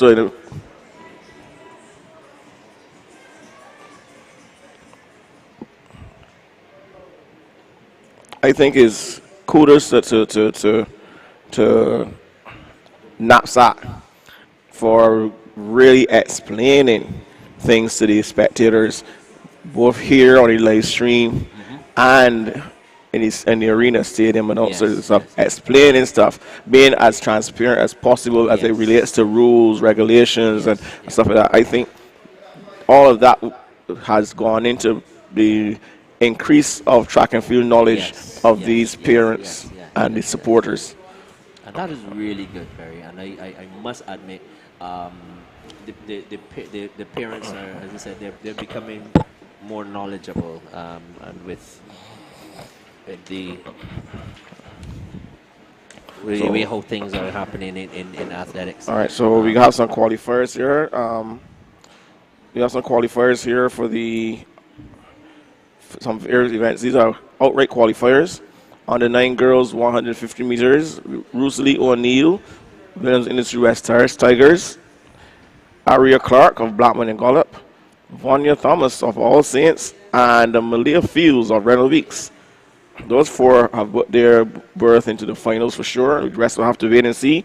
And the boys equivalent, Nathan Phillips. That name again. Oh yes, he is dominant from Vauxhall Primary. Jadanico Linton of Charles F. Brooms Memorial. Damani Brome of Sealer Primary. And Caden Clark of St. Cyprian Boys. Those four boys will be in the finals of the 150 for under 9 boys. And the under 11 girls 200 meters, we have Kaya Warner Franklin of Trinity Academy. She has been having a good season. Yes, yes. Anara Aline Toussaint of St. Matthew's Primary, also another good athlete there. Kaelia Kerwin of Vesteris, and the KC of 8th of Allerton Primary. Ellerton Primary. So that was one that creeped up on us there. The KC of 8th, she was not in the top form as she came into this, but she really seized the opportunity to advance with both hands. As we move on to the under 11 boys 200 meters, Adonai Graves of Good Shepherd, Cavante Hippolyte, St. Albans, Christian Whitehall, Hilltop, and Jaden Hines Grisettes of Wilkie Combat's Primary. And Perry, you know, let me just say here, it's really good to see Hilltop participating. This is Christian Whitehall, and if it could, I think it was only one athlete. Yes, the thing is, athlete and from in the Hilltop. zone, in the zone, Hilltop in the boys got 26 points or something like that in the boys. And I think he got off of this one boy. One boy. That one boy got all these points for Hilltop came from Christian Whitehall. Christian Whitehall. And I would say kudos. And we just went out there and I saw a whole slew of athletes, of spectators from Hilltop. So they came to support this one boy. And that reminds me of way back in the day when we used to have NAPSAC at the stadium. There was this one boy from St. Luke's Brighton, under 9 cricket ball throw. And the principal, kudos to that principal at the time, closed the school, took the school to the stadium for one boy. In the cricket ball. Wow. And we decided, you know what, if you can make that effort, we decided we are going to make it special. We brought all of those on the 9 cricket ball finalists out on the infield and introduced them one by one. Wow. And you should hear the noise when they called that little boy from St. Luke's Brighton's name. He was beaming. It means a lot to these athletes, Perry. First of all, when it is their time. Their time is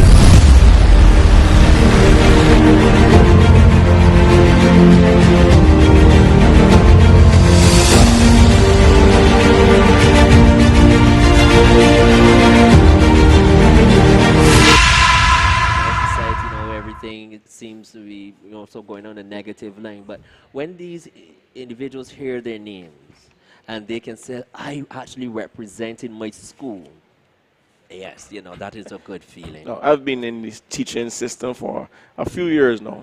A few years. Oh, okay, I'll leave it at that. I'll leave that one outside the off stuff. and I can tell you what you just said goes straight through these students' lives.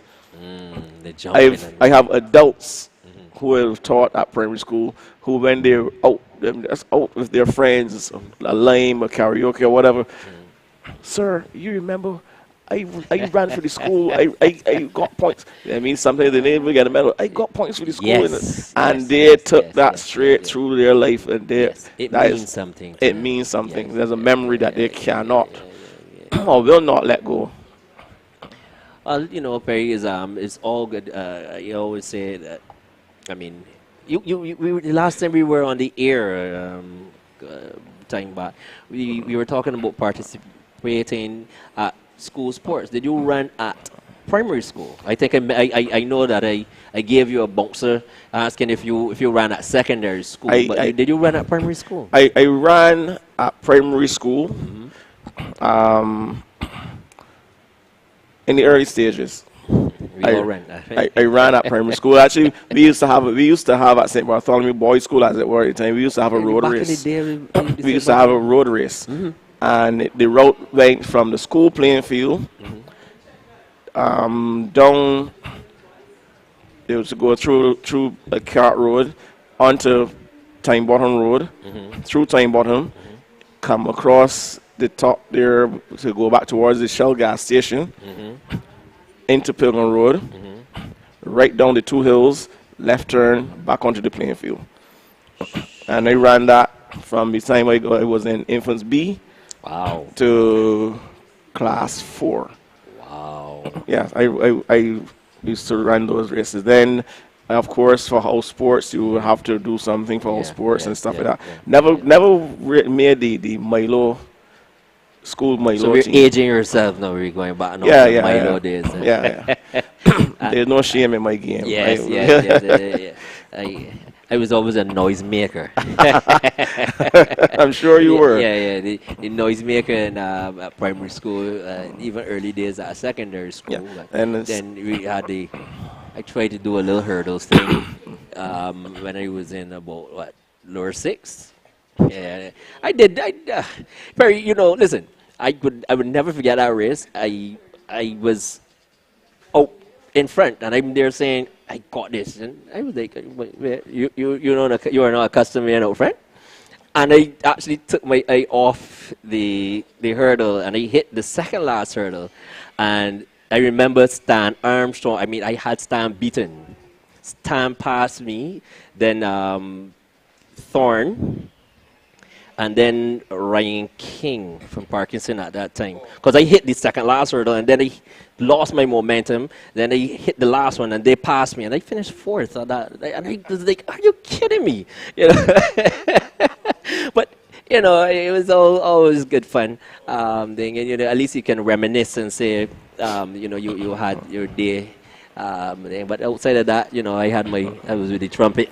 yeah, you were your That was my horn. thing. And actually, when I went up there by the stands just now, they have some drummers up there as well. Yeah, As we Blackman see and the Gollop. as we see They the have athletes coming out. pots. They have a wash basin. They got Yes, ice cream buckets. They got drums.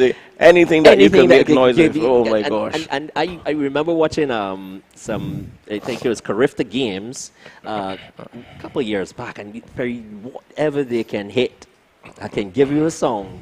They were enjoying themselves, Oh, and yes. I love that about the atmosphere. It brings life to Yeah, the it does. atmosphere. It changes up everything. Yeah.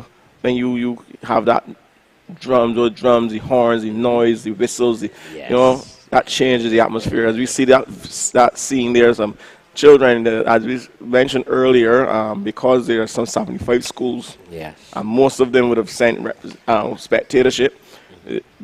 They found places for the kids to still watch. And of course, as children would normally do, they're going to run around and have some fun as well in a safe environment. So that is good to see. And Perry, that is so important. The innocence of children. Children can. I mean, when you meet somebody for the first time, sometimes as adults, you don't want to say anything. But when children, I find the most part they listen. yeah, The children, and I must say kudos to for the most part, the students of the schools participating in NAPSAC.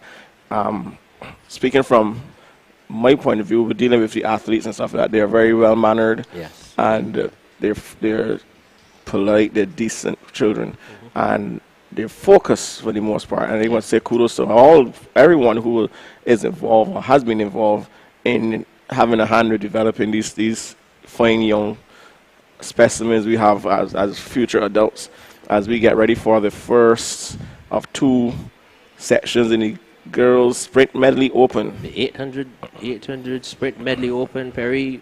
We have in lane number 1 the team from Bay Primary, lane 2 Blackman and Gollop, lane 3 Belmont Primary, lane 4 the team from Crane. It's Crane Resort. Crane Resort. The same primary. They're in lane 4. Then Christchurch Girls, they're in lane 5. Wesley Hall Primary in lane 6. Vauxhall in 7. And out in lane number 8, team from Elliott Belgrave Primary School. And remember, this is 1 by 1 by 2 by 4. Yes, and the zone record, the NAPSAC record, 1 minute 58.46 seconds. Fastest time in this one, it comes from Korean Resort, Hilda Scheme Primary, 2 minutes 13.42 seconds. They need to do a lot of Oh, a running. lot of running. Yeah. But remember that team, Perry, that 2019 team when you had the Applewick girls. Oh, yeah, that was a team, a dominant team. Yeah. It was a very dominant team. Very dominant. Every now and then you find a school will have those kind of athletes. I remember one year, I think it was St. Stephen's Primary had these two big girls. Yes. And the sprints, in the 100, sprints. 200. And those Knight girls, was one of them. I remember. those Knight girls was one. were tearing the track Yes. up. That's 2013-14. I think it was around that time. Those girls were tearing the track up. very, very strong, and I remember we were trying to get them into the final. So here we go, as they come on the starters' orders. Yes, so we waiting now to see who is going to book their spot into the finals first in the 800-meter sprint medley open for girls, as they're off and running. Clean start. First leg 100 meters on the outside. Vauxhall Primary off on a flyer. Christchurch girls tracking nicely on the inside as well. Inside of them, at first handover, Vauxhall, Christchurch. Hildeskeen is also running Yes, well. Oh, And it looks like that is Wesley Hall has dropped the baton. but she did the right thing, though. The athlete who the outgoing athlete was the one who committed the offense, and she went for it. So that's a good thing. As they come now to the 200-meter leg, it's still on the outside. Vauxhall, Christchurch girls. Here comes Belmont and Hildeskeen. Korean Resorts Hildeskeen. The bees are starting to sting as they come off the turn and head for home to hand over the 400-meter leg. Belmont has run straight back into this race. Vauxhall on the outside still holding on, but that's a big run from Belmont Primary, their 200-meter runner. As we hand over now, Vauxhall, Belmont, Christchurch girls, Korean Resorts, Hildeskeen, Blackman and Gollop. Up front is now comes Blackman and Gollop running into their first place as they hit 300 meters to go. Hildeskeen there in second position, sitting down nicely in second. Christchurch girls making the move up into third. Everybody wants to qualify for the finals, but Blackman and Gollop being spurred on by the drum section over on the eastern side. Yes. As Christchurch girls is starting to reel them in stride after stride. Yes, very, very, very good run here. Blackman and Gollop is fading. Christchurch girls looking good for this one.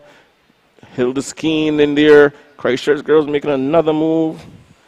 100 meters left, Barry. Who wants it will get it. Blackman and Gollop tying up. Here comes Christchurch girls. Barry, there she goes. Christchurch girls. They're not going to catch Christchurch girls. She's moving away and creating some daylight. Hildeskeen, Korean Resorts, Hildeskeen now into second, but it's going to be Christchurch girls finishing this one first. 2:11:28. So they've shaved some time off of their qualifying time. Whole 3 seconds plus. Yeah, they came in with 2:14:56. So that's a big improvement. Yeah, 2:11:28. Unfortunate there for Wesley Hall. They dropped the baton on the second leg. But kudos to them for finishing, though. Yeah. Because what happened, the outgoing athlete dropped the baton. So the outgoing athlete went back for the baton, came back into her lane, and started running. That's the right thing to do. Yes. So, because she didn't leave the track, she didn't put herself in an advantage. She disadvantaged herself legally, rightfully so. But a good run there from Christchurch girls. I must say, I must give kudos to the 200-meter leg runner from Belmont Primary. Yes, she did a wonderful job. Because they were out. They were totally out of it at that point in time. They were like maybe 5th or 6th or something like that at that point in time, and she ran them back into contention. Yeah. As we see the boys coming over, they will have their opportunity in a few moments. The young man there, Tyler Gill. No relation, but I was speaking to a relative of his earlier, and he said this is a young man. He's a model student. He's very good in academics as well as athletics, and he seems to be very focused as well. He's thinking about going into further in his studies and going on the collegiate stage. Yes, if he can get that kind of environment and that kind of thinking from early, he's and then the trick is after that you have to immerse that child in the environment that will cultivate that success and those things to happen. So you have to immerse them in that environment. I was speaking to a friend years ago in the barber shop, and he was saying his daughter.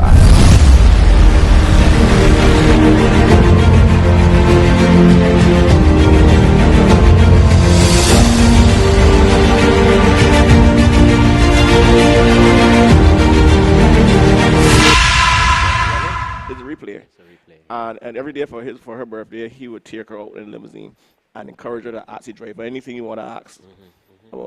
So he was teaching her from young Yes. to be in the world, the environment that she wants to immerse herself and she wants to be successful in. And same thing with track and field. Yes. You can't just wake up on track season and say, we're gonna wear track shoes for you. You have to keep the child actively involved in it throughout the season.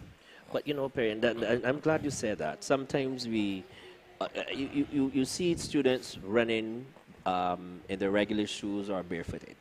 And then because they do well, then you put them in some track shoes. And then the first time they're going to run in track shoes will be the day they're participating. And that's not right. You have to let them get a feel for the equipment, and then they can go on from there. So, there's certain things that still have to be done. But again, it comes down to the more knowledge we impart on the parents, the better the decisions they will make. I was watching this replay, and I just realized the girl Sophia Bernard, she was a student at St. Bartholomew Primary. Up until the time she was going into class 1, and then she transferred to Christchurch Girls. So we lose some, and we win some. Ariana Clark was a student at Belmont Primary, and she came over to St. Bartholomew with the Infants B. So you lose some, you win some. Yes, that happens. So we're getting ready for, as you see the team of Christchurch Girls team there, pulls in, getting there for the up. We're on NAPSAC cameraman and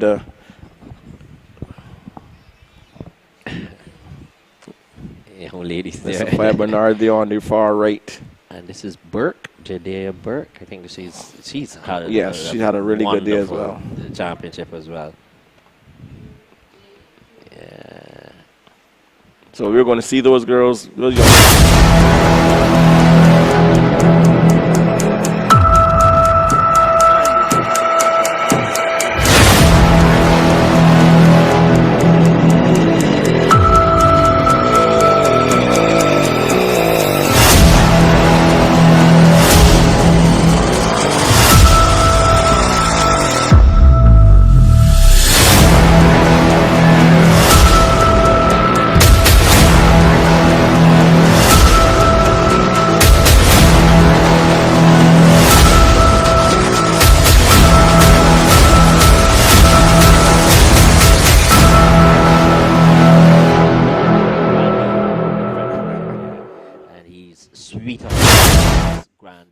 she's young Regina Hines, representing George Lamming Primary. So yeah, Hines she's one having a good day as well. Yeah, she's having a good championship, a good season. She's been taking up everyone for taking a lot of points for George Lamming. Here we have in lane number 8, team from St. Albans Primary. Lane 7, George Lamming Primary. Lane 6, we have your team from Williams Industries West Terrace Primary. Lane 5, Charles F. Broom Memorial. Lane 4, All Saints Primary. Lane 3, St. Paul's Primary. Lane 2, Ellerton Primary. And in lane number 1, the team from St. Christopher Primary. And as we get ready for we have All Saints in here with the fastest qualifying time. All Saints here, the fastest qualifying time of 2:07.64. By some daylight as well. 2:07.64.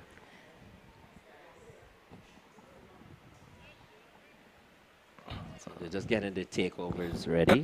Yes, and we were speaking about the screen in the Athletes Village. Oh, that's another good. That's another good addition. innovation. Yes, Yeah. Wonderful. Because a lot of people were saying they didn't know what was actually happening on the track. Yes, and it stops those youngsters from going up on the mound there, because they will go up on the mound to see inside the arena. Yeah. So now they can sit under the tents and what's not and see the screen. See what's going on. Yeah. So as the team from Ellerton Primary is a little anxious.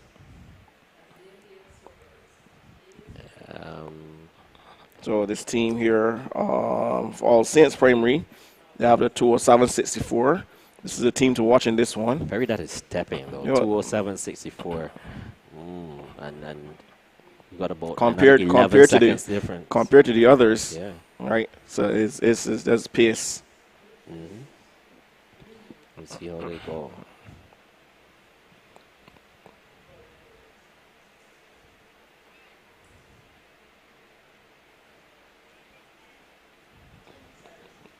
Yeah. That's All Saints. landed something. All Saints. I'm gonna say if George Lamin can get, I'm assuming Regina will run the 4. She should probably run it If for they get that baton to her within striking within distance. striking distance, I think that George That would Lamin a can good be up one. in there as well. Yeah.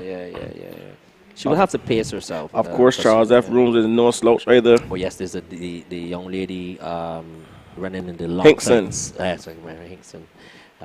Chenya Hinkson, she's one. running well. Oh yes. You know.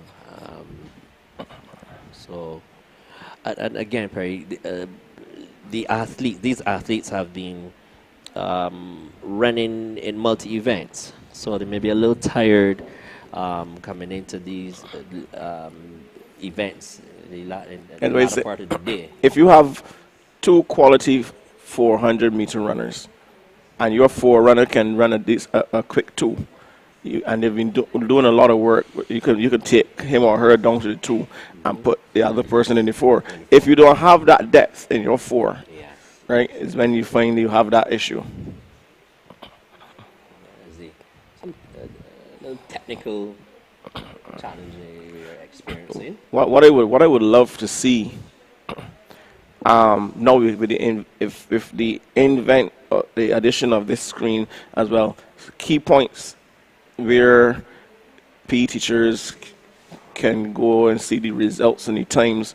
They used to have a board before, yeah, where you can see, because what that does is that helps you to prepare your medley relay, because every good PE teacher will, when they're entering their teams, will always enter all the names that they think should, so that they're all registered in the relay. So you have 8 slots. So then you can look and say, oh, you know what, my on the 11 girl run faster than my on the 13 girl in the 400, Yes. or the 300, or she ran faster than the 2 or whatever. I can put her there and pull this body down to her. Yes, So at least then she know. Then the coach will know how to to better strategize. right. So it's a little bit of old tech with the board, but it could bring it back. And off and running, it's in Christopher Primary, Ellerton, St. Paul's, All Saints, Charles F. Room, Williams Industries, West Terrace, George Lamin, and St. Albans at the first exchange. And it looks like George Lamin is first. The industry is moving up, though. So it's George Lamin and followed by West Terrace Primary. West Terrace closing ground. All Saints running back into there. So through is Charles F. Brooms. West Terrace now gets the handover first. It's Followed George by Lamin. This is looking interesting. Yeah, 200 All meter Saints is leg. now getting in there, Perry. Oh, yes. So You can't count out All Saints. West Terrace is commanding this race thus far. George Lamin is fading. Fading. All Saints is in second. Also coming with a run is St. Christopher. Oh, yeah. Yeah. So West Terrace, they're going to hand it off first. West Terrace, All Saints second. Let's see as they go with this is the 400 meter leg. This is going to be interesting. Yes. Those big names have a lot of work to do. A lot of work to do. So it is All Saints now who picked it up. West Terrace is in second, and then there's a gap. Yeah, Big gap. A very big gap. I don't think the athlete who's coming in third position who's now coming in the screen. That's St. Paul. St. Paul's. I'm not sure if she will be able to catch these 2 athletes up front. And that's All Saints Primary with just about 120 meters to go. Yeah, what's worrying to me is that the athlete from All Saints keeps looking back. That is a clear sign you've reached your limit. She's out to all. Yeah. As people say, she's reached the baller. Out to all, but she's strong enough. So Regina Hines there now coming to third. Lamming is in third. A little too much work for them to do. The young lady from that's Hinkson. Hinkson And of Charles Hines Evans. is making a final last ditch effort to close that gap and maybe finish in second. Valiantly trained. She's going to run out of real estate, however, but good run for her because they were miles away from those two. Yes.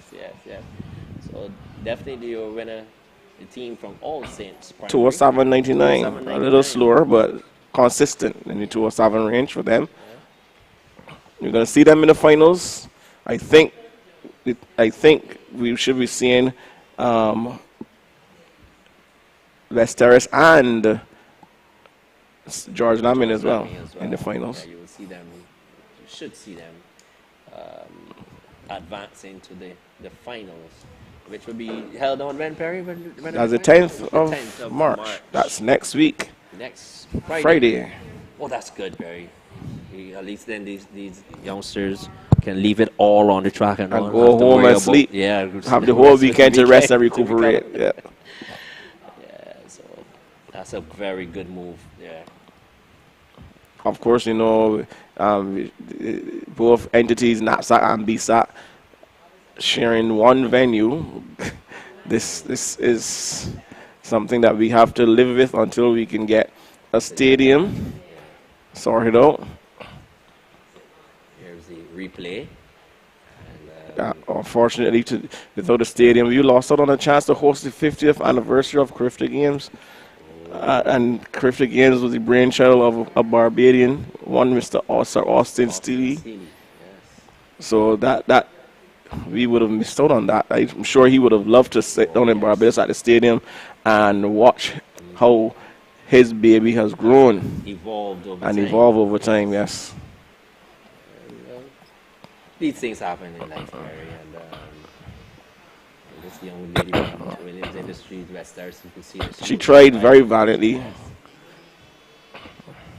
I guess the young lady from All Saints is a little more determined than she was. Something had to give and someone had to break.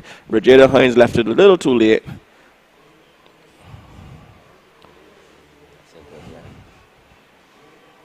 Here we have the parents and the cheering section. Yep. Spectators there.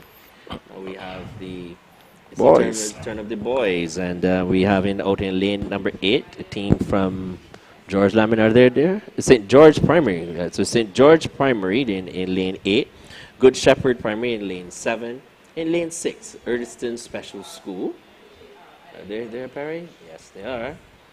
Lane 5, St. Cyprian's. Lane 4, the team from Williams Industries West Terrace Primary. Lane 3, Reynolds Weeks Primary. Lane 2, Mount Tabor Primary. And in lane number 1, the team from All Saints Primary. Yes, and the time fastest qualifying here is a 2:07.77 by West Terrace. But the record 1:53.90 set by that bomb squad from St. George. Yes, Wall, Hart, Lynch, and Paris. Matt wasn't part of that team? He was in the prelims, I believe. No, Paris was in the prelims. Map when he ended his zone, make a map when they ran the finals. Yeah. Semifinals and finals. No, I'm wrong. I think Paris ran the semifinals. Paris ran the semifinals. And Matt ran in the finals. That's when you have depth. Oh, man. Yes.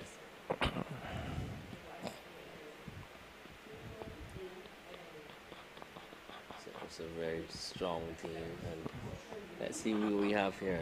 And if compare 153 and the fastest time here, 2:07. 7. That record is safe for another year. Safe for another year. Or 2 or 3. You will see. You never know. Something special will have to come around next NAPSAC season. As my good friend Dean Springer would say, you have to sprout wings from there. Good clean start. All Saints, Mount Tabor, Reynolds Weeks, West Terrace, St. Cyprian's, Erdiston, Good Shepherd, and St. George. First handover coming up. Erdiston Special School looking good, going at the back stretch. St. George Primary. There's a little problem there with Mount Tabor and All Saints with the exchange there. St. George, Erdiston, St. Cyprian's on the inside. Williams Industries West Terrace now trying to make a move up into third. St. George and Erdiston still up front. St. Cyprian boys now coming off the turn. It's a 200-meter leg. Who wants it most? It looks like Industries West Terrace, followed closely by, here comes a fast finishing St. Cyprian's and is that Erdiston Special School still up in there so far. Good for them as they try to book a spot into the finals, and they're going to lane number 1. It's all to run for in this 400-meter leg. West Terrace, St. Cyprian's. That is Erdiston. Good Shepherd, Erdiston. Oh, my, all of them are there coming. Mount Tabor Primary. I see Young Augustine is there as well. He's going to run back at them for sure. He should run back at them. But I keep saying he's. But he had some tired legs going on there. He was running those distances for the whole day. Yes. Up front, meanwhile, West Terrace. Augustine going wide. Off the I think he's being pushed wide, and that's not daunting him at all. He moves his up into second right about now. Yeah, so the determined run from the young man from Mount Tabor Primary, but he would have a lot to do to catch the young man from West Terrace Primary. So there's West Terrace in front, Mount Tabor is running second, running back on the team from All Saints. The wire is approaching. And Augustine is trying to hold on to qualify, and he does. That's a good run there. Young man from Reynolds Weeks came back on. Oh, yes. 2:03.72, the flash time. I know they're jumping and cheering all the way at Mount Tabor as well. I know that. A very determined run there just now. West Terrace, Williams Industries. I think he got the baton a little too far, too late. If he was a little closer up, he could have run the gun. Because I watch him, he's very determined. Yes. He's a very determined young man, and I know if he was anywhere shoulder to shoulder, stride for stride, it would have been that would have been a different story. He would have probably run him till he was broken. Yeah. And the stands on the eastern side is packed to capacity. Wow. See the drums up to the top left here. Standing room only, Neil. They're enjoying themselves, really having a good time here. As we get ready, section 2 is going to come up shortly. This one looks and I'm looking at this time from Luther Thorn. 204. They have the fastest time overall, 204. Yeah, and if they have the likes of Tyler Gill in there. Yeah. Reese Knight as well. They've been running pretty good all season. And if you look at here, Perry, if you look at this replay, Caden Boyce there from Mount Tabor Primary, he had a lot of work to do to make up the ground. 200 meter. By then, and here, so you see Augustine probably had about seventh. He was sitting in seventh. About 10, he had about 10 meters or so, and then the young man from Reynolds Weeks pushed him wider, and that's good running. Make him go around you. Go around. Don't come on the inside of me. You need to go around. You want to pass me? Go wide. Yeah. That took some zip out of your legs for Augustine there. Yeah. Should be pretty proud. I know Coach Antonio Yard, he'll be feeling pretty good about this performance, and as long as they go through to the finals, we should see a much better performance. Yes, here we have on the line the second section in lane 1, Belmont Primary, lane 2, Charles F. Brown Primary, lane 3, Fashion Nation Bailey's Primary. In lane 4, Luther Thorn Memorial. Lane 5, Wilkie Cumberbatch Primary. Lane 6, Arthur Smith Primary. Lane 7, Wesley Hall Primary. And out in lane number 8, St. Stephen's Primary as the race is on. Yes. That's Wesley Hall. And Arthur Smith. Arthur Smith. Oh, Wilkie Cumberbatch has dropped the baton. Fumble from them. Yeah. Luther Thorn is trying to run back in there as well. This is going to be interesting. 200-meter leg. Almost a dead heat there. Oh, fumble from Arthur Smith. Yeah, but it is Wesley Hall now and Luther Thorn. Luther Thorn, young man there just riding well. This looks like Warren from Arthur Smith trying to run back into into contention as well in his 200-meter leg. But on the outside, this is between Wesley Hall and Luther Thorne as they come to the closing as well. 400-meter. Yes, they are. Here we go now, Tyler Gill. You see how young Gill does here. He's just easy. This is a KG thing. Now we have to see what's going on. Are you going to run Tyler Gill's race, or are you going to make Tyler Gill run my race? And my race can't be my race. Yes. In terms of running and holding back, I would have to go hard for the first 150 meters. And let me see if you will come. And from there, as a matter of surge, and as we see the youngster there from Fashion Nation, Bailey's, running well. Gill got caught in a trap there on the inside and had to check his step and drift to the outside.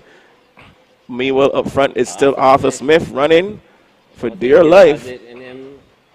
Gill is coming. He's coming now. Gill is coming. Arthur Smith is determined. 100 meters to go. Gill is looking good. He's trying. Gill is looking good. Can he catch him? He's coming. He's coming.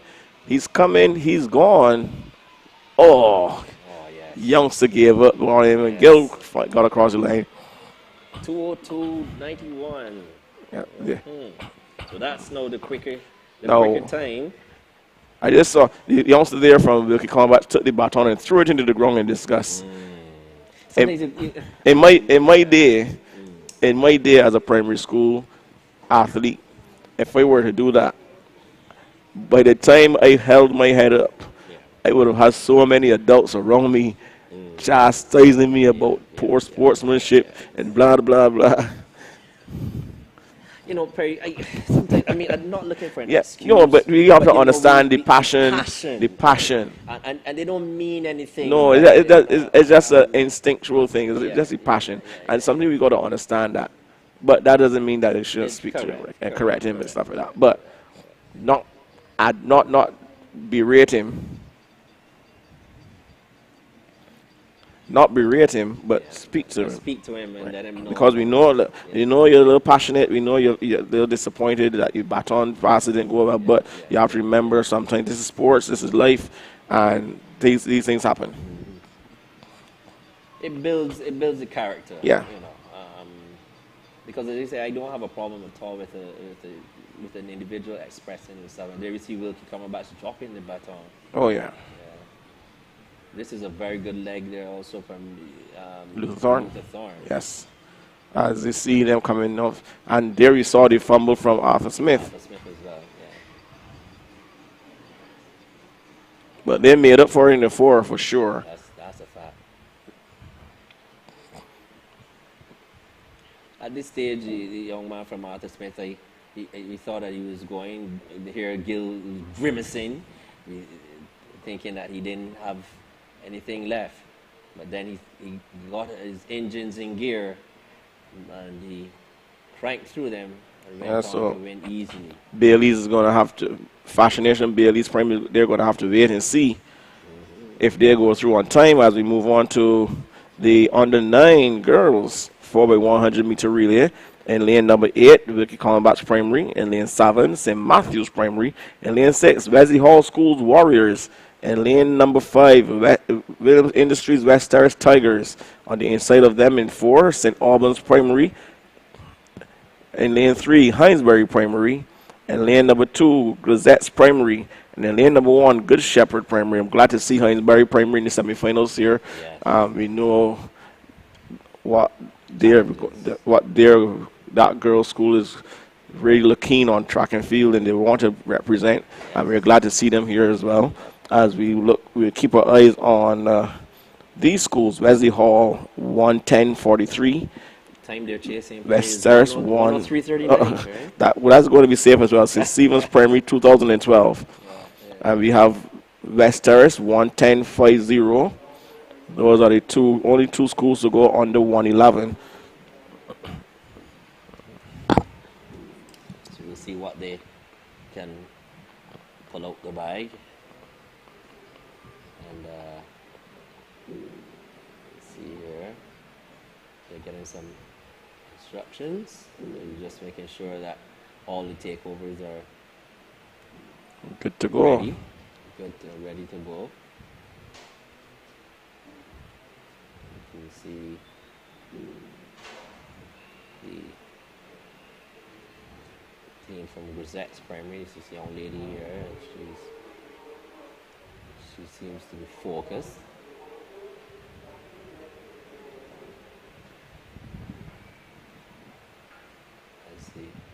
This is the area of our track and field that we have to get right.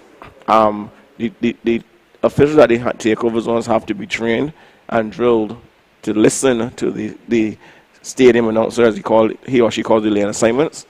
And as soon as the last lane has been called, and you realize that everybody's there, just put the flag in the air so that you don't have to be asking takeovers to show clear.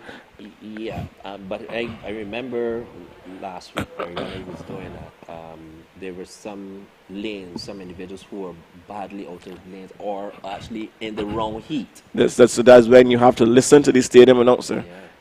That's why he said start by listening to the stadium announcer.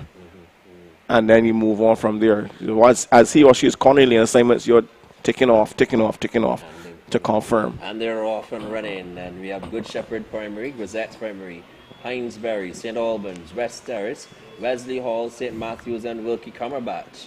First exchange. Wilkie looks good. Though they're still up front. West Terrace and Wilkie, they're the two front runners. In between them should be St. Matthews coming up there as well. Wesley Hall. So it's Wesley Hall and West Terrace. Wesley Hall, West Terrace. Wilkie. Slightly in front. It's the team from West Terrace Industries. West Terrace Tigers. They're in front. This is the penultimate leg as they come to the final handover. A little awkward baton there and the fumble, but they're miles ahead. Here comes the young lady from Wesley Hall trying to run her down, but I don't think you're going to catch this young lady from Williams Industries West Tigers today or tomorrow. They're going to cross the line first and book their spot into the finals. So potential points for West Terrace Tigers, a 105.86, the unofficial time. Potential points for West Terrace Tigers in this one. And we will say goodbye to, it looks like Grisette's Primary, Hinesbury Primary, and the lot. They finished way down the path. So I don't know if this heat is fast enough, but only two will go through. Yeah, so you never know, because this heat, they just returned 105.86. And there was a 108 something and 108 something after that. So we have to look and see as the other section comes out.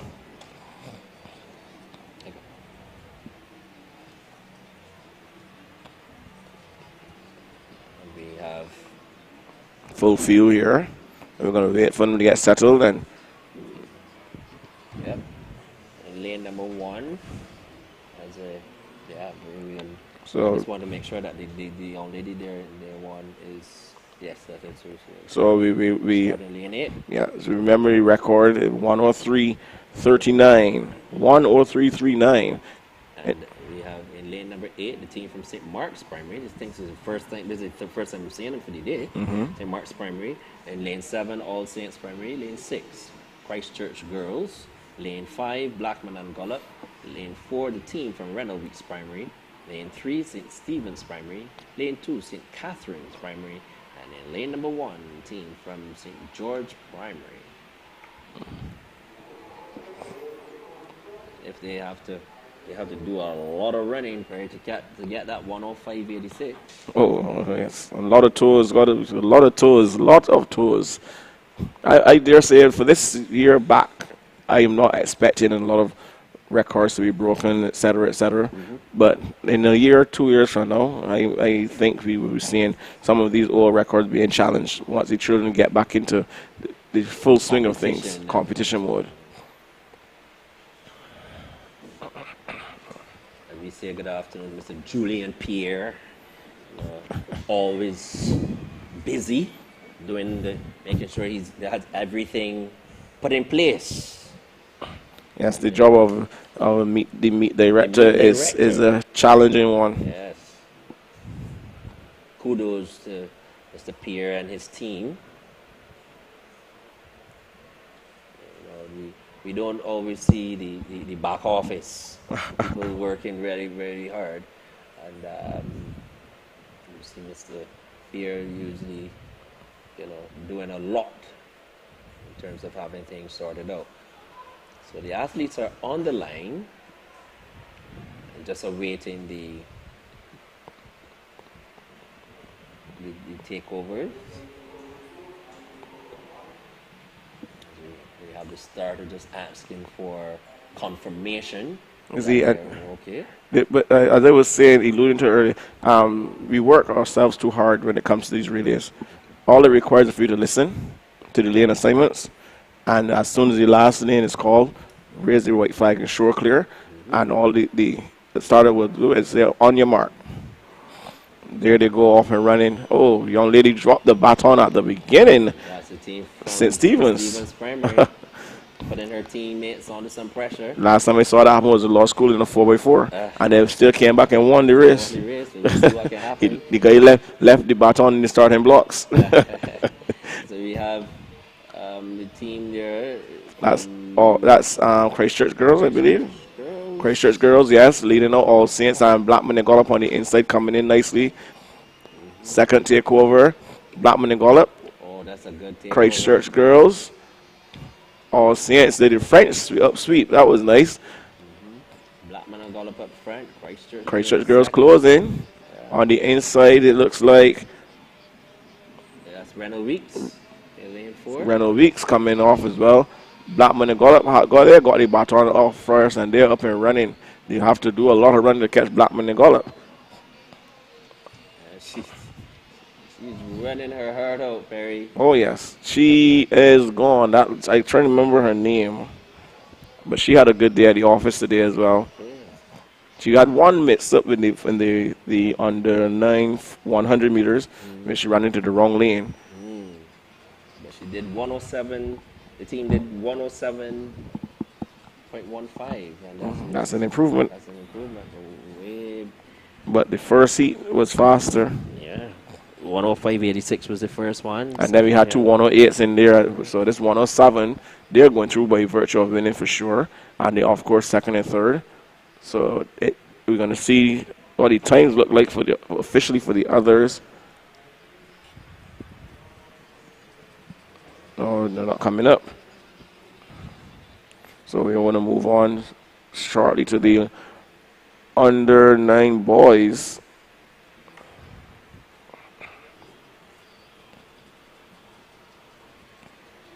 Renault Weeks ran back on well. Is that a basin? An old, yes, I told you, a wash basin. A wash basin, Perry. You remember Old those galvanized days? wash basin. Oh, yes, Perry. I remember my grandmother had one of those. And I could see her now sitting at the side of the house and washing. And jeans, that's pants, Miss Evelyn. Miss Evelyn. A teacher of Blackman and Gollop here with the wash basin. Oh, Perry, that just took me back some years. Oh. Whoa. Yeah. I'm going to have to ask her where she got that Where she basin got from. that? I'm sure if I show my kids that, my children, you know what is this? You think they'll be lost? What is that? I mean, they will probably put two and two together, but goodness gracious me. It still looks like it's in good condition. Very good, Perry. No rust or anything. As we get ready for the first section of the under 9 boys 4x1 in lane number 1, St. Jude's Primary, lane 2, Wilkie Convach, lane 3, St. Bernard's, and lane 4, Blackman and Gollop, and lane number 5, West Terrace, Williams Industries West Terrace Primary School Tigers, in lane 6, Wesley Hall School Warriors, in lane number 7, St. Paul's Primary School, and in lane number 8, the Hawks of Lutherthorne Memorial. They're Hawks. They're Hawks. So Perry, we have Hawks, we have Panthers, we have Tigers. We have Lions. We have Warriors. 2 sets of Warriors.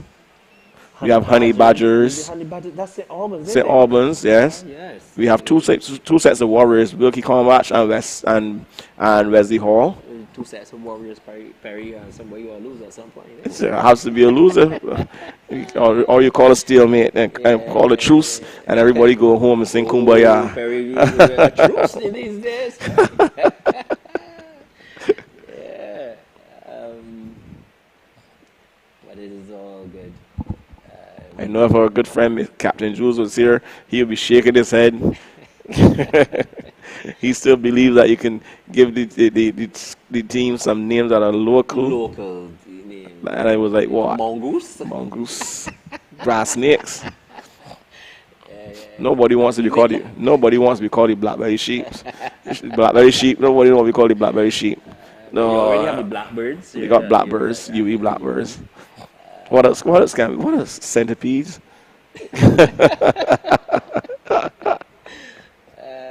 A peewit. A wood dove. Wood dove? What? What are you gonna call it? We must get some names. The green monkey. The green monkeys. Yes. Disruptive, but you'll get some names. I'm sure the viewers have some viewers suggestions. Have something to say, yes.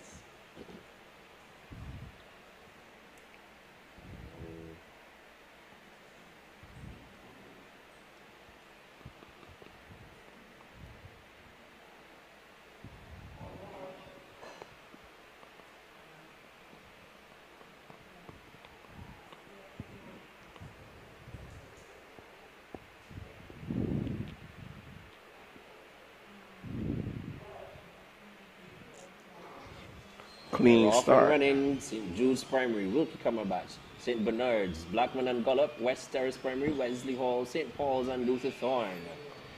Coming up to the first exchange. And on the outside, the team from that is the team from Luther Thorne Memorial. Yes. West Terrace in there. Wilkie Combat's looking good, moving at the back stretch as well. St. Paul's looking good. Second Running back on now. Second handover. Let's see what happens here. Good clean takeover there by St. Paul's. That's a very good takeover. Yes, it was. Wilkie still there on the inside. On the outside is Team from Luther Thorne. Memorial, they're coming back. But St. Paul's would do very well here. West Terrace is back into a fumble from West Terrace. Opens the door. Coming back to get back Here, in the race. and Blackman and Gullop is all of a sudden suddenly in there as well. Somebody's running all around here. St. Paul's. I thought he was going to go out of the lane. Blackman and Gullop take this one. Yes. St. Paul's second. 104. 104.89. But I think the young man from St. Paul's started to wander all over the lane itself. And that poor wash basin getting abused again. Yeah. At one point in time, it looked as if he was going to run out of the lane altogether. He was in all sorts of trouble. Blackman and Gullop will take that one. Yeah. You'll see them in the finals.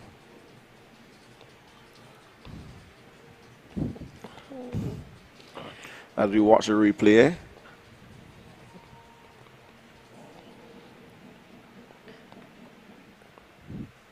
Yeah, you could imagine, Perry, if you had a team, the centipedes, and somebody stung by a centipede. The green lizards.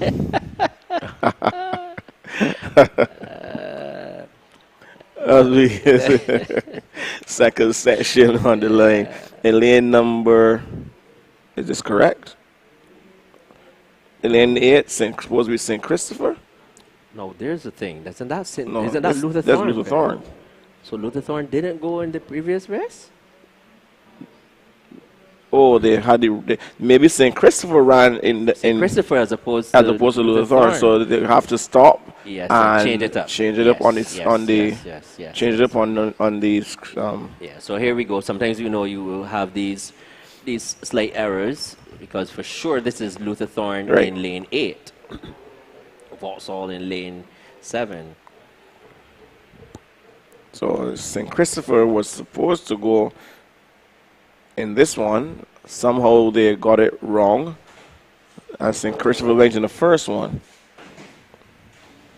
But knowing the technical team with Mr. Toppin and his crew, they're going to get They'll get it done. They're going to get this on the fly. I've seen them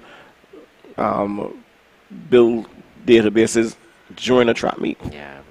Kudos to Ryan Toppin and his And actually team. ran schools running the races are getting entered as on the fly and timings and everything going in.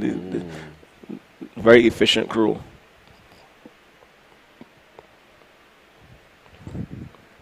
So it's just a matter of switching, making a note, switching St. Christopher with Luther Thorn. Luther Thorn. Because they were both in lane 8 anyway to begin with, I think. I have this race coming up here now, and the team from St. Cyprian's should be in here, yes.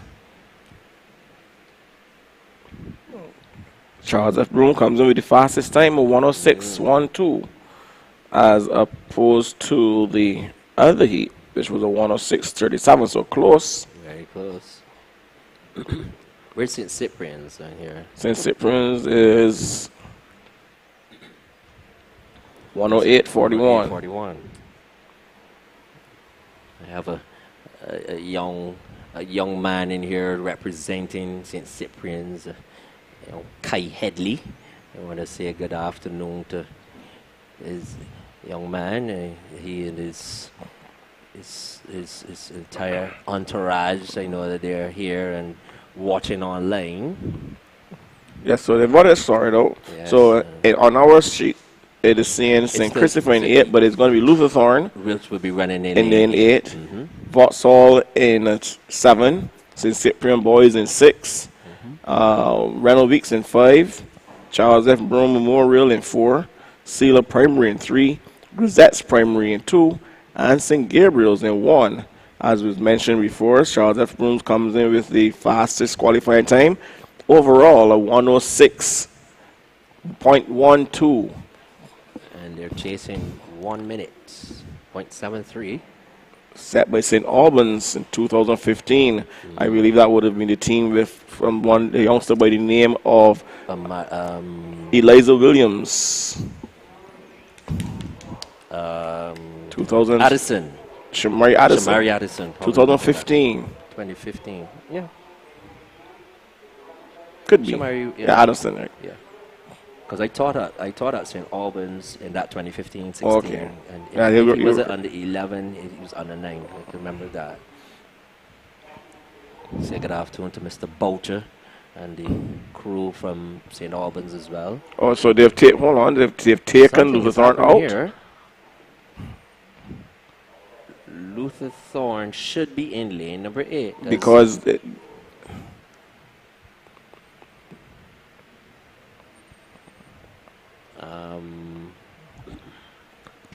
I think that should just have been an automatic swap. switch. An automatic swap. Because say Christopher went. They were in lane 8. They were and- supposed to be in lane 8, and Luther Thorn is supposed to be in lane 8. Excuse me.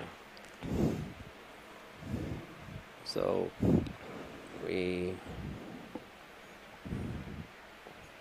just see they making see how it will work out. I see Mr. Jasper Blades down there, As the assistant meet director. assistant meet director, and Basil Cox and Julia there. Mr. Harris there as well, Christopher Harris. Harris is there. They're on their phones and getting things sorted out. Technology is there with us as well.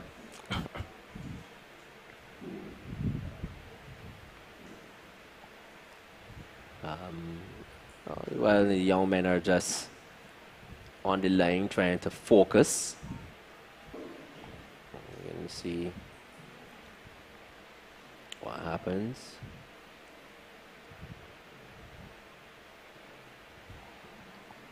They're just slowing. Time in Barbados is 3 minutes. It's 10 minutes past 3. Perry's it's been a longish day.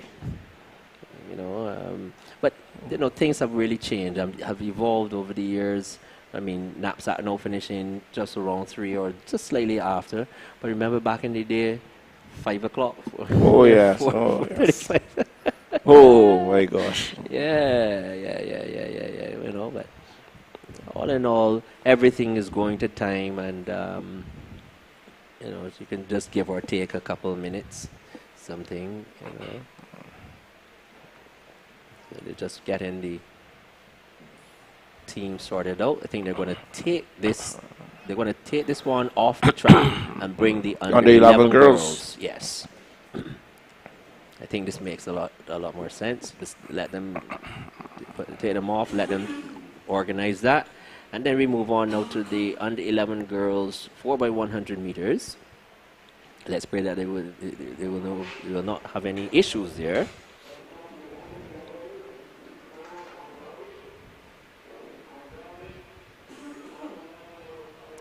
We're just trying to pick up what.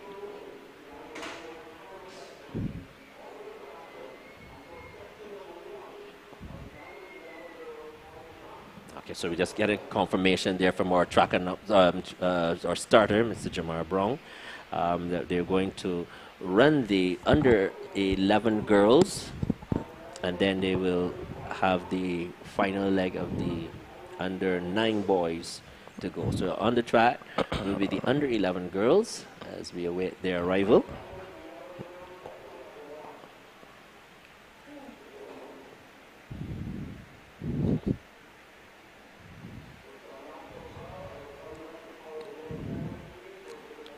So just trying to get the lane assignments.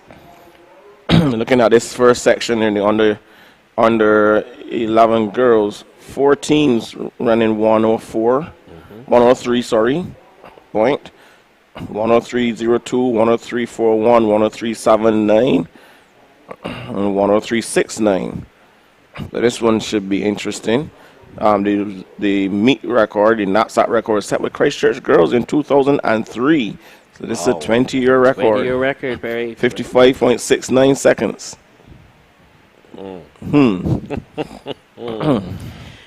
Safe to say that is safe. Yes. As we welcome the teams, and this is the under section 1 of the under 11 girls 4x100 meter relay. Just waiting now.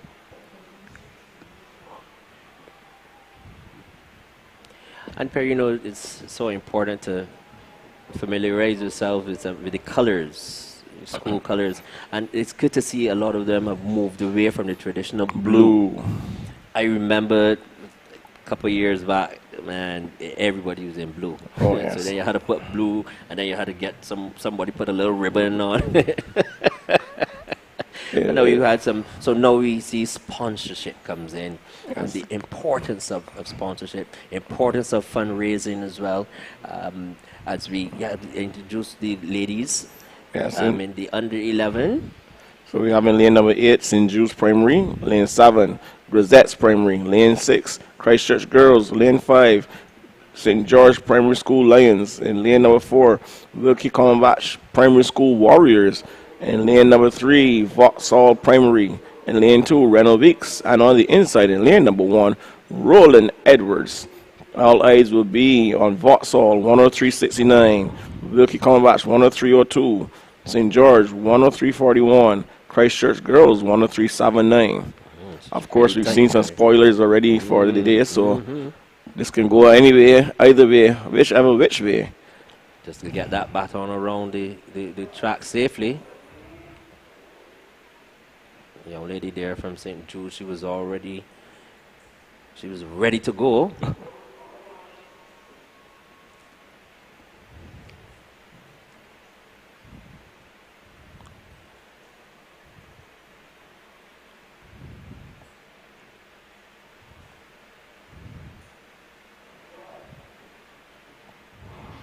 And they're off and running. St. Jude's Primary, Grisette's, Christchurch Girls, St. George Primary, Wilkie Combach, Vauxhall, Reynold Weeks, and Roland Edwards Primary. Yes, and we see Wilkie Combach looking good, going up the back stretch. Wilkie Combats is flying. Rosette's primary is also there. Perry, they went well. St. Jude's coming back well. Wilkie Cumberbatch should be in the lead. Oh, look at this takeover. Very well done, Perry. Well done, well executed there. The team from Wilkie Cumberbatch, a clean takeover.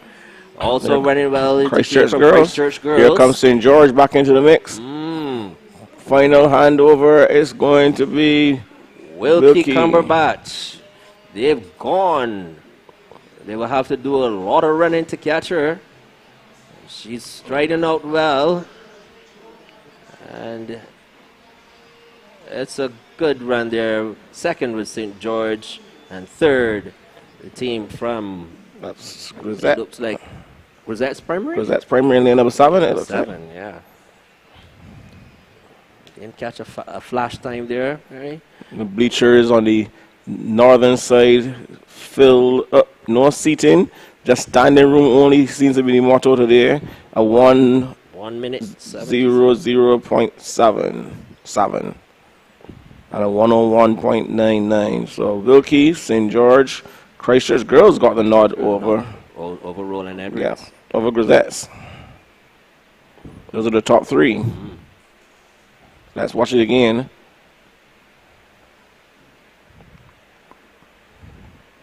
There's some very clean takeovers from Yep. Wilkie Cumberbatch. Very safe takeovers. And again, I think the track announcer, he already has the other one on the line. Well, this is got section 2 coming up here. Section 2 coming up. Yes, as we wait to make sure, confirm. Starter's assistant, so they're ready for the second section. As the Wilkie Cumberbatch team have their pictures taken.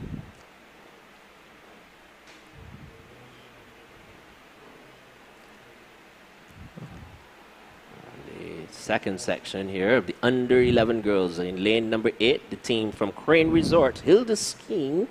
They're in lane number 8. Lane 7, All Saints Primary. Lane number 6, Hillaby Turner's Hall Primary. First time I'm hearing these three for the afternoon. Lane 5, St. Albans Primary. Lane 4, the team from Williams Industries West Terrace Tigers. In lane 3, Good Shepherd Primary. Lane 2, Fashion Nation Bailey's Primary School. And lane number 1, Ellerton Primary. And I know the Hillaby Turner's Hall.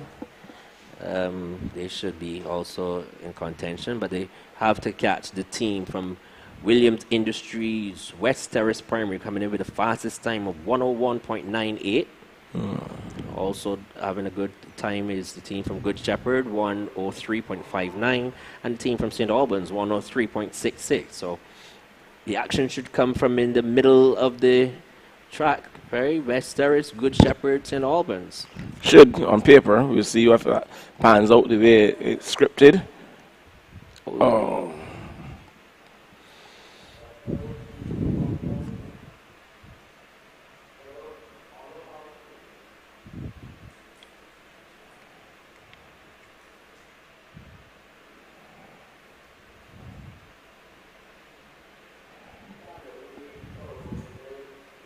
And we got him to stand again.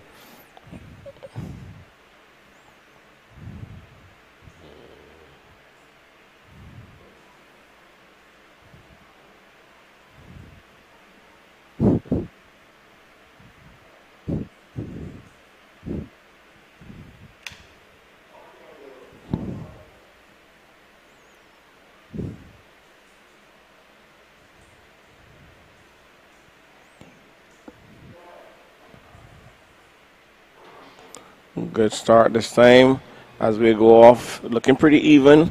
Everybody's now we see West Terrace making a move there against St. Albans. St. Albans. Yes. Williams Industry West Terrace, first handover is theirs. As they motor their way up the back stretch. All the schools have to really run. I see on the outside we have Hilda Skiing, Crane West Terrace. Resorts Hilda Skiing, but West Terrace looks the better of the two of them as they hand over first for this a penultimate leg. And this young lady is flying. Coming around the bend, everybody's giving chase, though. However, I'm seeing Hillary Albans turn is this all. closing St. as well. Albans as they come to the final takeover. And it's Williams Industries West Stars Tigers. Okay. This young lady coming from St. Albans is running really hard, running well, but she will not get back to the team from not gonna Williams catch her. Industries West Terrace. 1:0065 is the time. Just slightly faster than the other heat, the other section, I should say.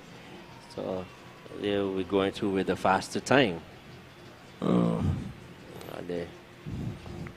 We're going to wait and see. A lot of patience is required now to find out if your school is going through to the finals. If you're not one of those automatic qualifiers. Yeah.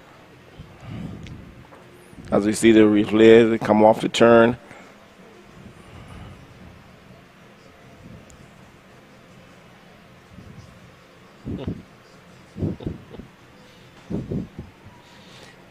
Very, I'm here chuckling, but the amount of messages I've received since we were talking about the names, I mean, almost everybody lighting up my phone talking about the centipedes,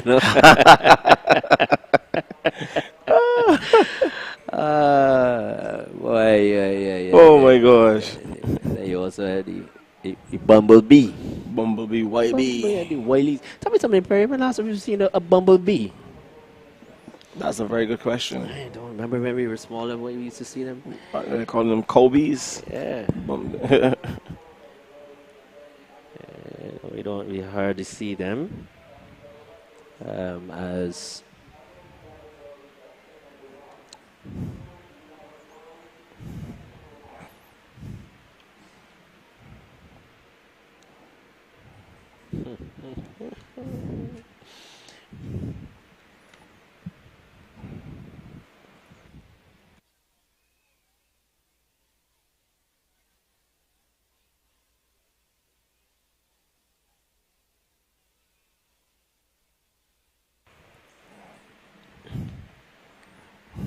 okay, we have I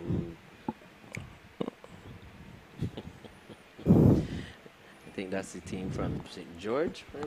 St. George Posse there in the stand, along with St. Paul's. Enjoying the setting sun. Yeah, they are on the eastern side today. Again, stadium stands filled to capacity. Standing room only. You have people in the bleachers. We have the open air on the other side. The open air with just a few bleachers. But they're all standing up against the rails. Everybody's trying to get a good vantage point for these relays. It was a very good turnout today in terms of spectatorship. Very good performances. I know some athletes who didn't make it or underperformed because of this flu bug that's been going around. Most of the children at the schools have seemed to have contracted this bug. And I'll tell you this, Barry. Emmanuel Augustine from Mount Tabor, I mean, he wasn't well on, today's what, Thursday? He wasn't well on Tuesday. He didn't come to school yesterday. And then he's here today running his heart out. So...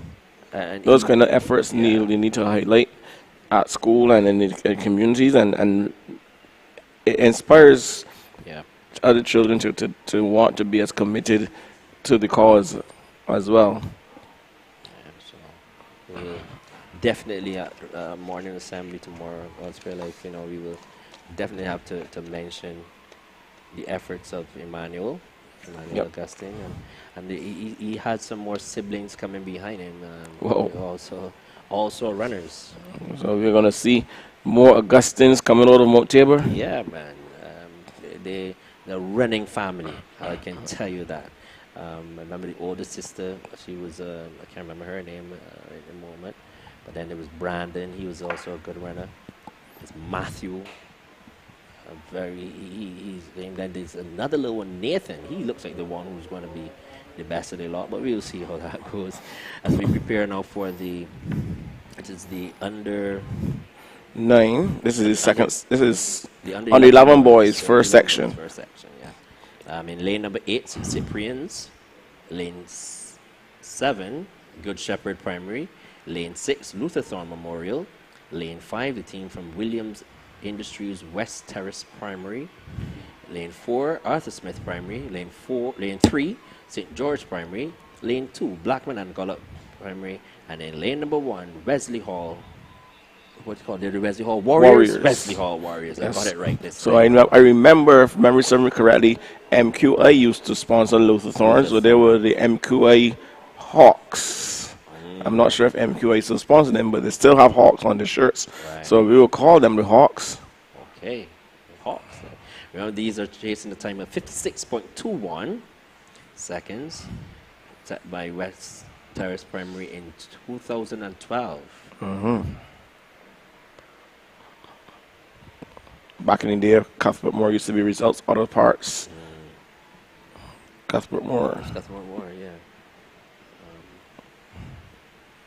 We put a lot into getting that sponsorship and getting the community behind that school back in the day. It really worked. It paid off It's all dividends. about community, you know, Perry, at the end of the day.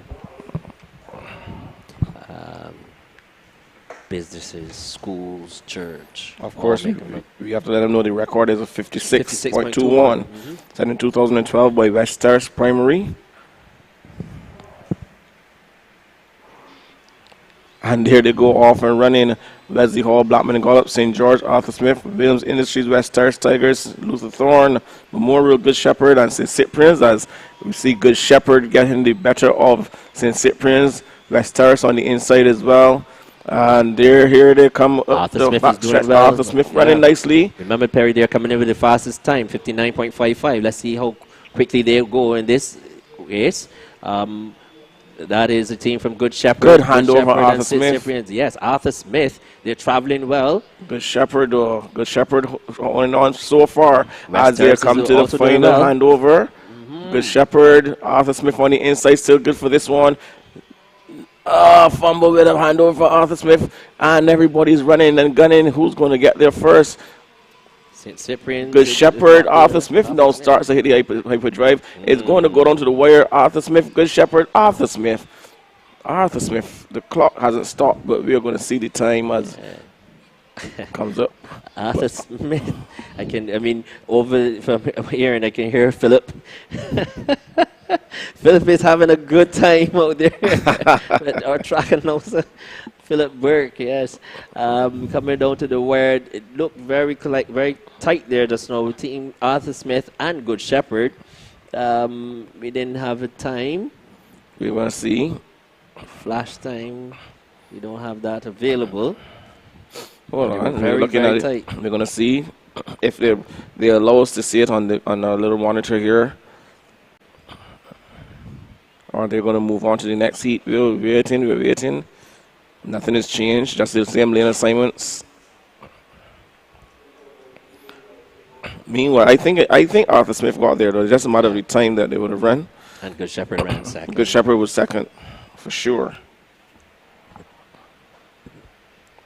I think third would have gone to Williams Industries West Terrace. Yes, possibly. All right, so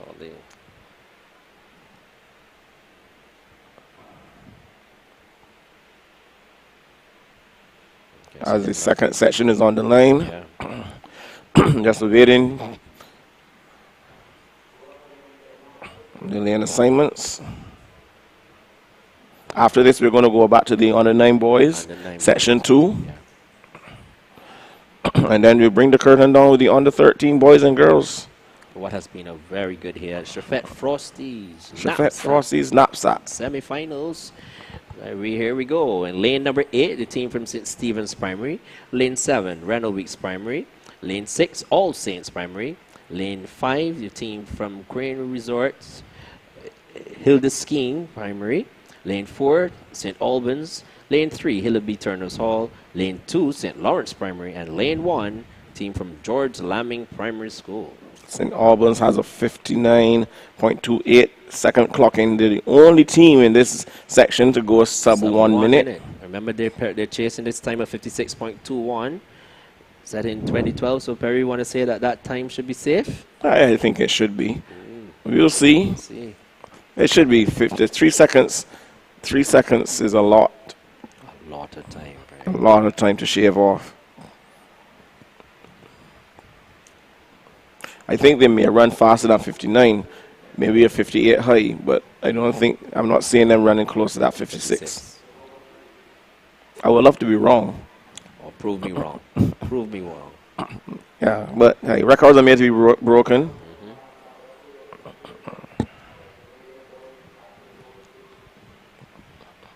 And anytime you have records that are broken, you should feel good because it shows that the level of competition has been raised, the bar has been raised.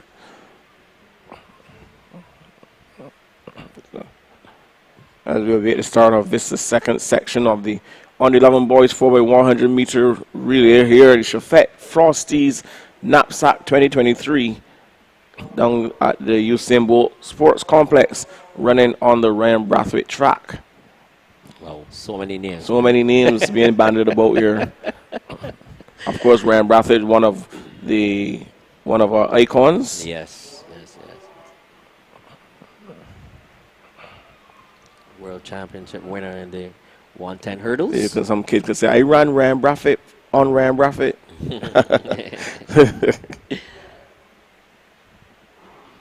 And there they go, off and running.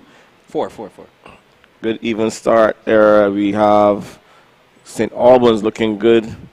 Making it with stagger on the schools on the outside. That's Korean Resorts. Bad handover from St. Albans. He was braking before hitting the brakes before he passed the baton. But nonetheless, they have the speed. And here comes St. Albans on the outside of them. They're on the outside.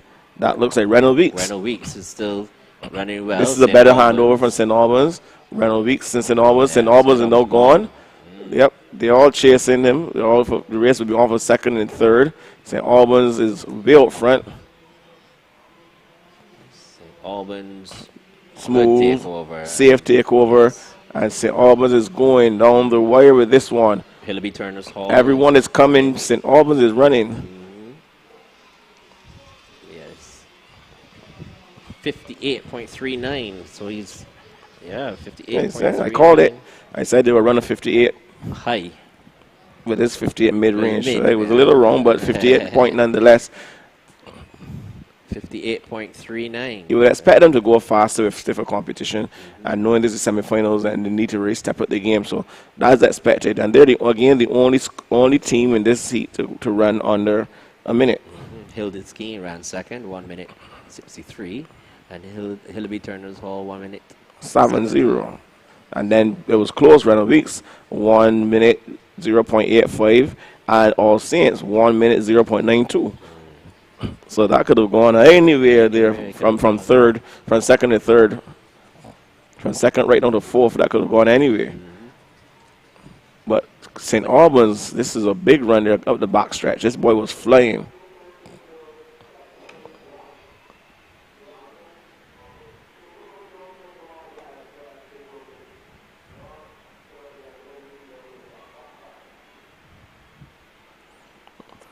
And after that, it was just a matter of getting the baton to the ankle leg runner. Yep. And it was all she wrote from there for St. Albans Primary.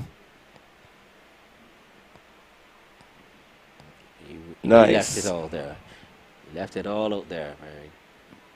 You have a whole week to recover. Yep. Get ready for the finals. That's when it really matters. So we have here now, it's just a slight break. We have the girls, and that's the under 13 girls. They are waiting. Yeah, they're waiting. Of course, we still have that second heat for the under 9 boys. Boys, yes.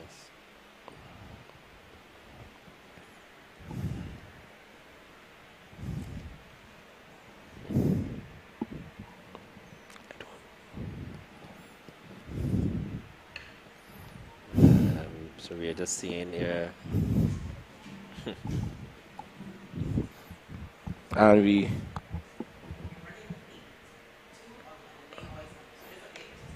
Okay. so we going back to the heat 2 of the under 9 boys. Heat 2 of the under 9 boys.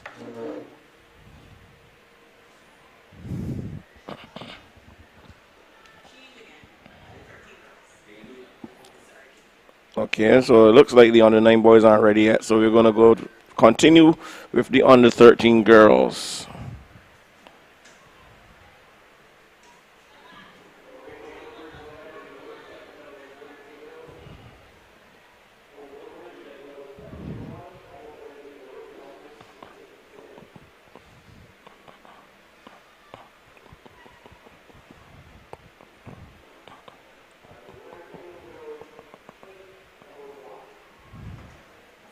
Under 13 girls. Section 1, these are the semifinals in the 4x100 meter relays. Here are the Frosties, Chafette Frosties, NAPSAC 2023. As we now witness the under 13 girls getting ready to do battle. The NAPSAC record, 54.16 seconds set in 2007 by Crane Resorts, Hilda Skiing Primary.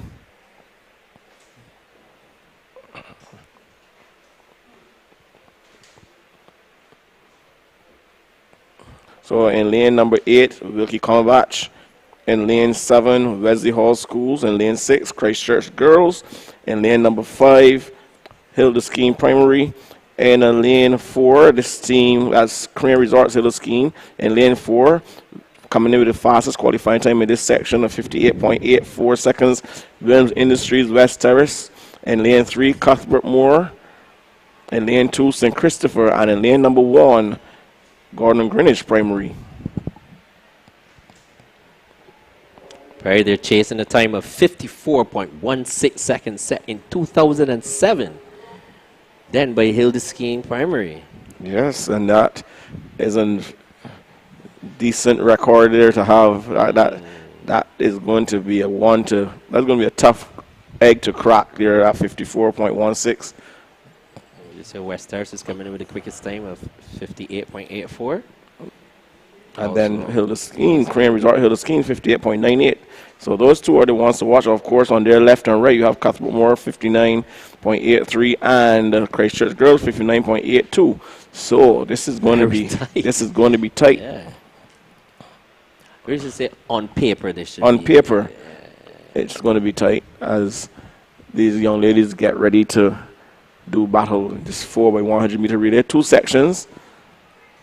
Remember, they are running for a chance to qualify and go into the finals, where then we will have more points. And speaking of points, we have points for you. So as soon as we finish the under 13 girls 4x1, we're going to give you the points. Remember, we had high jump today, so those are finals.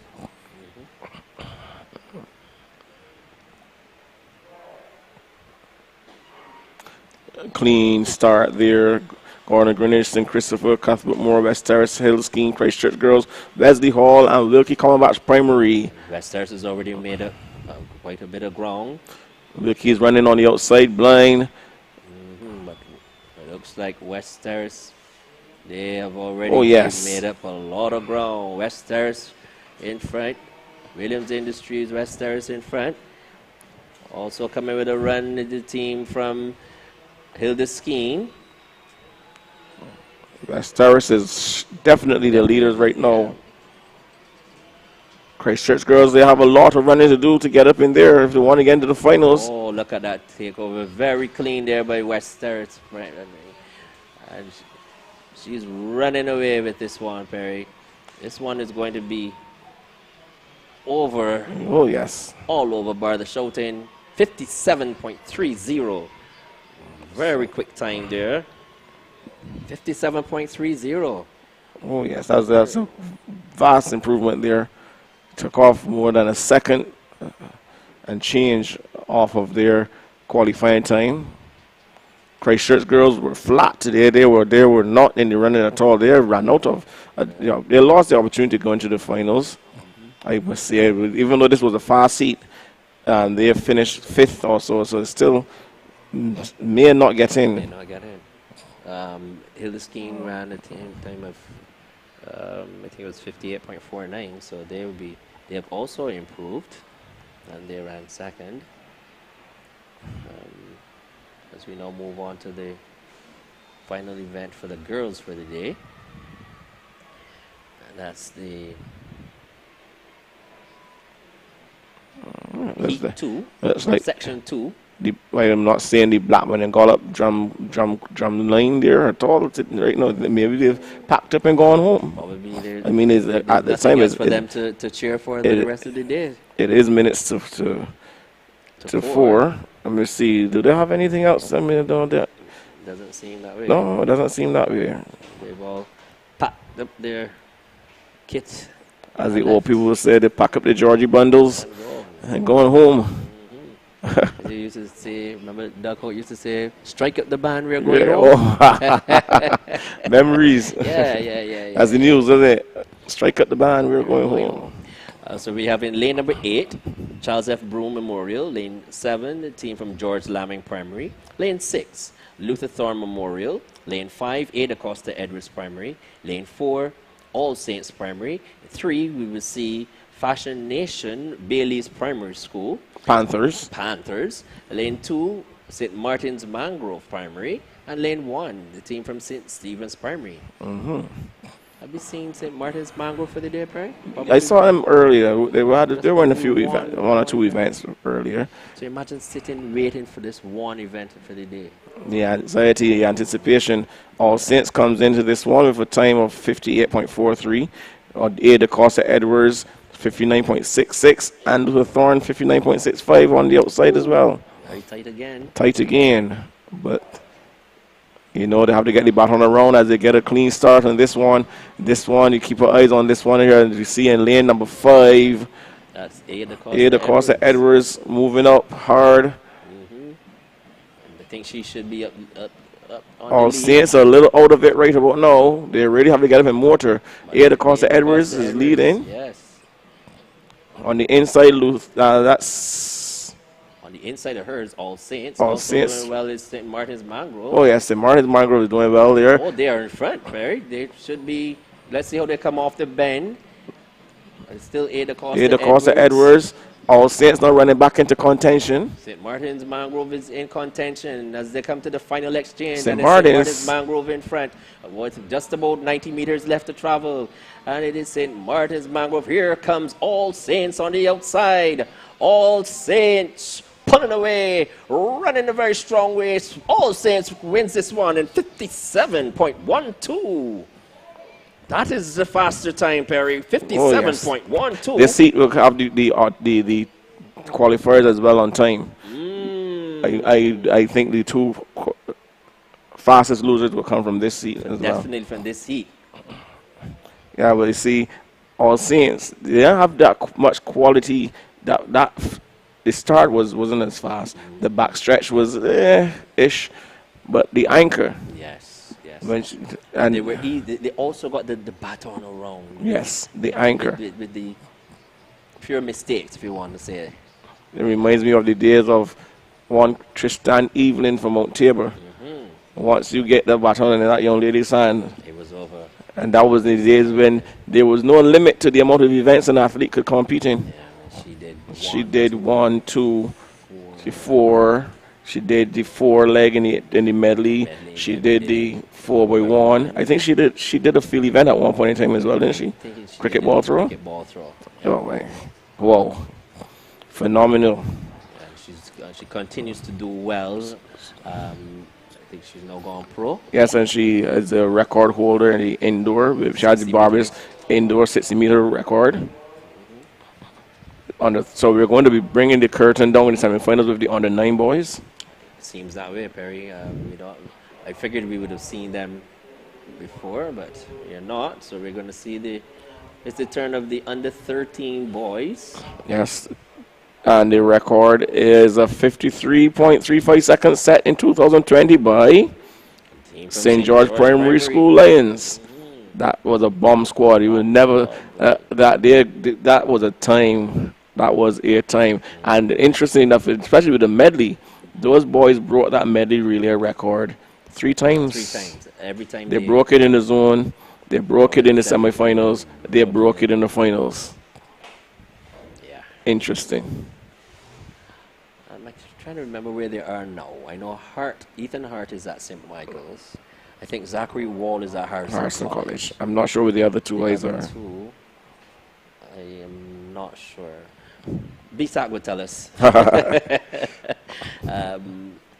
We have a scratch lane there. Yeah, St. George Lamin is not there. It's not there.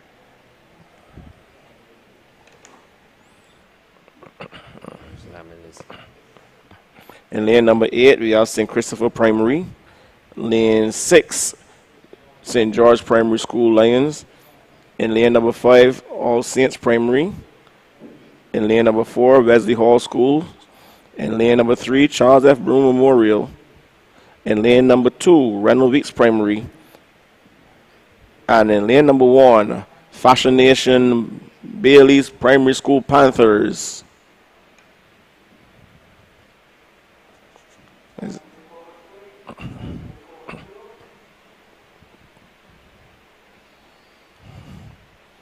As we get ready for this first of 2 sections in the under 13 boys 4x100 meter relay.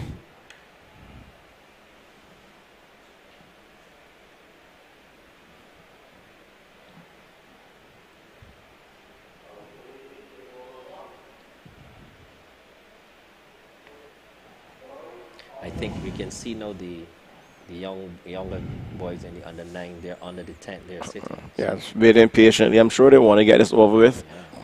They want to get their race over, done and dusted, as I would like to say, as they get the all clear. Good. Oh, from slip there from St. Christopher on the outside. But meanwhile, All Saints moving up nicely Made up the stagger already. On everyone. They're gone. Safe handover there from them.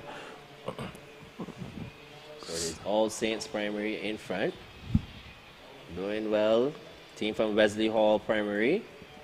Coming to the second exchange. It is All Saints. Wesley Hall on the outside is St. Christopher Primary. Yep, looking good. St. Christopher there looking good in this for this one as well. Back.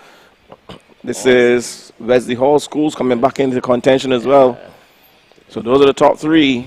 The final exchange. And this big lad here from All Saints, he's going to make it difficult for anyone to catch him as he comes down the home stretch. They're not going to catch him. Saw him for the whole day doing well. Long striding. Powerful 54.93. Whoa. Not bad at all, Perry. Looking. They had 1 or 2 hiccups there and that one, and he ran 54.93. 54.93. The record is 53.35. Clean it up, and then we can see some fireworks in the finals, Perry. I think they need at least one stronger athlete on that team. Let's take a look. Let's watch the replay. If you can see the replay, I think they need at least. There was a big chink in the armor with this All Saints team. Is this young lad who anchored? He is exceptional, so he was able to pull them back. This looks like the under 9 boys. No, because I can still see the team. Oh no, that's not. This is the second section. They bring out the second section. Yeah, they're bringing out the second section. So we're going to finish the semifinals with an under 9 boys relay. Interesting. Very.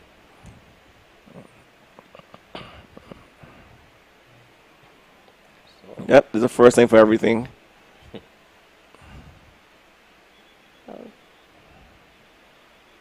So we have them standing on the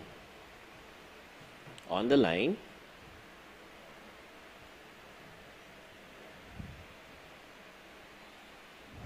So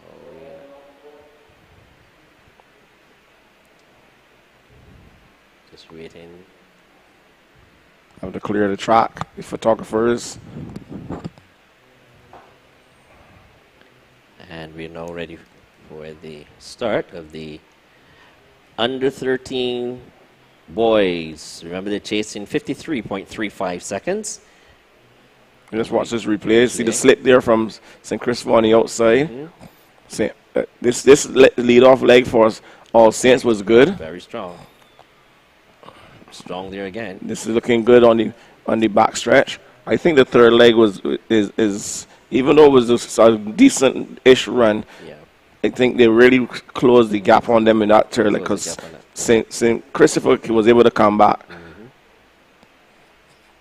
So if you can tidy up that. That third Yeah, leg. I would, if it were me, I would take this ankle leg person and take him right back to the back end of the handover zone, which would mean the third leg person would run shorter distance, and he would get the baton earlier, getting his top end speed faster. There we go. St. Paul's Primary, Lane 1, Lane 2, Hildesteen, Lane 3, Arthur Smith, Lane 4, Luther Thorne Memorial, Lane 5, Wilkie Cumberbatch, Lane 6, St. Lawrence Primary, Lane 7, Ada Costa Edwards, and Lane number 8, Bay Primary. And they are off and running, and it's a pretty good start. Ada Costa Edwards looking good on the outside. Wilkie Cumberbatch on the inside there as well, looking good. First handover. Arthur Smith also looking good. Ada Costa Edwards, Wilkie Cumberbatch.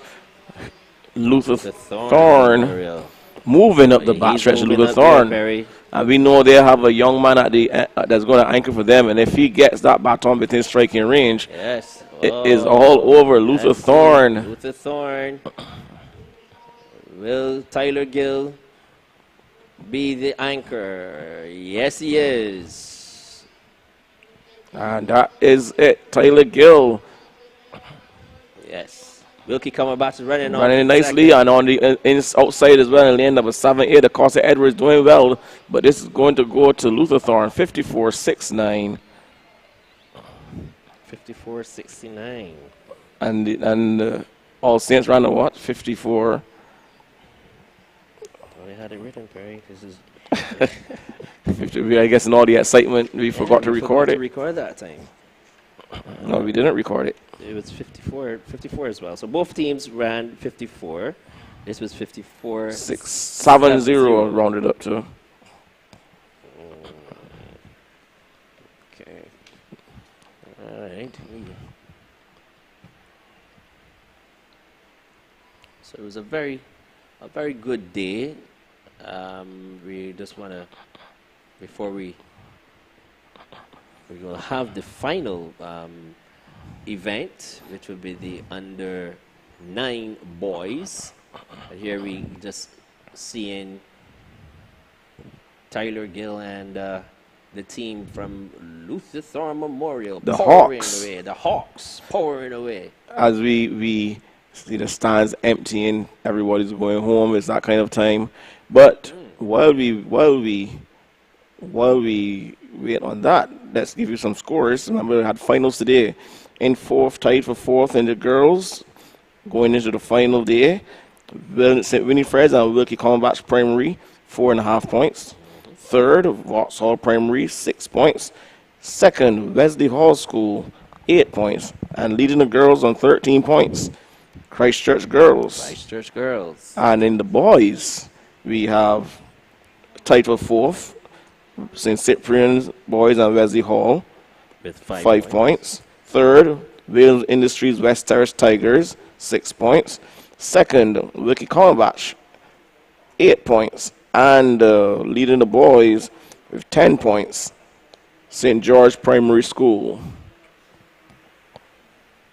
And we move back now to the under 9. Oops.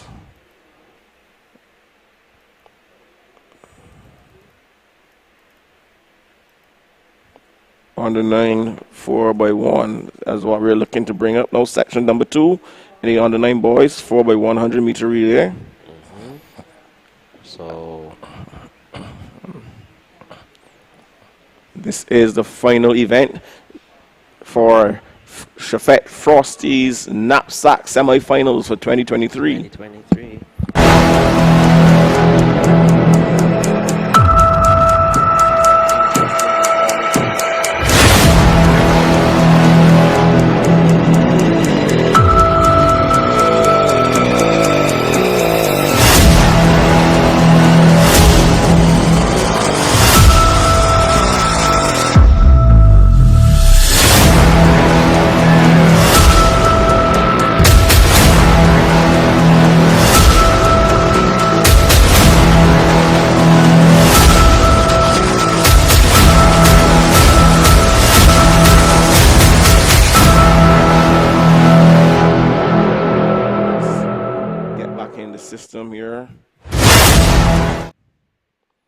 under 9 boys.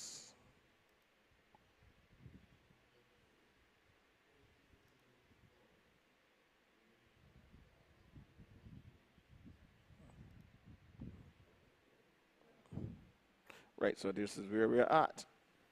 So 2 sections. Okay, so in lane number 6, St. Cyprian's boys. Lane 5, Reynold Weeks Primary. Lane 4, Charles F. Broom Memorial. And lane number 3, the team from Grisette's Primary School. Remember, just to remind you, the NAPSAC record was set in 2015 by St. Albans Primary, the Honey Badgers, a time of 1 minute 0.73 seconds.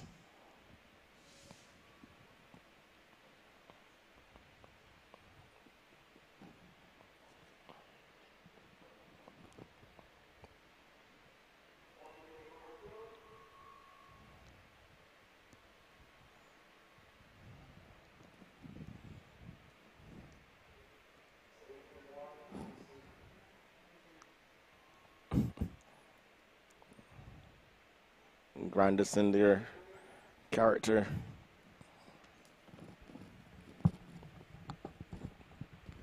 These young men they had to wait nearly half an hour, 45 minutes, right? And for these little boys, that feels like 3 hours. That's an eternity for them. Oh my!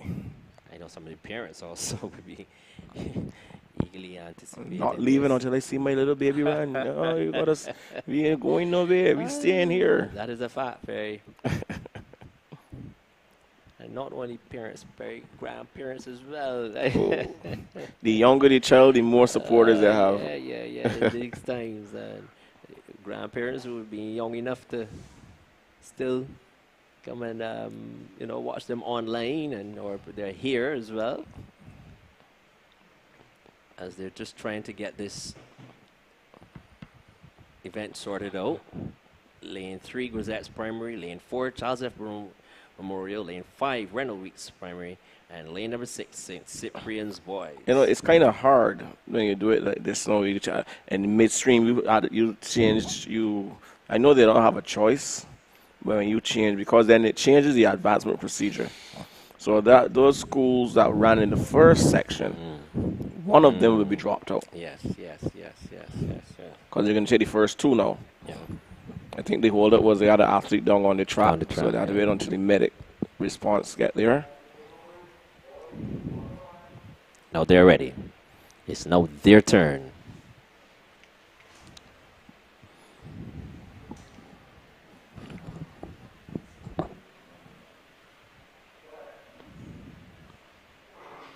And they're off and running. Grisette's Primary, Reynold Weeks Primary, Charles F. Broom, and St. Cyprian's. And it's St. Cyprian's up front. Yeah, they have a good lead there. Charles F. Broom's now in second. Close in. So it's St. Cyprian's, Charles F. Broom's fumble and drop the baton. So open the door for the other 2. But up front, St. Cyprian's still going. Reynold Weeks is in second. Here comes Grisette's Primary. Second handover coming up. Oh, St. Cyprian's and Reynold Weeks. That's young Kai Headley. Kai is running. Grisette's is going. Well, yes, it's Grisette's coming back to St. Cyprian's. St. Cyprian's just doing enough. Final handover. Final exchange. St. Cyprian's and Grisette's. Yeah. Those are the 2. Here comes Reynold Weeks.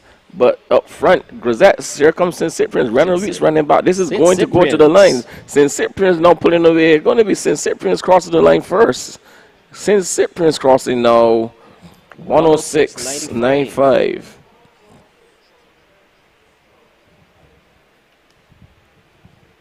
They had their moment. 106.95. I think the first one was could it be that 104.89? 104 something. 104.89 then. It's a possibility. Who won that one?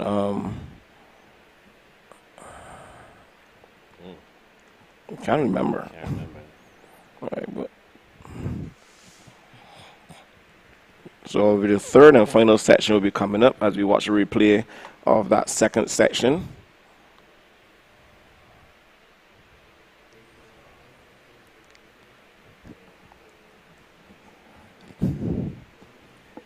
St. Cyprian's there did well. Yeah, The Zax Primary. This lad from St. Cyprian's, though, he really ran a determined anchor leg. Yes. So here we go, Perry. The final event for the day. A good day. In lane number 7, a team from St. Christopher Primary. Are they correct in this one? Mm-hmm. But remember, they should have run before. Right. So is it St. Cyprian's? Sorry, is it St. Christopher Primary in lane 7? Okay, it looks like we could go with what we see here. Vauxhall in 6. Lane 6, lane 5, Sela Primary, lane 4, St. Gabriel's Primary, and lane 3, the team from Luther Thorne Memorial. Sela has the fastest time in this section, a 1:08.99. We have 104 and 107. 106.95. Yeah. So I think what happened is what may have happened, because St. Christopher would have run in the first section, and maybe they would have protested or they would be added back to given a fair chance to qualify again, because so they have to do 3 heats. But that could be the only explanation, because they would have run already. They did run in place of Luther Thorne in the first section. Yeah. And now they're here again. So, fairness, I guess. And the race is off. 5 schools, Luther Thorne, St. Gabriel's, Sela, Vauxhall, and St. Christopher. In the middle, Sela looking good for this one, making the stagger already on Vauxhall. Sela, not the best handover, but they're making it work. Vauxhall now motoring at the back stretch. That's Nathan Phillips. Nathan Phillips of Vauxhall Primary. He has been the star athlete of the day for Vauxhall Primary. So Vauxhall, Sela, St. Christopher on the outside, Luther Thorne on the inside. Here comes St. Christopher on the outside now.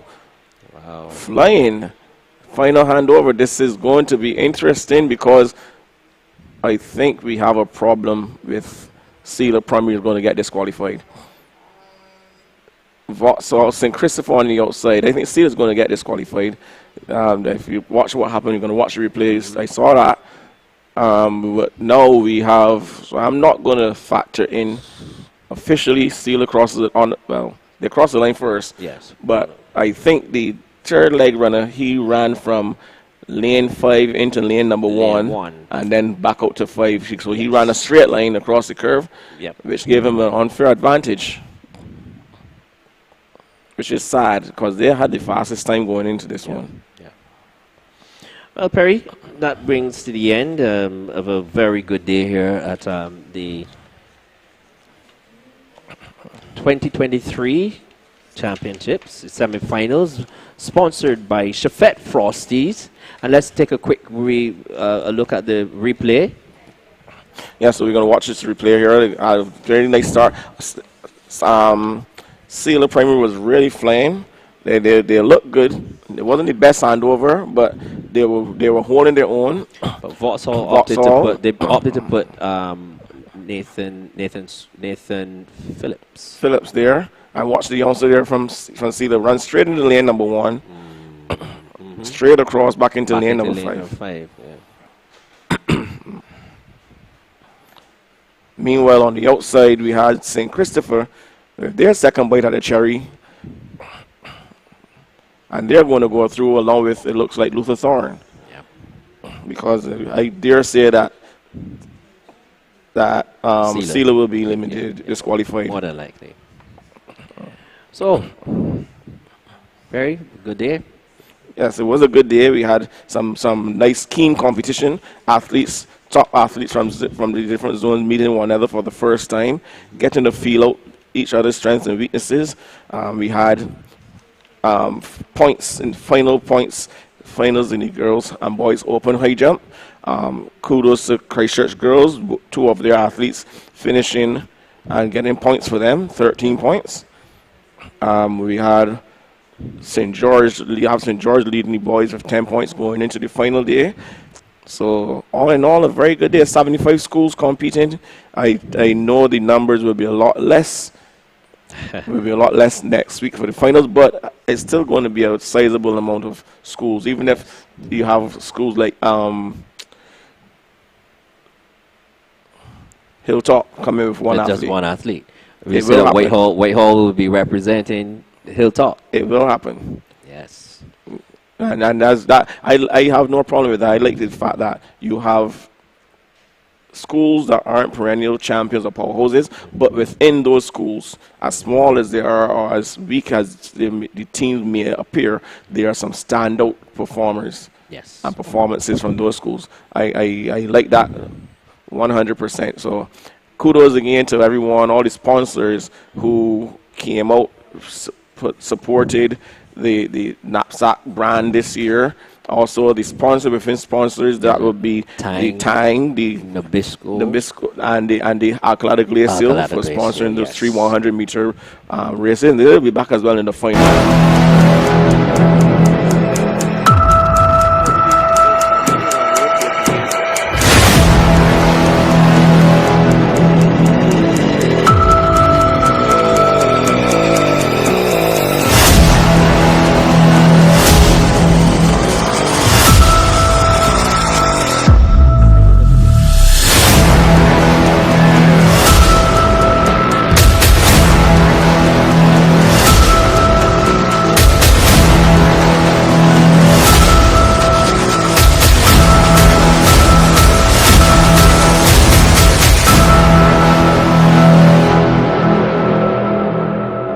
On paper, they didn't factor in the spot in the finals.